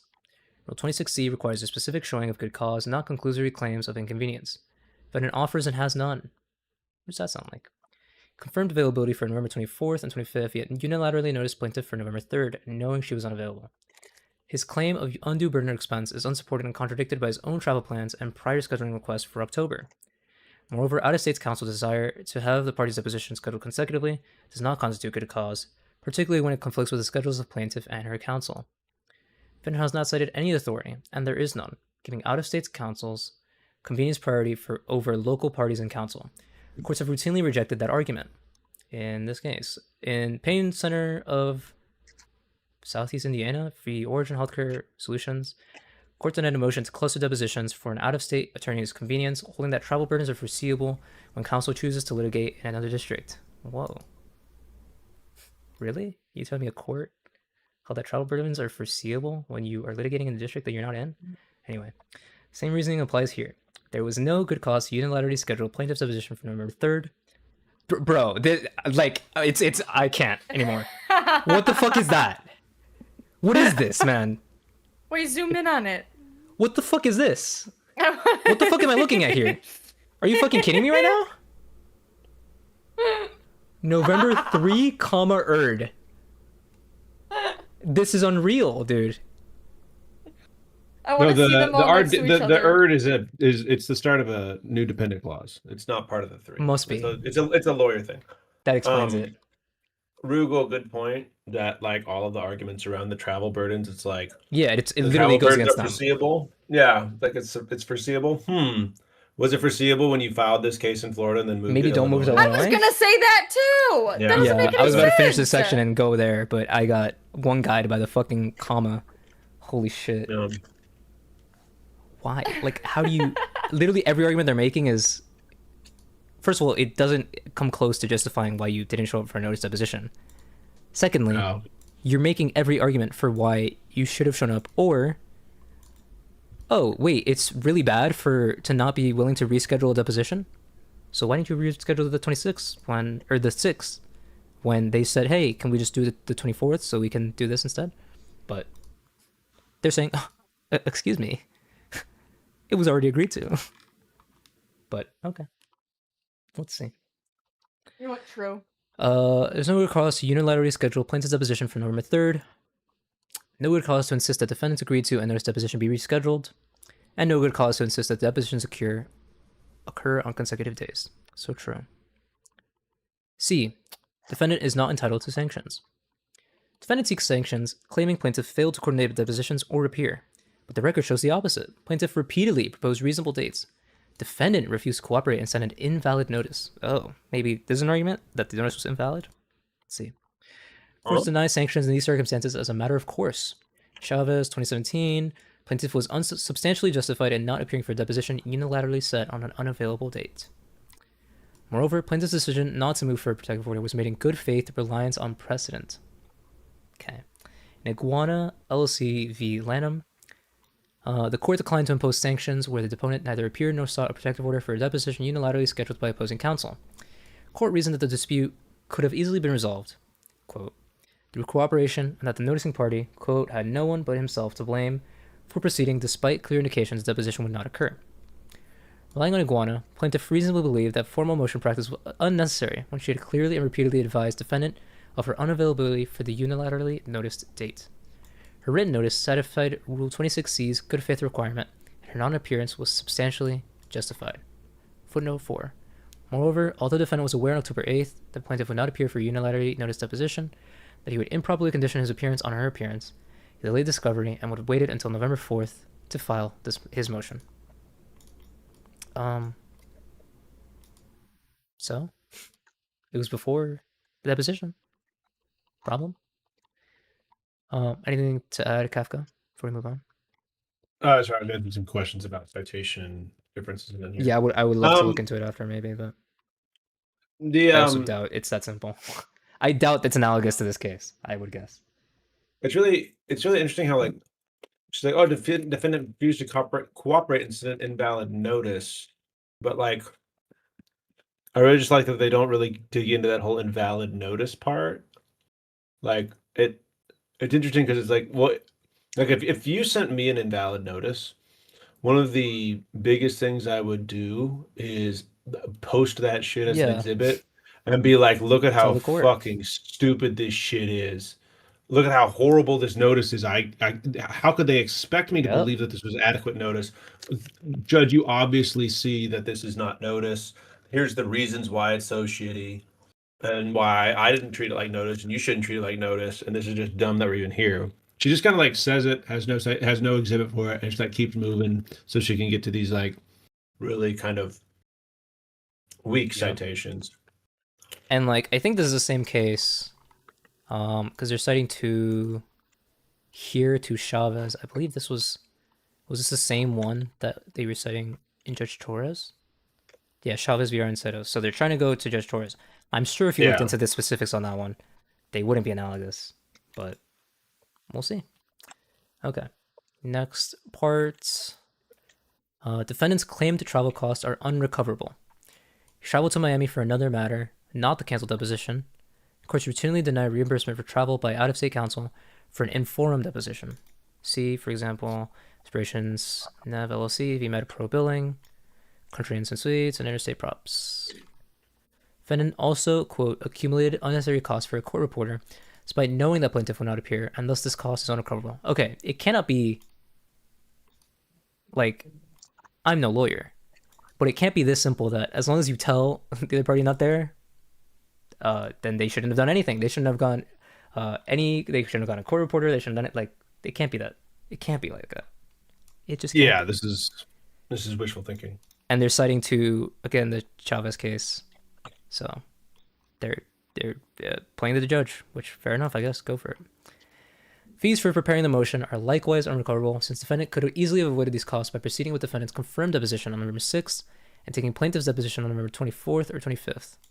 This court has specifically denied sanctions where, as here, there was no confusion, the plaintiff was unavailable, but nonetheless, defendant scheduled the deposition and, quote, and incurred unnecessary costs and fees.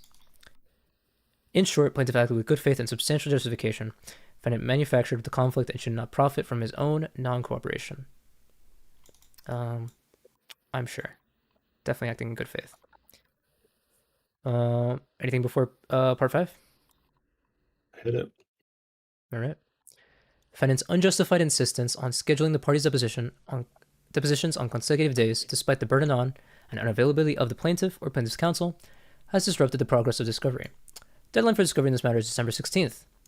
In addition to the plaintiff's and defendant's depositions, defendant recently requested dates for the depositions of 1. Plaintiff's expert witness, 2. A non-party witness who resides in Texas, and has notified a subpoena for another non-party witness deposition on December 8th in Washington, D.C. Moreover, defendant has until November 17th to announce a rebuttal expert, and if he does, plaintiff will be seeking to depose that expert. The expert witness deposition should take place after the lay witness depositions have concluded. Additionally, the mediation deadline is December 23rd. A mediation date has not yet been set by the parties. Finally, plaintiff's counsel, Ms. Peters, is traveling outside of Florida from November 21st until the 30th. In a good faith effort to coordinate the remaining depositions without extending the December 16th deadline, plaintiff proposes the following. Number 24 or 25 for plaintiff's deposition in Miami. Ms. Peters will appear remotely. So, Ms. Peters will, so this is always an option then. Okay. Yeah, well, December 3rd. Didn't they say that too earlier or no? Well, they said that for they're fine with this for plaintiffs, but not for defendants. But yeah, there's no reason why this wouldn't also apply to defendants, but okay. December 3rd for deposition of non-party witness deposition. I'm gonna lose my mind. I'm gonna lose my mind. What is this? For deposition of non-party witness deposition? Are you fucking kidding me right now? They literally just didn't proofread this. No. This is embarrassing. Holy fucking shit. Okay. Who resides in Texas, requested by defendant. The non-party witness is not represented by plaintiff's counsel, and defendant has not served her with a subpoena. This is just a suggested date. Okay. Why did they specify this? But okay. December 8th for non-party witness deposition in Washington, D.C., subpoenaed by defendant. December 10th or 11th for defendant's deposition in Miami. December 16th for plaintiff's expert deposition in Miami. December 17th or 19th for mediation, dependent on mediator's availability. This is insane. I hate. The day after you depose your expert witness? Yeah. I mean, because there's limited time, of course. I guess. If only they had agreed to do things a month ago. But okay. Did Pxie write this shit herself? It reads like how she talks. Maybe on her phone. Maybe.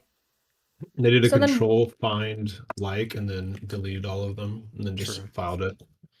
Are they going to have the transcript for the deposition of the expert before they go to mediation? Because wouldn't they want to know what that looks like first, Kafka, or no? Or wouldn't that inform mediation at all? Well, but if they're deposing the expert witness the day before they're supposedly going to mediation, I just feel like wouldn't defendant want to know what happened there? Or no?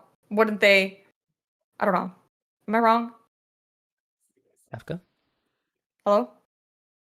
Oh, I'm sorry. I was looking at chat. I apologize. I thought you were talking to Zip. What's up? Wow. I'm very sorry about that. Oh, you're okay. Ignoring women. So Unbelievable. Every day. If we look at their proposed schedule, it says December 6th. Can you scroll up, Sip? Come on, dude. Yep, for sure. It says so December 16 for plaintiff's expert deposition. So I don't know who that is necessarily, but then That's 17th Jesus or the Pena. 19th. Oh god. Oh, Plaintiff's okay. expert, not defendants. I see. I thought I said that. No. No, yeah. That's what I'm saying. They're saying plaintiff's expert. They left out defendants, rebuttal expert in this timeline. I thought they put the non-party. Yeah, you're right. Anyways, I digress. Wouldn't they want to know what happened in plaintiff's expert's deposition the day before mediation? Wouldn't they want to know, like, have access to that deposition first before going to mediation so they can properly understand what's going on? Or no? Is that not how it works?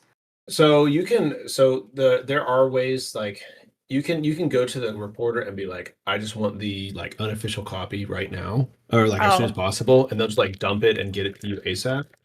Okay. Which you can actually, people will do that when they don't even need it, just to freak the other side out. But also, I mean, you'll be there, you'll be at the depositions, you'll hear everything that happened, so you'll know what fucking went down, right? Fair. And so then, like, the other side of it is, like, let's say something like really big happens at that deposition, and then you come back, and so then you would go into this next deposition. You say, okay, you would just ask them questions that would address this big issue, and then whatever their answers are, if they don't coincide with whatever the previous deposition is, you would bring that up and try and be like, look at these fucking idiots. They're saying two different things in their depositions, right? But they're talking about going to mediation the day after. Oh, I'm trying. I think about two different depositions on deposition and mediation. Even when you go to mediation the day after, it's all vibes. Like mediations, you're not gonna like pull up a deposition and be like, "What the fuck I have in this deposition?" Everybody knows what happens in the deposition. And Okay, if everyone knows at the bad. time, and that's right, Yeah. because I forgot that both parties are going to be at them, so never mind.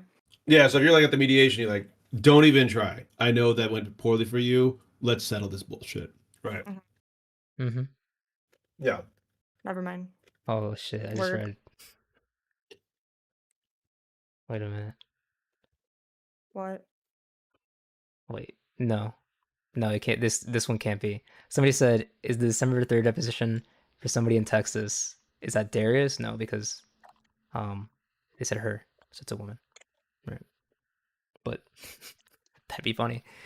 I'm curious who these people are.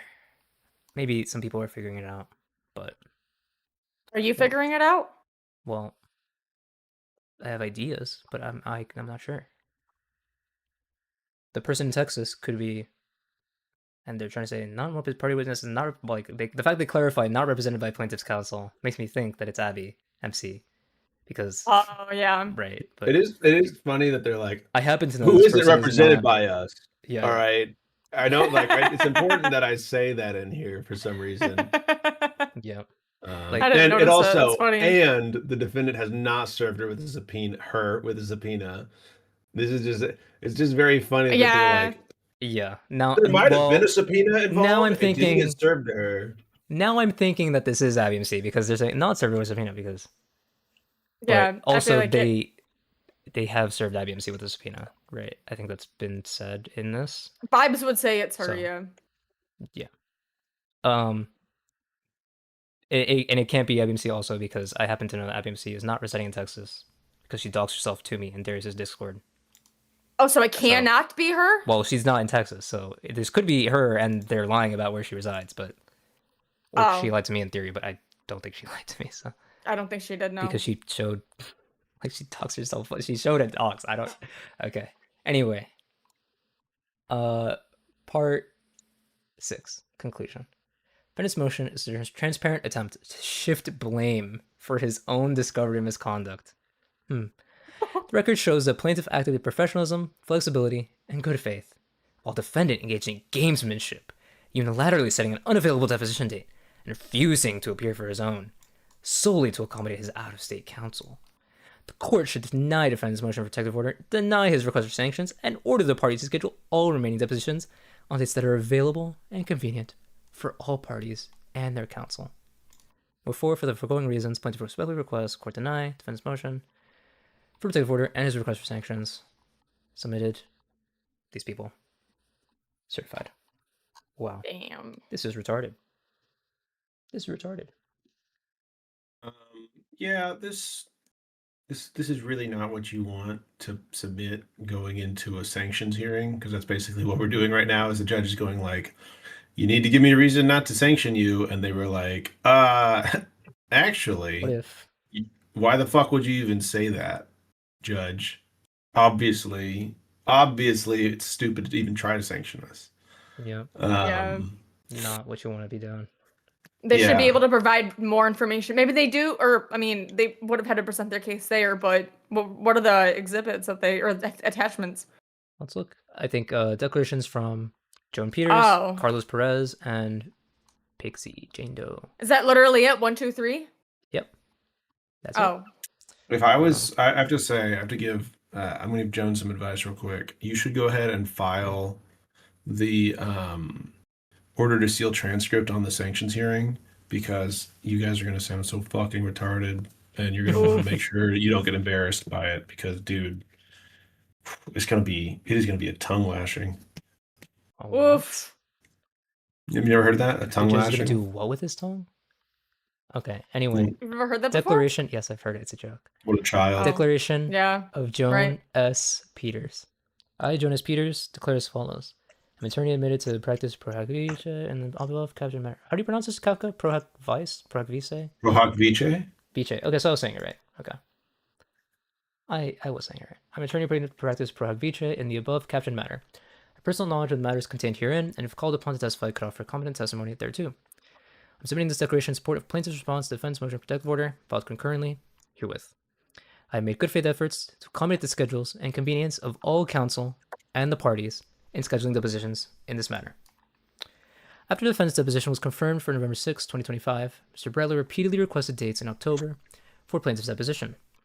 September 30th, I emailed Mr. Bretler and offered dates of October 24, November 7, or 14, remote or in Illinois, and November 21, 24, or 25, Miami.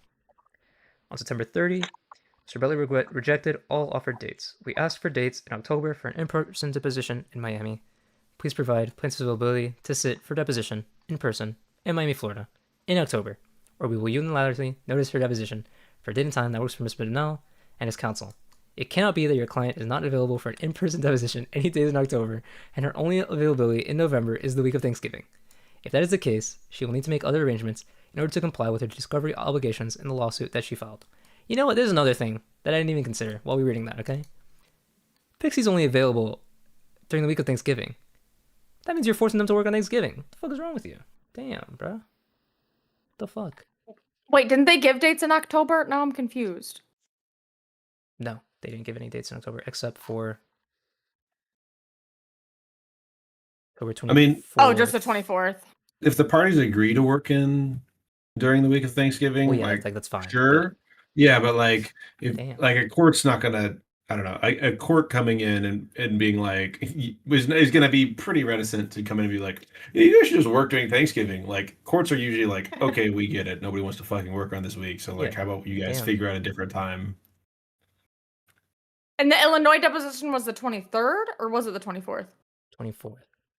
Okay. Would have been 24th, 7th, or 14th would have been for remote or Illinois, according to this. Attached here too as Exhibit A is a true and correct copy of the email I received from Mr. Biller. Wait, there's more? Did I not get the exhibits? Am I reading this wrong? Hold on. Is it at the bottom of the page or no? Checking. Or did they redact the whole entire email again?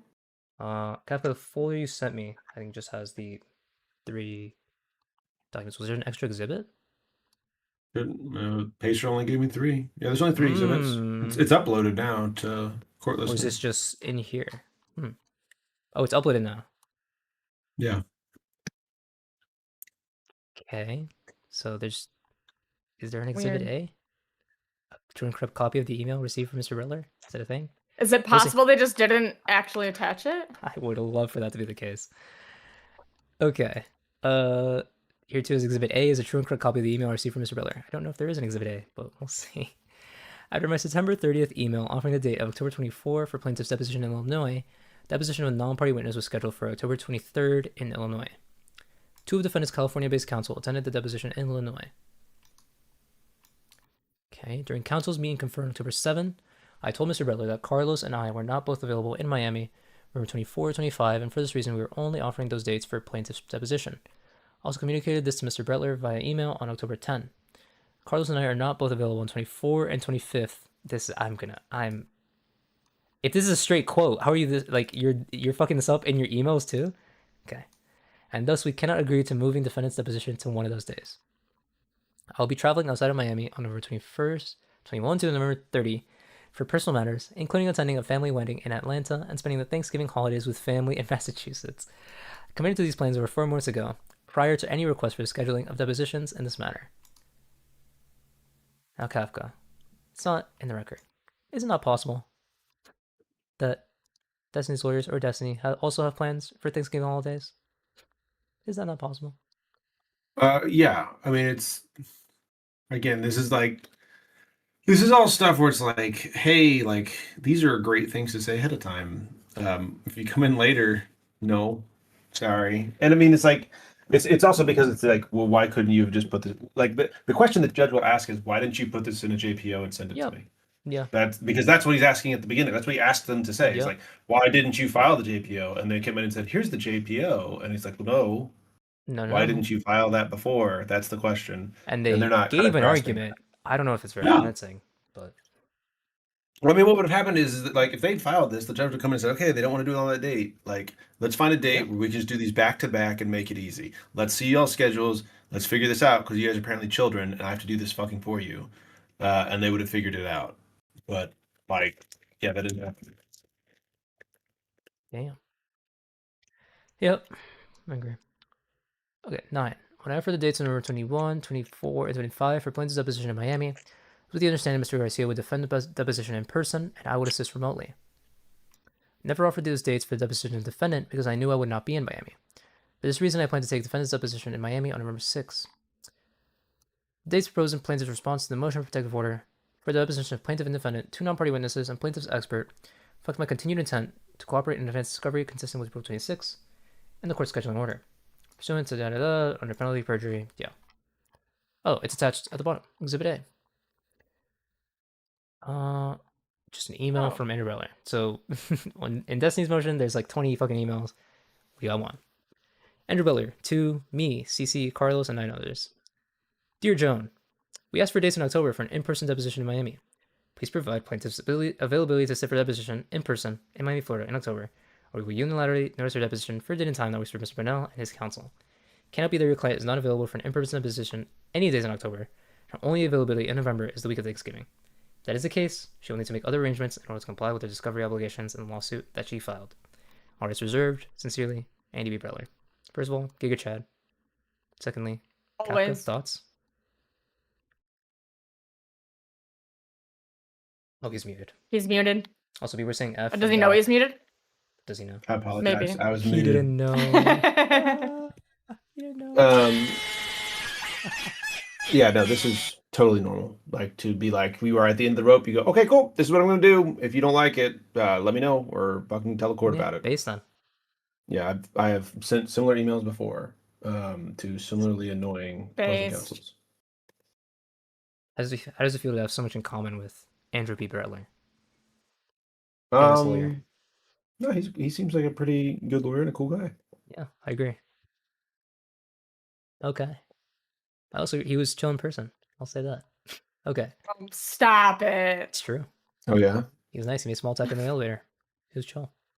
Wow. Okay. Second, declaration of Carlos A. Garcia Perez. I, Carlos A. Garcia Perez, declare personal knowledge, partner at Sanchez Medina, Gonzalez, Quesada, Leach, Gomez, and Machado, LLP, counsel record for plaintiff Jane Doe in the above captioned matter. Submit this declaration in support of the motion, yada yada. Made good efforts to accommodate the schedules and convenience of all counsel and the parties in scheduling depositions in this matter.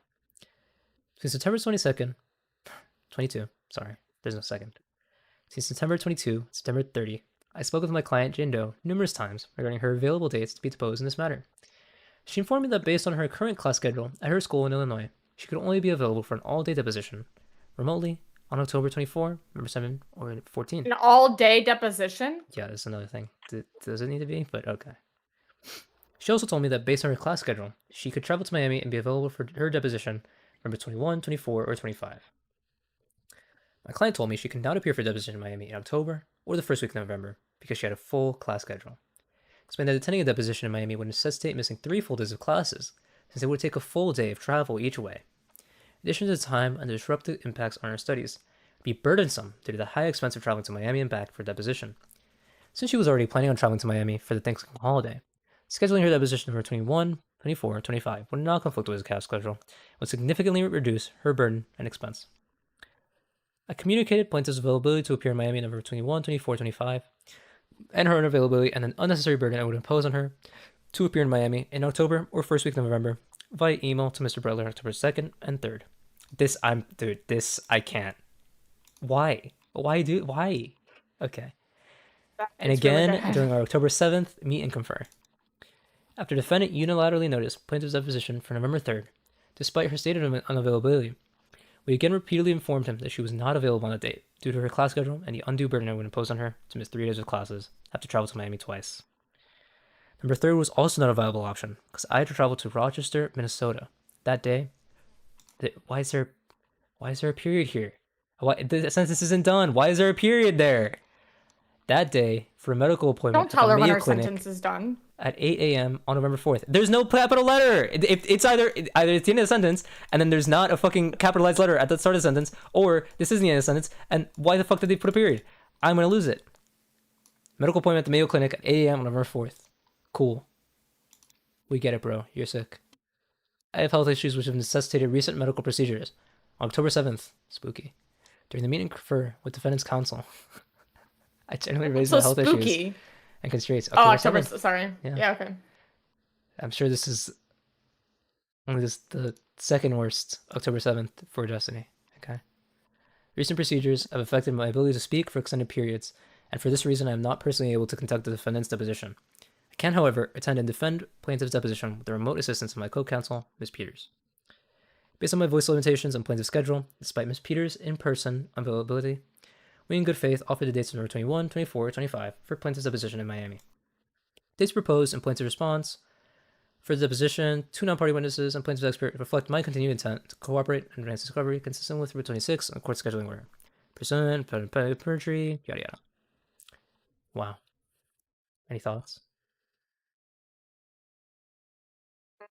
Either of you. Kafka, you read it in case you didn't realize, just in case it happened again.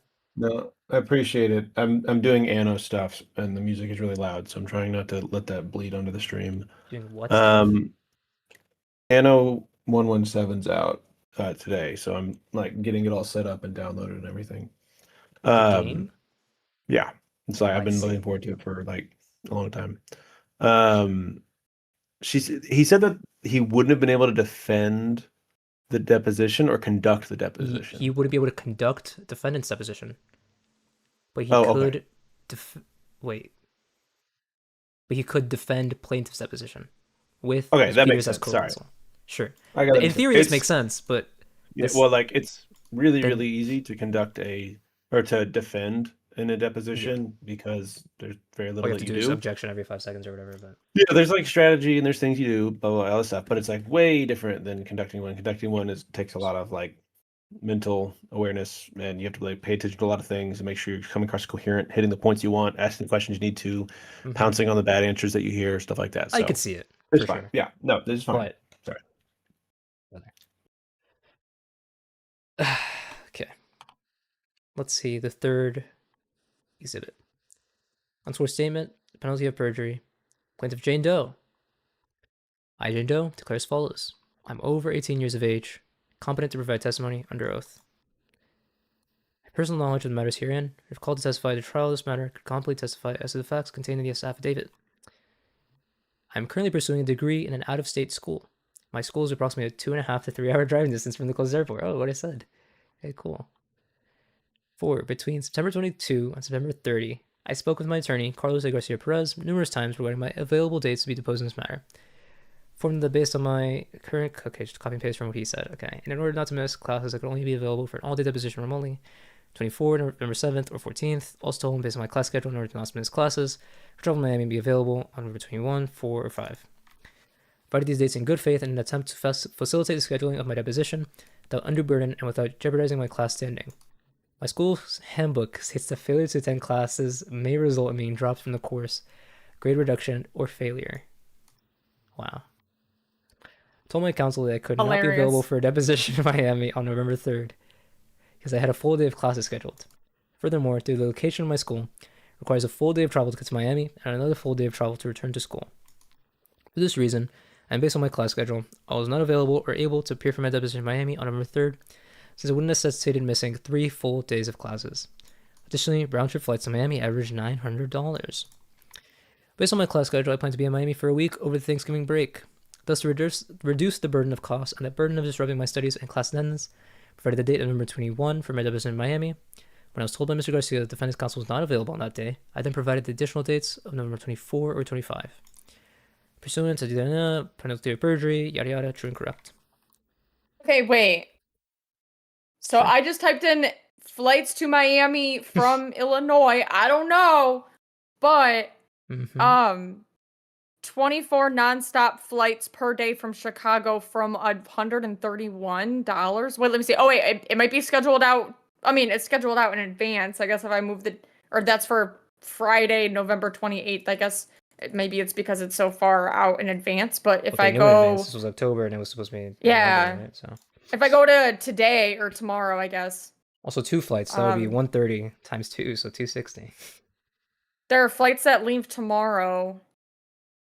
368, 587 round trips, and that would just be one ticket. Yeah. So because the round trip would be 2 costs or whatever. Yep.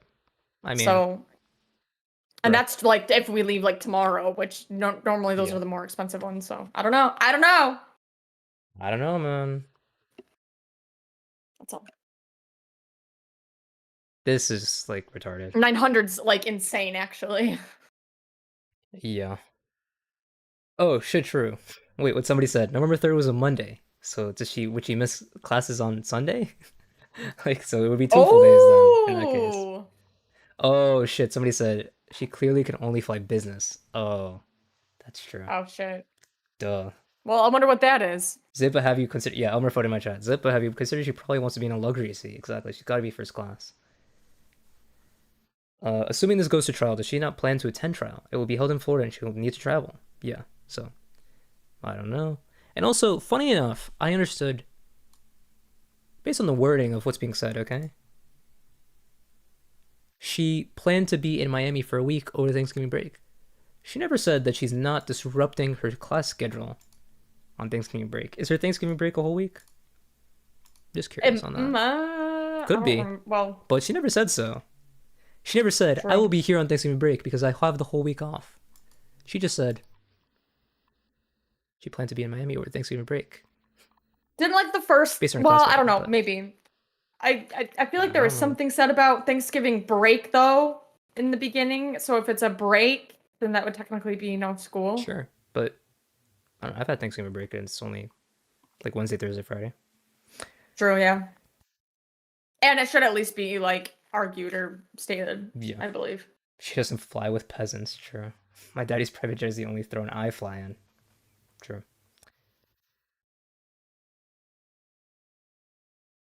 Doesn't the word break imply no school? Yeah, but it could just be she has break on Wednesday, Thursday, Friday, but just cutting class on Monday, Tuesday.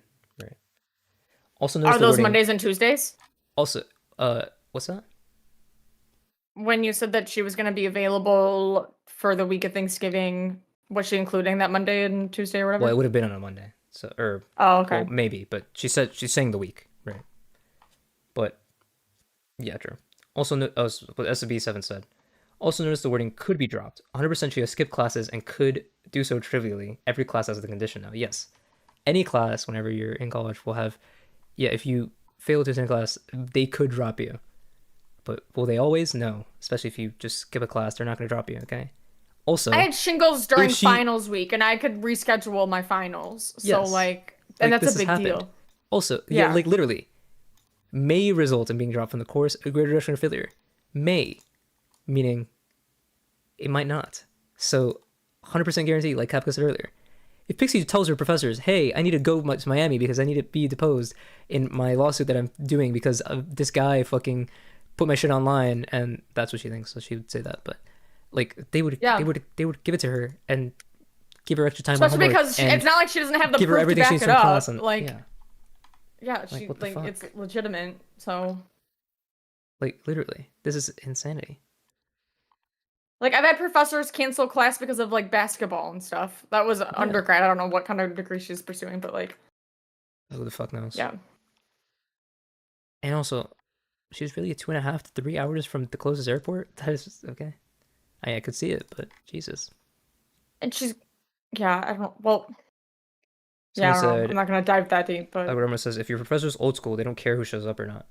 Well, yeah, that's also true. Like, depending on the class... Well, no, they care. Depending on the class, they might not be taking attendance anyways, but yes. They might be, though. It's very likely that they could. It depends on the class. Some classes really do. But for this, I feel like any professor would let you. Or if not, then you appeal, you go above their head and ask for permission to skip that day. Like, Jesus. Like, what the fuck? Prep Command also had shingles. Oh my god, I'm so sorry. Rip. I just wanted to say sorry. From what I've heard, that shit sucks. It does.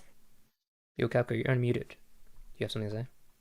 No, I got everything set up for Anno. I'm showing an immense amount of restraint. I'm probably just gonna play it tomorrow morning. Fair. How adult of you? I care about DGG so much. Yeah, that's what I hear. Yeah.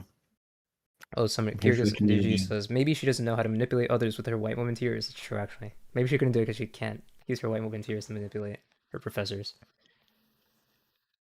She doesn't need them to have any experience with that. You don't need white woman tears if you need to leave class for a day because of a deposition. Sure. But it would help, I'm sure. Every class I've ever had allows for 1+ class attendance skips. Some professors never even do attendance, even if there isn't physical coursework. This shit is facially retarded if you're in uni. Like, what the fuck is this? True, SFV7.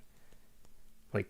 Right, but I don't think that's a good argument, though, because I don't know how long it's been since you've attended school, but for example, we used to have attendance taken by, like, you had, like, what was called a clicker, which was, like, a multiple choice thing. It had batteries, and so they would have something on the screen, and you had to pick, like, A, B, and C. Nowadays, apparently, it's an app, and it's, like, GPS location, and so, because people used to, like, bring, like, you'd assign one person, like, your friend, to take everybody's clickers and do it for them. But now they have GPS location or whatever, so you have to be in the classroom. So I don't know, some schools, it just depends. It's just a stupid argument to make. Yes. It is possible that her class requires her to be there. She can get out of it. It's not a big deal. Yes, correct. That's it.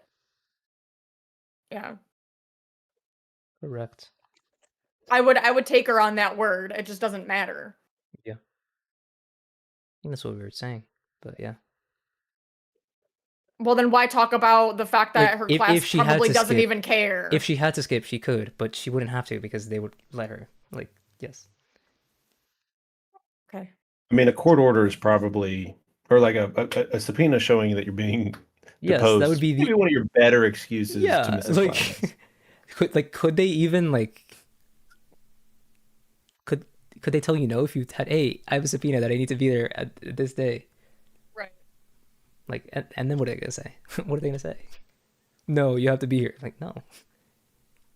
If you read it cynically, what she is saying is that if she skips any more classes, she will start getting penalties because she's used up her free skips. Lmao. I'd wager on that. Maybe. I mean, what, we're like a month out from finals, right? Isn't finals beginning of December? Come on. Yeah, we'll be.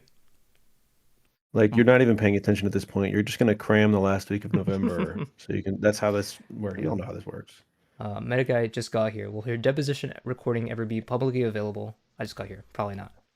Kafka, maybe you'd have more of an idea on this, but I would guess not because of the nature of the case. I would guess that it would just be forever sealed, but maybe it wouldn't be sealed. It would just be whoever wants to pay for it can have it. They're not private You think so? Not Oh, like maybe. private. So like theoretically, Destiny could publish / read them, though. I think actually what didn't they get? Well, there's a protective order regarding discovery, right? And that would count. Yeah, that's what I was saying. Like I don't know. I can't remember the terms of that. I thought that was pretty loose, but it was like, yeah, I don't know. I'm pretty sure. I feel like for a deposition, that would count. You couldn't just publish that. No, you couldn't do that. A lot of times you'll see people will just use a deposition, like the entire transcript as an exhibit, and then that's how you might see it. Yeah, or like that they might use parts of it at trial. The actual recording, no shot. I feel like, right? But like, there's no play. Like the only way you would be able to get a copy of the deposition is if you find the court reporter or the service that facilitates the deposition and pay them for it. Unless one of the parties gave it to you, but they had to pay for it to get it. Like I said, oh dang, DGG movie night, holy shit, DGG movie night to listen to Pxie's deposition. That'd go hard. I'd host that movie night. Holy shit, bruh. So what is your take, Kafka? They're cooked, right? They're gonna get sanctioned at the wazoo for this. Yeah, Destiny's gonna get sanctioned at the wazoo for this. Oh shit! I can't believe he would betray the law like this in disrespect. Now, I mean, this is like we said earlier. The court asked them to answer a very specific question. It does not look like they did a very good job of answering that question.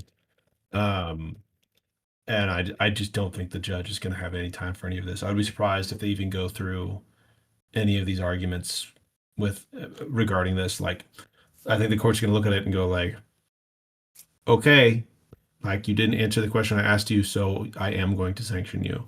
Whether it's for the 10,000, I don't know. I think that sanctions are very likely. I've been saying I would be surprised if she was not sanctioned. If I acted like this, I would expect to be sanctioned by a court. Missing a depo like this, not really acceptable. If maybe there's some mitigating circumstances, and maybe this judge will go, oh no, they cited my own words back to me, so now I have to let them go. I don't know. I am way more. I'm way more confident that what's gonna happen. Okay. I don't know the question. I'll ask it right after. But I'm way more confident what's gonna happen is the judge's order is gonna come out on this, and it's gonna be like the last judge's order from however many weeks ago. Is, hey, your citation is dog shit because in this case it was this, and this, so it's not analogous. So your citation is dog shit. You didn't meet this part. You didn't meet this part because this. You didn't meet this because your emails show this. Like it's gonna be just that. I'm 100%. I feel like if someone cited my case, and it might not be that egregious, I guess, I don't know, but like depending on how well they do it, I think that would also matter for me. You know, if I was, I'm not a judge, so what the fuck do I know? But like if you just throw it in there, but it doesn't, because it's like, you know, that case, right? I don't know. Yeah, I mean, like if you use a judge's words against them, you better know. Exactly what it means. Because if they try to root it out and be like, oh, you just tried to use my words against me because you didn't have any other support. Yeah. Sorry, bud. Like you actually cooked yourself. Fuck you. And yeah, I think that, I mean, the judge is going to take their time and make sure that they're going to go through all these citations. They're going to see what they're trying to say. And at the end of the day, there's just not an answer here. Like out of everything I've seen here, it's I didn't want to miss class, and it's like the best. Dang. All steelman against that, because I think they offered an answer. Their answer is, we didn't have to file notice. We didn't have to file for protective order because of this bullshit that as long as you tell the other party, like whatever. I don't think that's good enough. Yeah, I'm sure you don't think that's good enough, but that's their supposed. For some reason, they think that they're saying I can't make it on the 3rd is sufficient for them to not need to file a JPO, even though the court has already said I need to know why you didn't file a JPO, which means the court thinks you should have filed one. The court's not saying should you have filed one. The court is saying you should have filed one and you did not. Why didn't you? Right? What if they just said we didn't know we had to? Then you'd get sanctioned. Cooked. Yeah, they would sanction you. Yeah, that's not. You should know. It's your job to know. Yeah, you're a lawyer. Yeah. Okay, fair. But I don't know. I feel like that's better, but maybe it's not. But no. Your instincts are correct in that if they had showed up and said, Judge, it was our mistake, we should have and we didn't. We had this big back and forth with them. They did it, they just put it there and we told them that we couldn't go and we should have filed the JPO, but we didn't. We don't have an excuse for you. You would at least get some respect from the court, and then they would probably still sanction you, but be like, nah, maybe we'll just cut it back because you acknowledged it, and blah, blah, blah, blah. Coming in and puffing your chest and being like, well, Judge, actually, they're retarded. It's not going to win you any points. Fair. Now, Kafka. I appreciate you. I want to look into, maybe not this stream because it's late, but yeah, the citation that they're making to this Judge Torres, how would I go about finding this to find what the fuck they're quoting? Like they have all this. If I just copy this, it shows like Justia Law. There's no core listener, so I can't just look at the fucking thing. Justia Law, Case Mine, Gov Info. That's all I see here. I want to compare these to make sure, because what I'm expecting to find is these are not the same fucking thing, and they're quote mining like crazy, like they've done for everything, and selectively fucking done shit. Which is, if that is the case here, is insanely like arrogant to have done. The best way you're going to be able to find it is if you have a Lexus account or a Westlaw account. You can go on there and look it up. Based Lexus account holder. True. Also, wait, is this... Are you talking about looking up other cases? Well, wait, now I'm even more pissed, okay? When I hover over Caracas v. Forever Gens here, it links and you can just open to Alexa's thing. If I hover over Chavez v. Arncedo, it doesn't. Why would they do this? This is... Oh, wait a second. Try just typing it into Google and just clicking through and seeing if you can find Did they do any direct quotes from Chavez? They, like, partial, kind of. Magistrate Judge Torres squarely rejected the same behavior, finding that, quote, there was absolutely no justification for unilaterally setting, in brackets, plaintiff's deposition on a date that, brackets, plaintiff was obviously unavailable to appear. Okay, try doing some of it or something.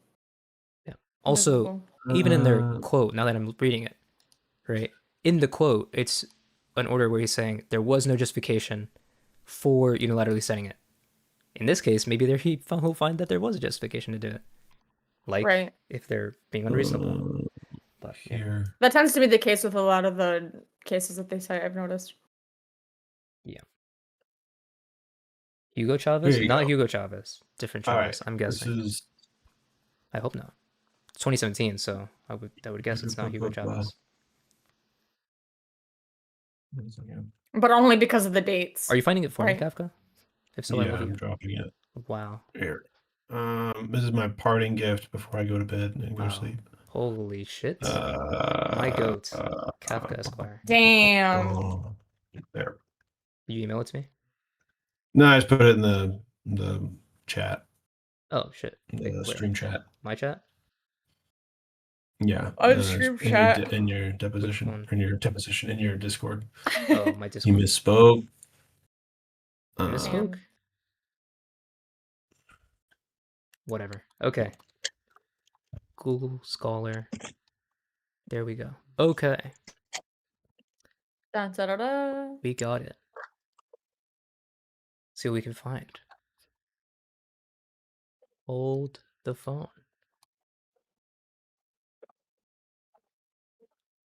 Hold the phone. Let's see what we can find. Okay. The quote is, there was absolutely no justification. Let's see. There was absolutely... Okay. Plaintiff's motion to compel defendant's deposition sanctions. Without rehashing all the email communications set forth above, we find that the defendant was substantially justified in not appearing for the deposition. The plaintiff unilaterally said in this case, there's no confusion, the defendant was out of the country on June 13, 2017, and the only defense counsel could be present on that date. Last plaintiff scheduled defendant's deposition out of frustration and incurred unnecessary costs and fees. His motion lacks any merit because there was absolutely no justification for unilaterally setting defendant's deposition on a date that the defendant was obviously unavailable to appear. And plaintiff's conduct was also unwarranted because the discovery deadline in this action does not end until June 28th, 2018. As such, plaintiff's motion is denied and parties are directed to work in a professional, cooperative manner on a date mutually convenient for both parties. When was this filed?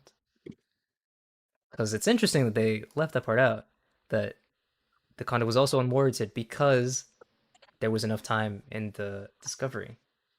Whereas here, there's like a month left. And they were out of the country? Yeah, and they were out of the country, like, in this case, which is not the same in this one. But So yeah, setting a date unilaterally for a time that they're out of the country and then requesting sanctions, or assuming it's like a 1-to-1, that would be silly because there's so much more time left and blah blah blah. Yeah, it's just and there wasn't a deadline of deposition. Oh my god. Plaintiff's position is further weakened by the fact that plaintiff suffered no prejudice by defendant's unavailability. The discovery deadline does not expire until nearly 1 year later, June 28, 2018. So in this case, there was a year left of discovery, whereas at the time that these negotiations are happening, there's like 2 months left of discovery. So essentially, they had a lot of different. They had a huge window of time. Correct. Yeah. There was whereas in the current, like in the Doesn't Even Pixie case, there was 2 months left of discovery, and they're saying there's a whole month where it can't happen. Brother. Oh, it's true, Fudge. Flying out of Illinois, though, much worse and cumbersome than international travel. So true.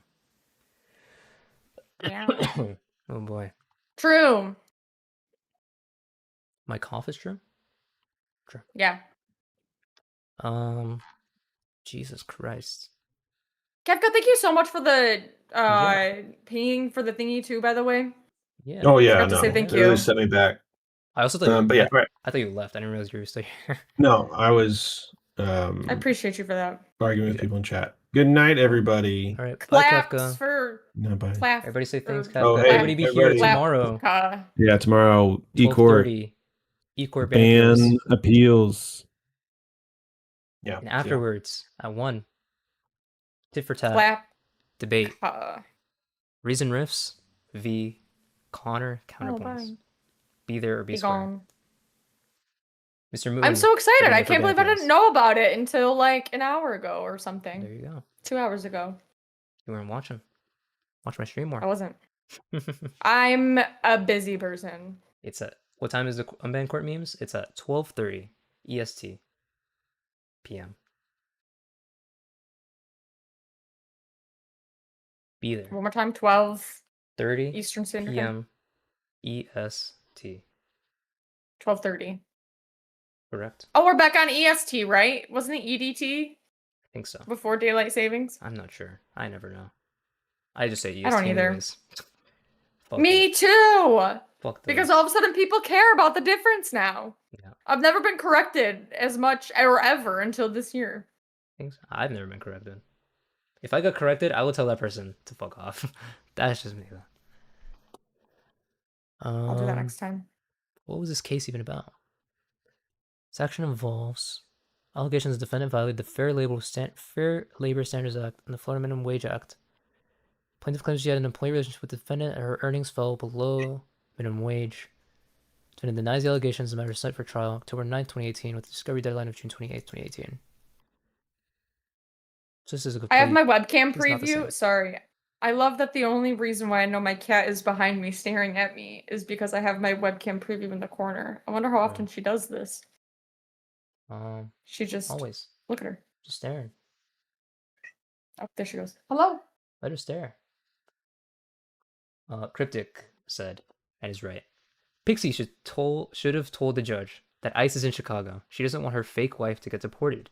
She can't risk traveling. True. Absolutely true.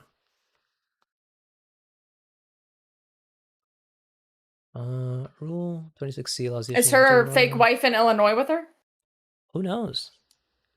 According to Destiny. Oh, well, if she's in as school, of a few then... months ago, she was just screaming at him at his apartment. So maybe not. Maybe who the fuck knows? And I guess if she's just there for school, then like maybe it doesn't matter. But maybe. It's all the time to be away from your wife, though. Yeah. Addition. Analysis. Defendant's motion. The gist of defendant's motion for protective order is that plaintiff unilaterally set defendant's deposition for June 13th, 2017. Wait.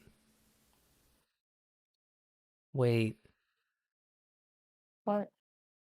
What they're citing to say that they don't need to do a protective order is a motion for protective order. Oh. Plaintiff unilaterally set defendant's deposition for June 13th, 2017. Plaintiff understood the defendant would be unavailable to attend. Defendant asserts that plaintiff refused to set the date for defendant's deposition on June 15, 2017, another date when defendant indicated she would be available in August or September. As such, defendant moves for a protective order on the basis that the defendant did not simply refuse to appear for a deposition. Rather, plaintiff allegedly scheduled defendant's deposition when plaintiff clearly knew the defendant would be unable to attend.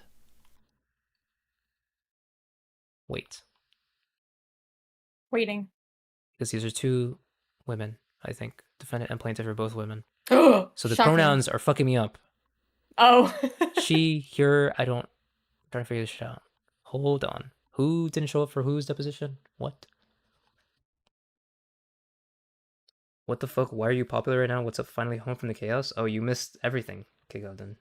We went over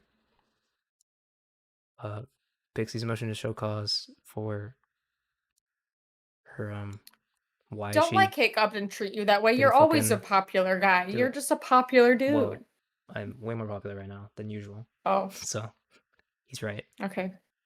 But yes, every one of you 600 viewers, okay? Follow, Oh, wow. Kick, YouTube, Twitch, if people still use that site. Follow. They do. You should. What about me? Oh, and Peach_streams. Follow her too. Thank you. Yep. Guess Court Slop me. always draws a big audience. It's true. I love Court Slop. Let's keep bringing some Court Slop. Okay. Just a defendant's motion for protective order is that plaintiff unilaterally set defendant's deposition for June 13th. Plaintiff understood defendant would be unable to attend. Defendant asserts that plaintiff refused to set the dates for defendant's deposition, June 15th, or another date when defendant would be available. As such, defendant moves for protective order on the basis defendant did not simply refuse to appear for her deposition. Rather, plaintiff allegedly scheduled that so they're doing this protective order after the refusal to appear for the deposition? This is just bizarre. The facts do not line up exactly. Well, let's see. Response plaintiff argues defendant's motion lacks merit in part because defendant filed a motion for protective order at the 11th hour to a properly scheduled notice deposition. Oh, wait, no. So they did it on time. Or, in theory, on time. Before the deposition, they filed for the protective order. So, wait, so no. So this is not, no. Oh my god, I can't wait. I can't wait. Say things.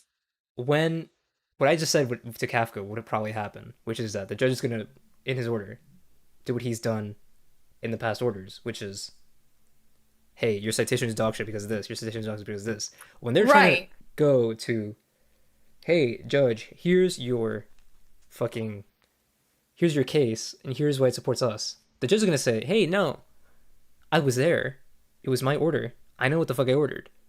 In that case, the defendant did file their protective order motion. They filed it. Right.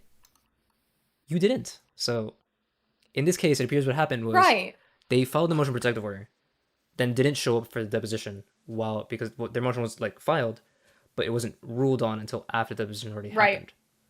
So, which is why it was special. But it's not. You didn't do one. You didn't do a protective order, so this doesn't apply to you. It's not the same shit.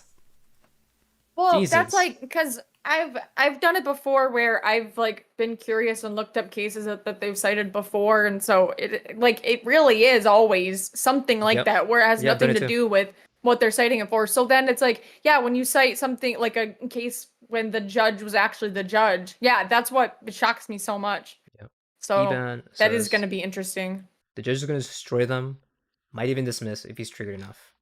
Maybe. I could see it. They say that it wasn't necessary based on this case. Well, yeah, they're trying to. Here's the It doesn't make any sense, yeah. They cited it. They're like, well, you judge Defendant's also. motion, protective order should be denied. Courts reject the tactic of unilaterally noticing. They're saying, in this case, it was rejected, finding there was absolutely no justification for yada yada. It wasted the party's time and whatever. Another setting, whatever, this. Whatever. So, that was part of their argument.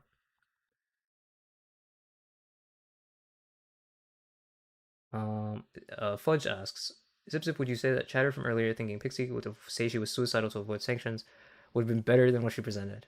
No, because they would have to prove that, and they can't, because it didn't happen, so. Cryptic. I feel like it's on par, though. Well, yeah, it's about the same. It really wouldn't change anything from what they already have here. Yeah. Even if they did prove it, in theory. But. That's how, like, literally this is, like, such a nothing. Because it's yeah, over. it's Unless same. she was suicidal for 2 months while these fucking meeting confers were happening. Our missing class would make her suicidal. Actually, that might be better. For her. Holy shit! Wait a minute. That would actually be better. Should have said that. If I missed class, I'd be suicidal.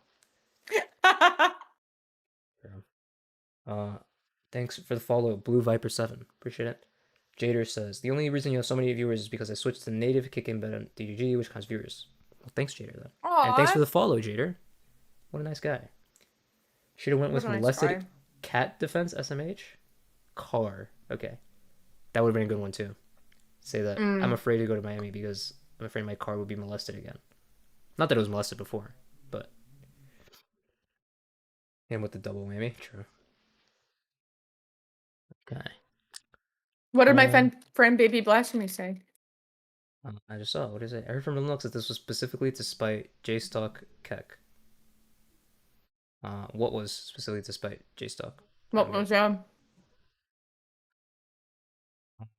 Thanks for the follow, Fightarian.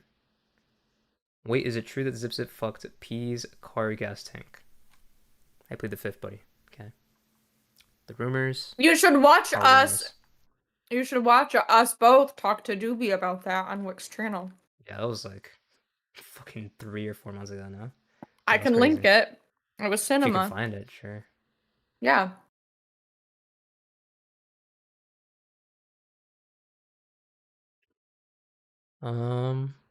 Reading the more of this fucking thing because this is so stupid. Plaintiff this defendant has no justification to waste approximately 4 to 5 months to discovery. Prejudice plaintiff. Defendant causes significant last-minute burden on plaintiff's calendar. Please request defendant pay attorney's fees.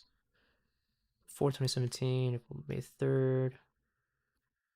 Post this date. Inform they be out of the country. Put alternative dates.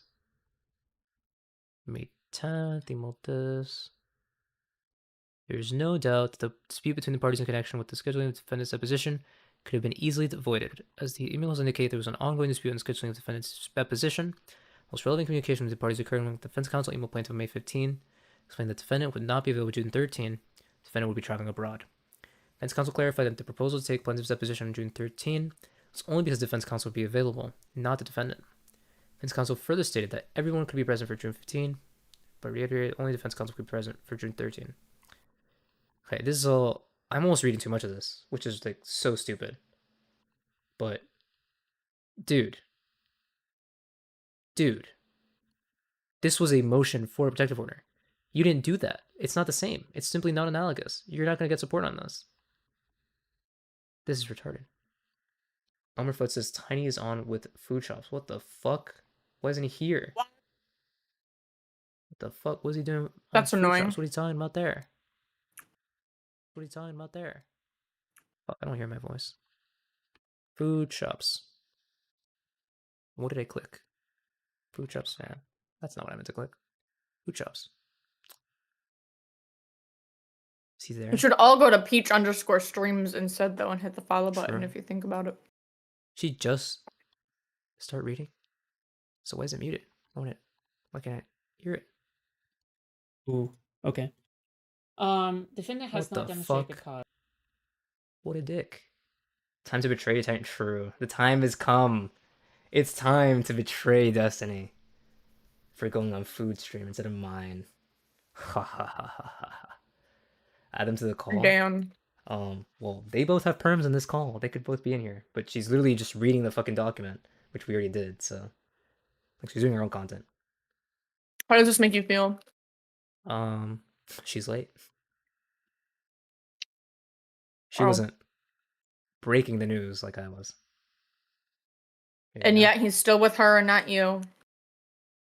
Oh yeah, because he knows I don't need him to be here, because I already know everything about this case. And you have me. True, and you're already here. Maybe if I no, I'm just kidding.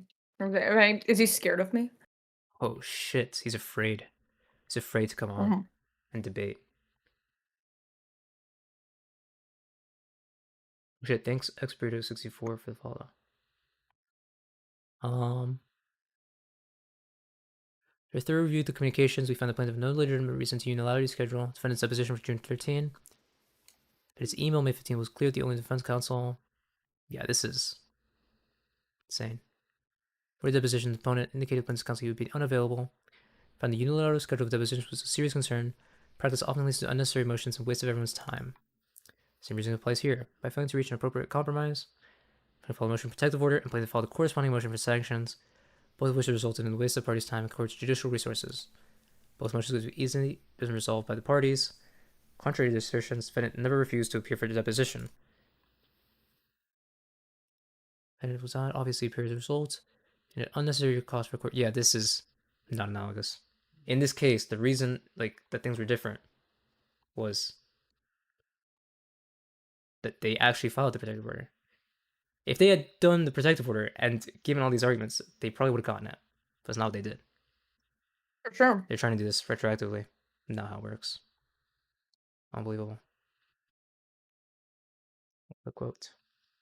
Unbelievable. Yep. Sorry, that's a meme that you wouldn't understand. Okay. Then I don't understand. Okay. Do you like Michigan State? Well, I guess no one likes Michigan State football anymore, but it's from back in the not day. A football guy. Sorry. The last play of the game. It was unbelievable. That's crazy. Okay. Was that it? Wow. Anything else on this? So it's late. Well, I'm gonna have I'll probably shove off her. Oh, you too? Yep. Cute. Hungry. Alright. Is there anything else, chat? Otherwise, it's late. We finished. We covered everything. Motion. That was a great exhibits. time. Yeah.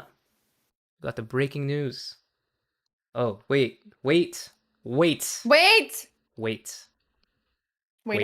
I'm receiving secret communications. Don't go so anywhere. annoying. Hold on. Yes. Fine. I will not Don't leak go anywhere. anything, Us, or but- that's what the message said. Well, me. I'm saying that. Nobody go anywhere. Viewers and Peach. Damn it, he included me. I can't leave either. Yep. Well, you don't want to. Okay. See. Hello? This guy. Hello? I'm gonna leak DMs. What the fuck? I'm getting trolled. Hold on. I'm getting trolled on. You are. Food shops. What is each other to figure out when to schedule these depositions. Like, that's fine. The ridiculous He's thing just is she saying said shit. she's not available for the entire month. Why do you ask the question? And it He would be wasn't- burdensome for her to didn't- travel he didn't to wait for a Florida. response? But she sued me in the state of Florida. So the fact that she fucking moved is beyond fucking retarded. She would use that.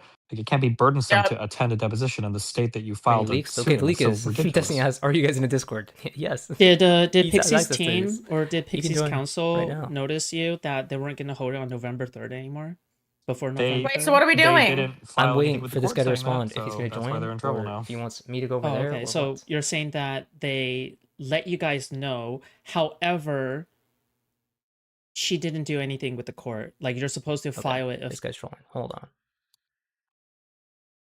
I was gonna look. There's nothing here. Okay. With the court if they don't like it, and they didn't do shit with the court. Okay. I'm gonna need to understand why I'm waiting. And what I'm Destiny waiting might for. come join, or he's Defendant just is not saying, "Are you entitled guys in to Discord?" I guess he wants to join. I don't. Defendant understand. seeks sanctions. He's stonewalling claiming you guys. plaintiff This is failed abuse. to coordinate depositions or appear. getting but the gaswalled. record shows the opposite. Plaintiff repeatedly proposed reasonable dates, Defendant refused Now you know to how it feels cooperate to and be a sent an BPD girl. invalid notice. It's true. Courts deny It's sanctions just in what it these feels like. circumstances as a matter It's true. of course. Do you know why they keep Chubbs on is an repeating actual fake reasonable? fan. He's already explained Like all any of this in reasoning the in stream. They just would say random things. If you say reasonable enough, they Oh, think what? it becomes reasonable. It's just stupid. I understand. Okay. Just go I'm hostile actually them. kind Well, of yeah, I can surprised. join where they're at. But I'm actually kind of surprised can't, that Wanna you see know yours? such No, that's like, okay. You casual can go. I don't language care. is being used in Well, I don't know. He just legal asked a question and he's not court fucking saying papers anything. and shit. What is he? Like, for example, Was he gonna join? If he was earlier gonna in come the here, paper, then I'd rather he come here. They said the word shenanigan. Is that even like there's Spoken no like a way true this is, like, streamer. legal Listen language off. or some shit, Where's the- right? Like You I feel Stonewall like- him back. I feel like I should be reading jargon, not like well, everyday language. I can't. No? I already responded. I mean, Oh. reasonable can be everyday Or language. damn. Well, But when he responds, you leave him on red. true. I will do that. Okay. Oh, was made Fuck in it. good faith. I'm ending stream. Fuck it. Okay. Okay, go This have guy. fun. This guy, man. Unbelievable. Okay. Go have Thanks fun. everybody for hanging out. Thanks everybody for sticking around. Bye. Watching the core Peach Thanks everybody for _ follow. streams on Twitch and on Kick, and I guess I'm on YouTube too, but I don't stream there because I always get in trouble. Hello, I follow plugged me, myself. Kick, Twitch, YouTube. Follow Peach _ streams on all of her stuff Thank you. too. I'll see you guys next stream. Maybe tomorrow. Actually, yeah, tomorrow. E-Court, 12:30. Beta appeals, 1 o'clock. The debate. Reason Riffs v Connor Counterpoints. Tit for tat. Okay? I'll see you guys next stream. Wait, who's linking me something right now? I'm not. We'll watch that I just tomorrow. did all my waves. All right. Bye, guys. I'll host Switch Ups. Go.